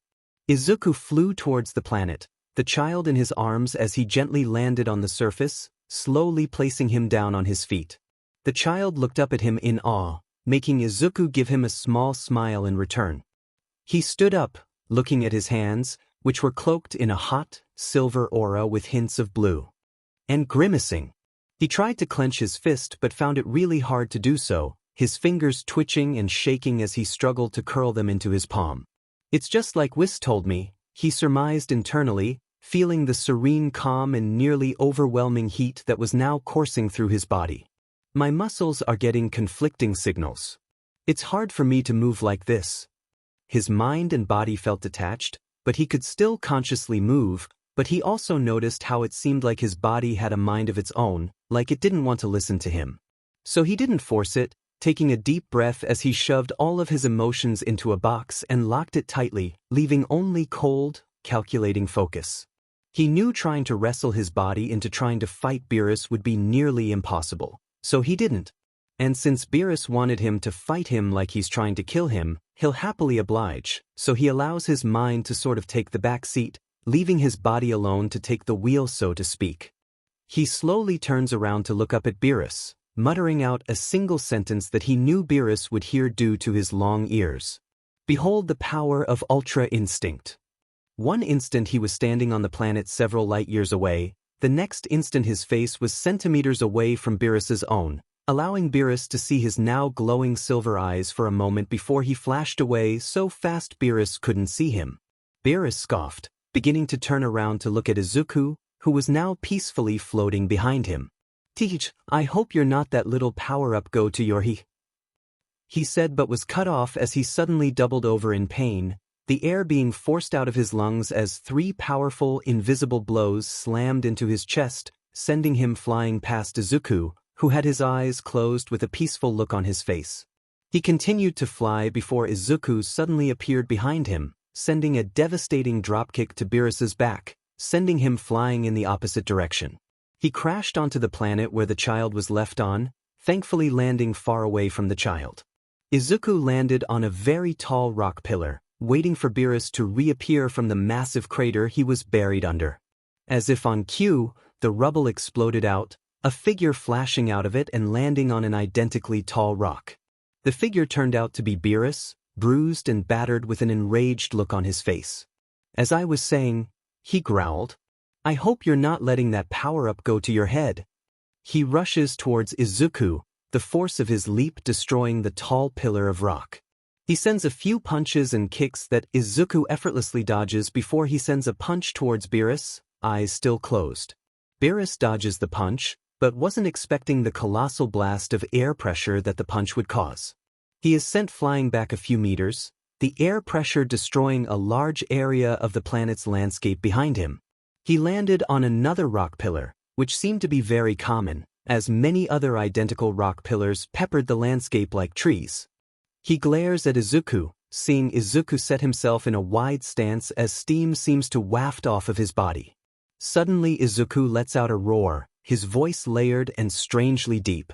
Accompanying the roar was a massive explosion of his aura, causing massive gusts of wind to explode out from the demigod, pushing Beerus back enough to brace himself against the ground to steady himself.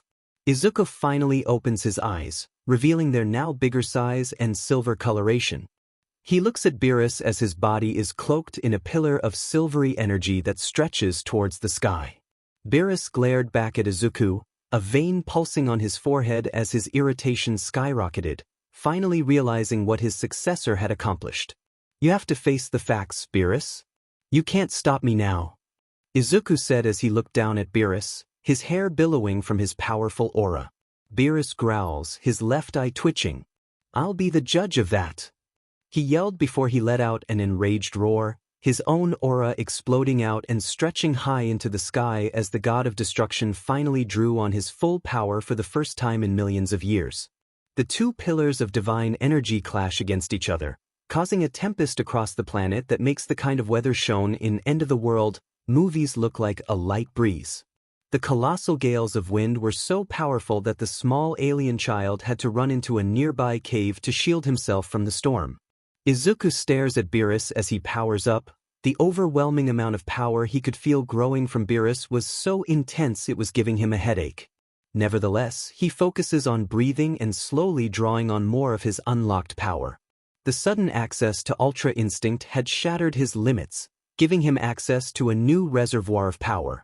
Izuku flares his aura, the pillar increasing in intensity before fizzling out, leaving a silver glow just above his skin. He takes Whiss's stance, looking at Beerus, who raises an eyebrow. "Oh, aren't you going to power up more?" he taunts.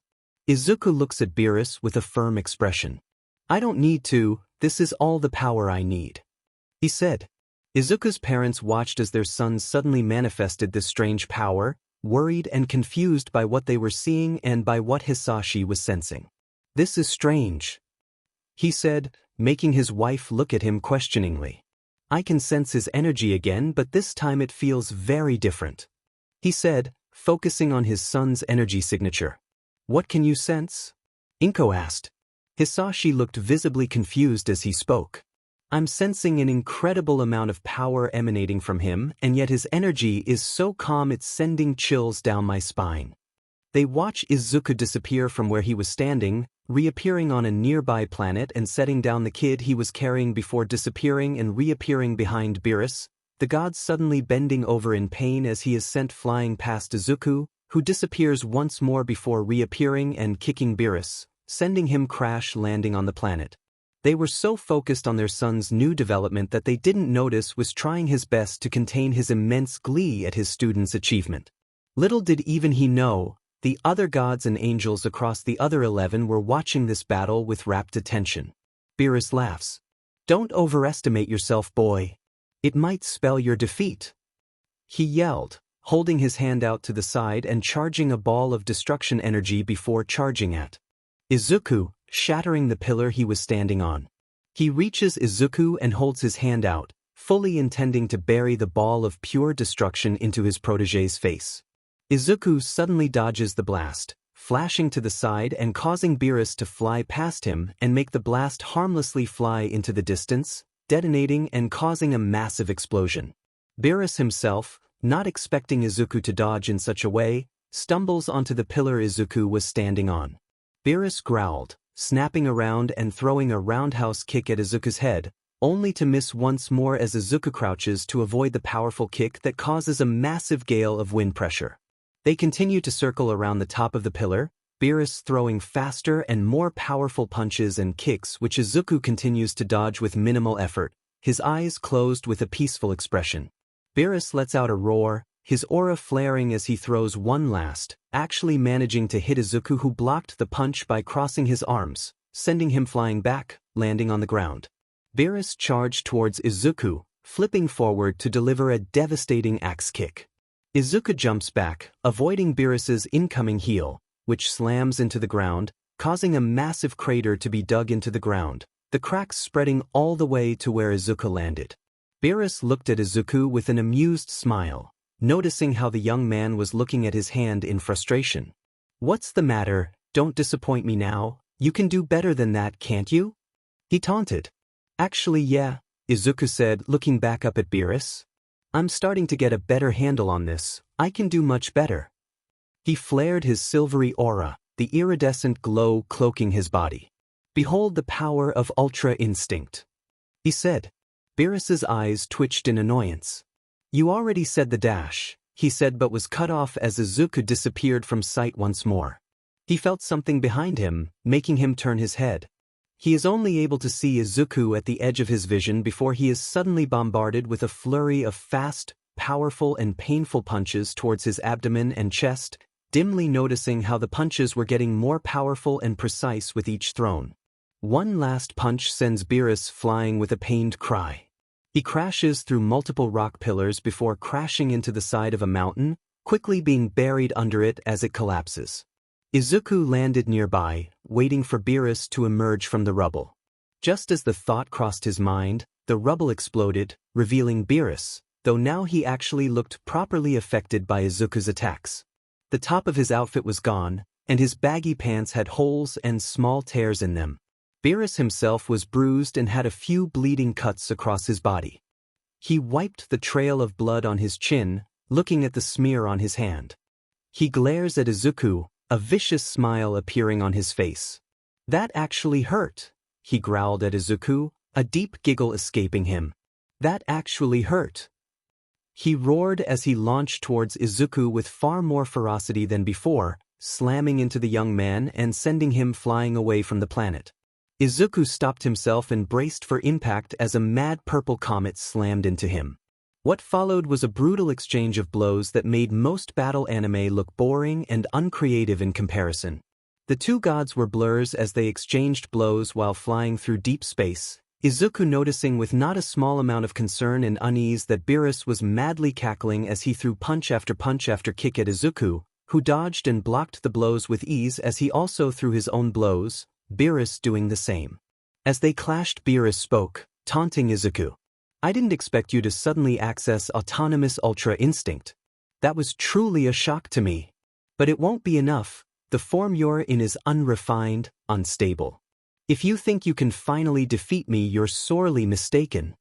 He yelled, spinning around and sending a powerful roundhouse kick which Izuku blocked. The clash continued, though this time Izuku was slowly improving. Every time Beerus throws an attack, Izuku responds with an even stronger, faster, more precise attack. Little by little, he was pushing the god of destruction back. He continues pushing, letting his energy flow freely instead of consciously holding it back. In fact, he lets everything go. With his power no longer restrained, his aura flares, consuming Beerus and leaving them to battle inside an enormous bubble of his own aura. Whis was watching the colossal battle, watching as Izuku closed his eyes as he continued to clash against Beerus. He watches his student and former student appear and disappear across the cosmos, continuing their clash with no end in sight. But he focuses on Izuku, smiling when he notices his aura flare and expand. "It seems you have a new reason for hope, Hisashi and Inko," he said, making the two look up at the angel as he closes his eyes with a small smile on his face. "I can feel it, not the chaos of consciousness, but the elegant purity of energy operating on impulse alone." He continued, "So Izuku is somehow fighting unconsciously?" Hisashi asked. "That's something every martial artist I've met, human or otherwise, strives to accomplish." Whis nods. Izuku is focused only on Beerus now, or rather on the battle itself. He is throwing his whole body and soul into the fleeting moment of each strike, allowing the flames of his power to rage freely, unrestrained by the walls of thought. Concern for his universe, for you too, for the gap in their powers, his hesitation, his impatience, his fear, he has given them all to the fire and let them burn, so that now there is only himself, his opponent, and the fight. He explained, everyone watching the fight increase in intensity as Izuku sends an energy blast towards Beerus, who fires his own, causing both blasts to collide and cause a massive explosion. Soon he will reach a realm still faster, keener and deeper than instinct, where even that awareness will blur and fade, and beyond that. He said, leaving it as he smiles with obvious pride at his student. Their attention is then snapped back to the large orb they're using to view the battle as they see a planet be reduced to rubble that scatters across deep space. Beerus sends a few kicks towards the empty vacuum, dispersing Izuku's massive aura. He flares his aura, sending a wave of energy, causing Izuku to block it, but the force still sends him flying back, crashing into a large rock that was once part of a planet. Beerus lands on top of the rock Izuku was in and kicks it down, sending it flying with Izuku still in it. Izuku blows it apart, landing on a larger, flat rock just in time to bring his arms up in a guard as Beerus rains down ki blasts onto him. "It's over, boy. I keep up these blasts and your atmospheric aura will be destroyed. It doesn't matter how powerful you become, you're still human and you can't survive in the vacuum of space." Beerus yelled as he kept firing blasts at Izuku to the point where he couldn't even see him beyond the dust and smoke. Izuku now had his arms down, leaving only his aura to parry away the energy blasts that were bearing down on him. Izuku focuses, preparing for a counteroffensive as his limp arms begin to vibrate as he slowly raises them, clenching his fists. He opens his eyes, his pupils flashing as blasts of force all meet the barrage of ki blasts, countering every single one and barreling towards Beerus, slamming into his gut.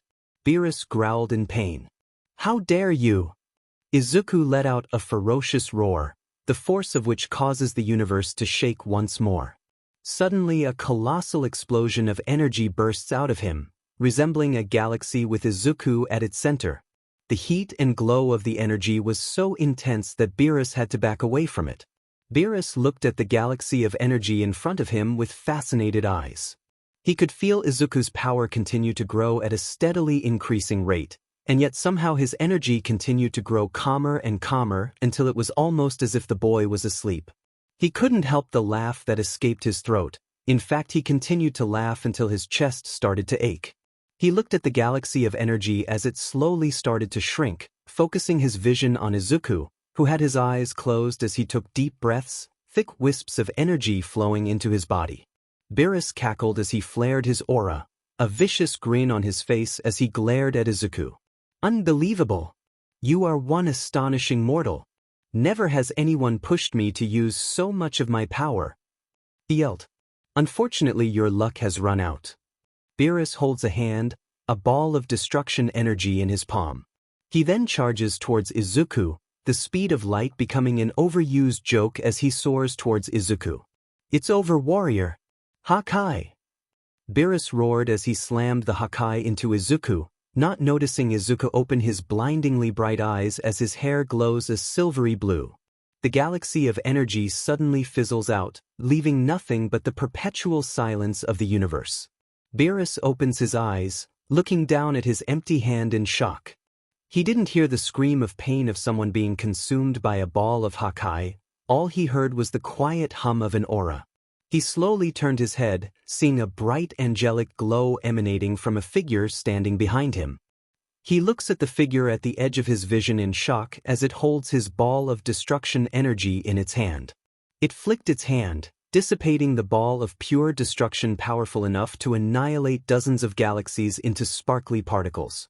Beerus growled, pulling back his arm to throw a punch, but the figure was already next to him, calmly walking. Beerus adjusts himself, throwing the punch, putting his whole body into it. The figure flashed up, suddenly upside down in front of Beerus, who is pushed back by the sudden pain of 4 blows slamming into his chest, stumbling back. He growls, throwing a barrage of ki blasts at the figure, who simply flicks its arm to the side, sending all of the blasts flying away and detonating, causing massive chain explosions. Beerus charges towards the figure with a roar, getting close enough to see discernible features before there was a blinding flash of light. The light dissipated, revealing the figure behind Beerus, who had his arm outstretched with its own arm outstretched to the side. Suddenly, Beerus's body twisted and contorted as he was bombarded with thousands of invisible blows, the man coughing up blood as one last blow sent him flying off to the side, slamming into a floating rock, which drifted backwards due to the impact. The bright glow covering the figure cracked before flaking away, revealing Izuku, who looked the same as before, though the most noticeable change was the raised, silver hair flowing from an invisible wind as well as the aura. Along with the milky silver, there were now blue and purple hues in the aura. Izuku turned around, allowing Beerus and subsequently everyone else watching to see him in all of his majesty. The other gods across the multiverse all stood in admiration for the demigod, who has achieved something even they could not accomplish. They all stared at Izuku, who was now enveloped in a blinding angelic glow. Beerus stared at Izuku, a chuckle escaping his throat which quickly escalated into maniacal cackling.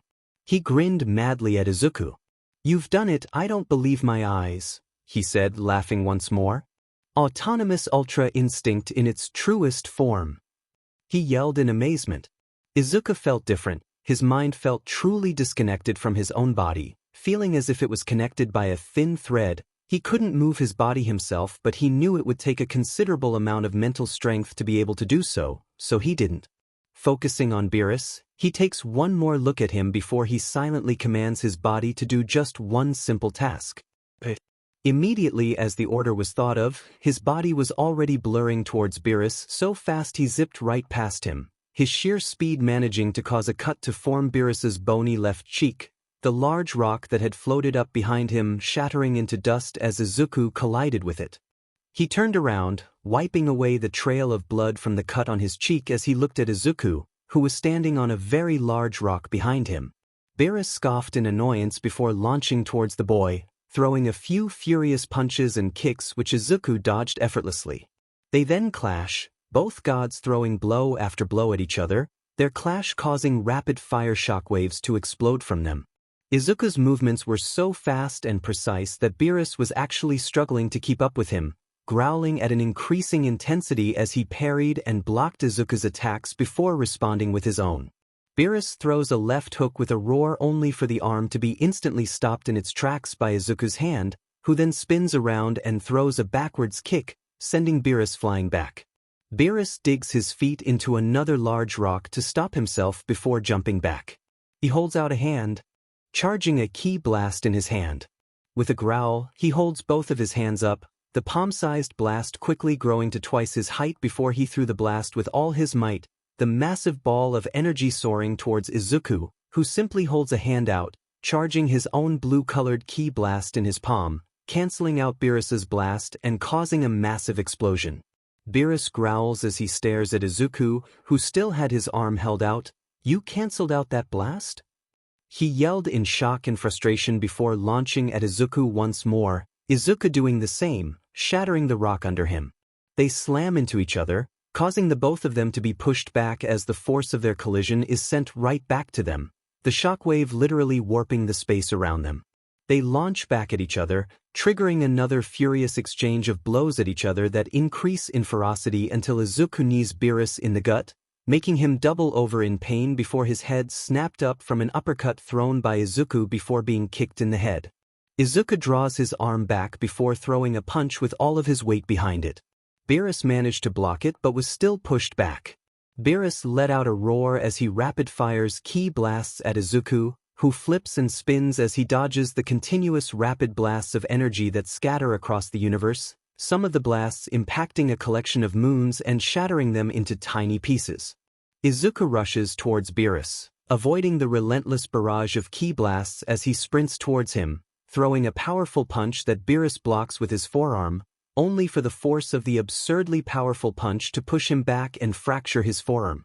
Beerus launches forward, clashing fists with Izuku, the force of the punch once again warping the fabric of reality around them.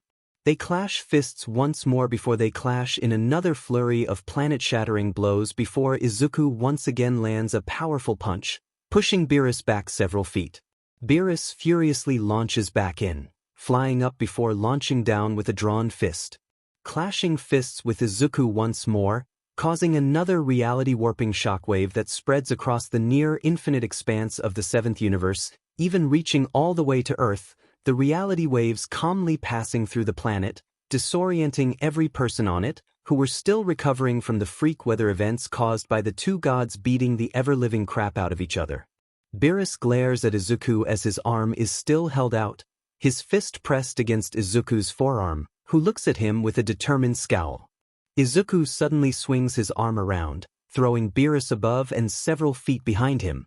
He quickly launches back towards Izuku, swiping his arm down towards Izuku, who once again dodges before launching forward and striking Beerus's back before grabbing his arm and spinning him around before kicking his back, sending Beerus flying back with a shockwave. Beerus stops himself and turns around just in time to see Izuku right in front of him, his arm drawn back with his silver eyes glowing brightly before a fist cloaked in an angelic glow slams into his abdomen.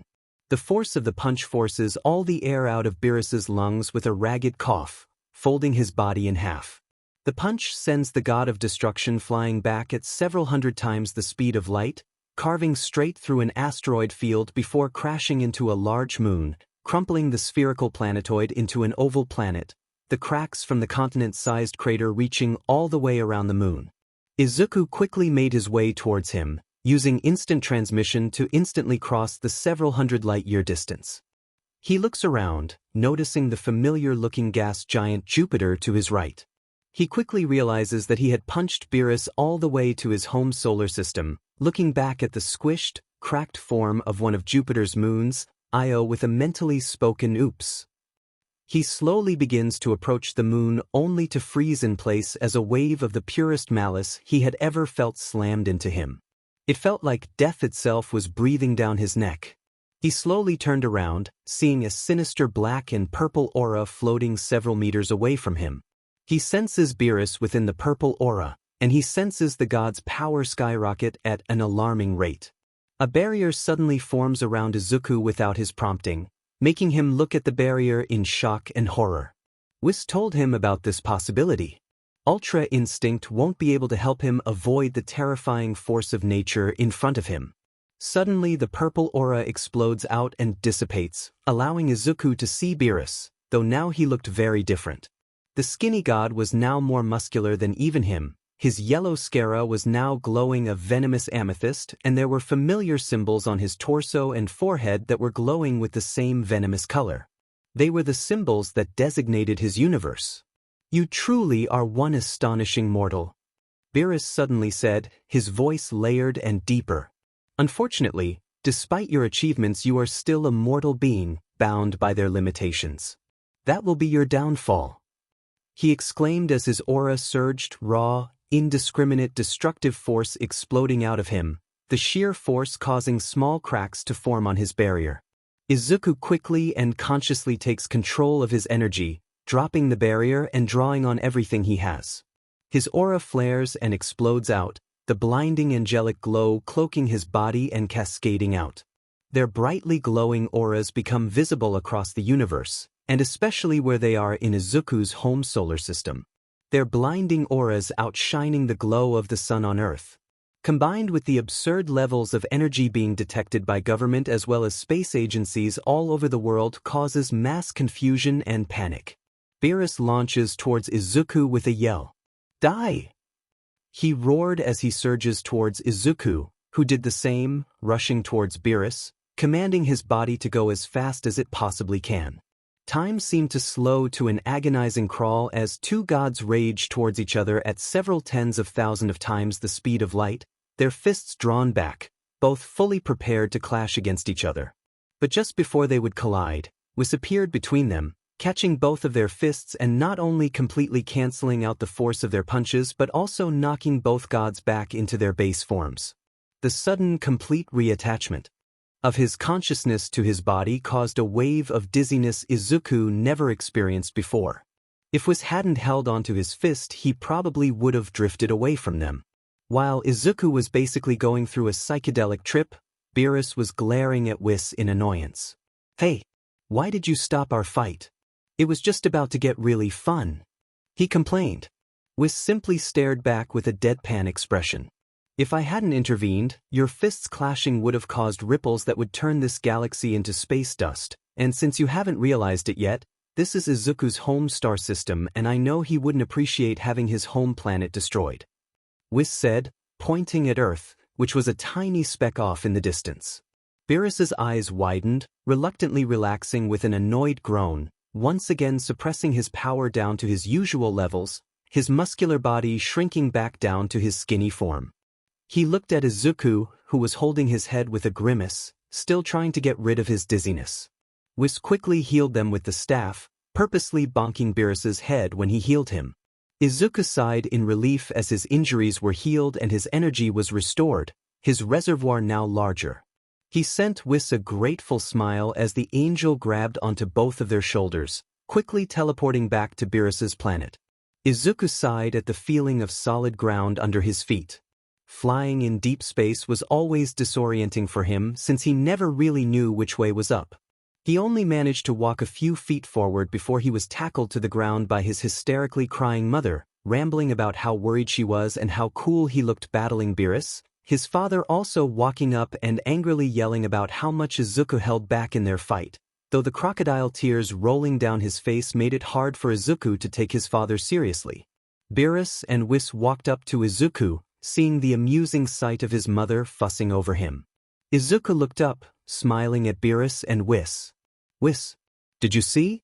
I managed to use Ultra Instinct for the first time. How cool is that? He excitedly exclaimed. Whis smiled.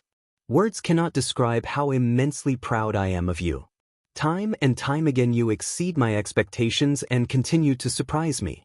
I can tell you will change this universe for the better. He praised his student. Tears build in Izuku's eyes as a happy blush spreads across his face. Whis, he whined. Don't sell yourself so short, I would have never gotten this far without your guidance. He said with absolute sincerity. Whis simply smiled wider. Don't sell yourself so short either, young man. Yes, I showed you the path to take, but you're the one who walked down the path. My teachings wouldn't mean anything if you didn't apply it. He said. Yes, good for you. Beerus rudely interjected before looking at Izuku with a vicious smile. Now that I'm awake and know what you're capable of, I'm going to teach you how to actually become a destroyer. He said with a chuckle that sent shivers down Izuku's spine. I'm going to run you through the ringer and you'll come out unrecognizable. Izuku audibly gulped but nodded, determination shining in his eyes. Teach me everything, he said.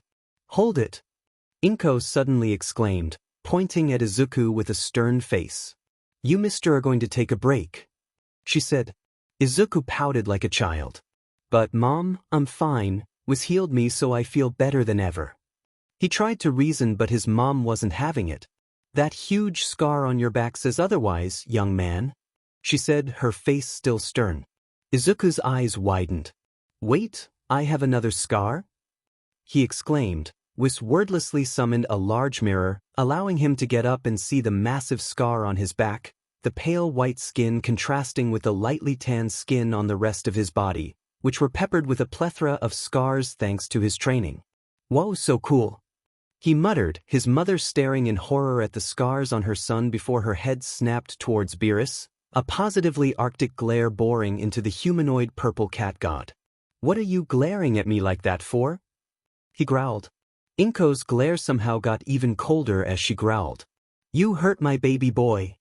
Stomping towards the god, fully intent on giving him a piece of her mind. Hisashi quickly intervened, hugging his very angry wife from behind and holding her back. Inko, please sweetheart, I know you want to but don't smack the purple cat god. He tried to placate but whimpered when Inko growled. Hisashi, let me go so I can throttle that purple cat god. Izuku and Whis watched his father try his best to restrain his absolutely livid mother from beating the crap out of Beerus. Whis leaned towards Izuku, still looking at the struggle in front of them as he asked, Shouldn't you help? Izuku snorted. Hell no, when my mom gets like this, I wouldn't come within 10 feet of her. He said, knowing his mom's fury when it comes to protecting him.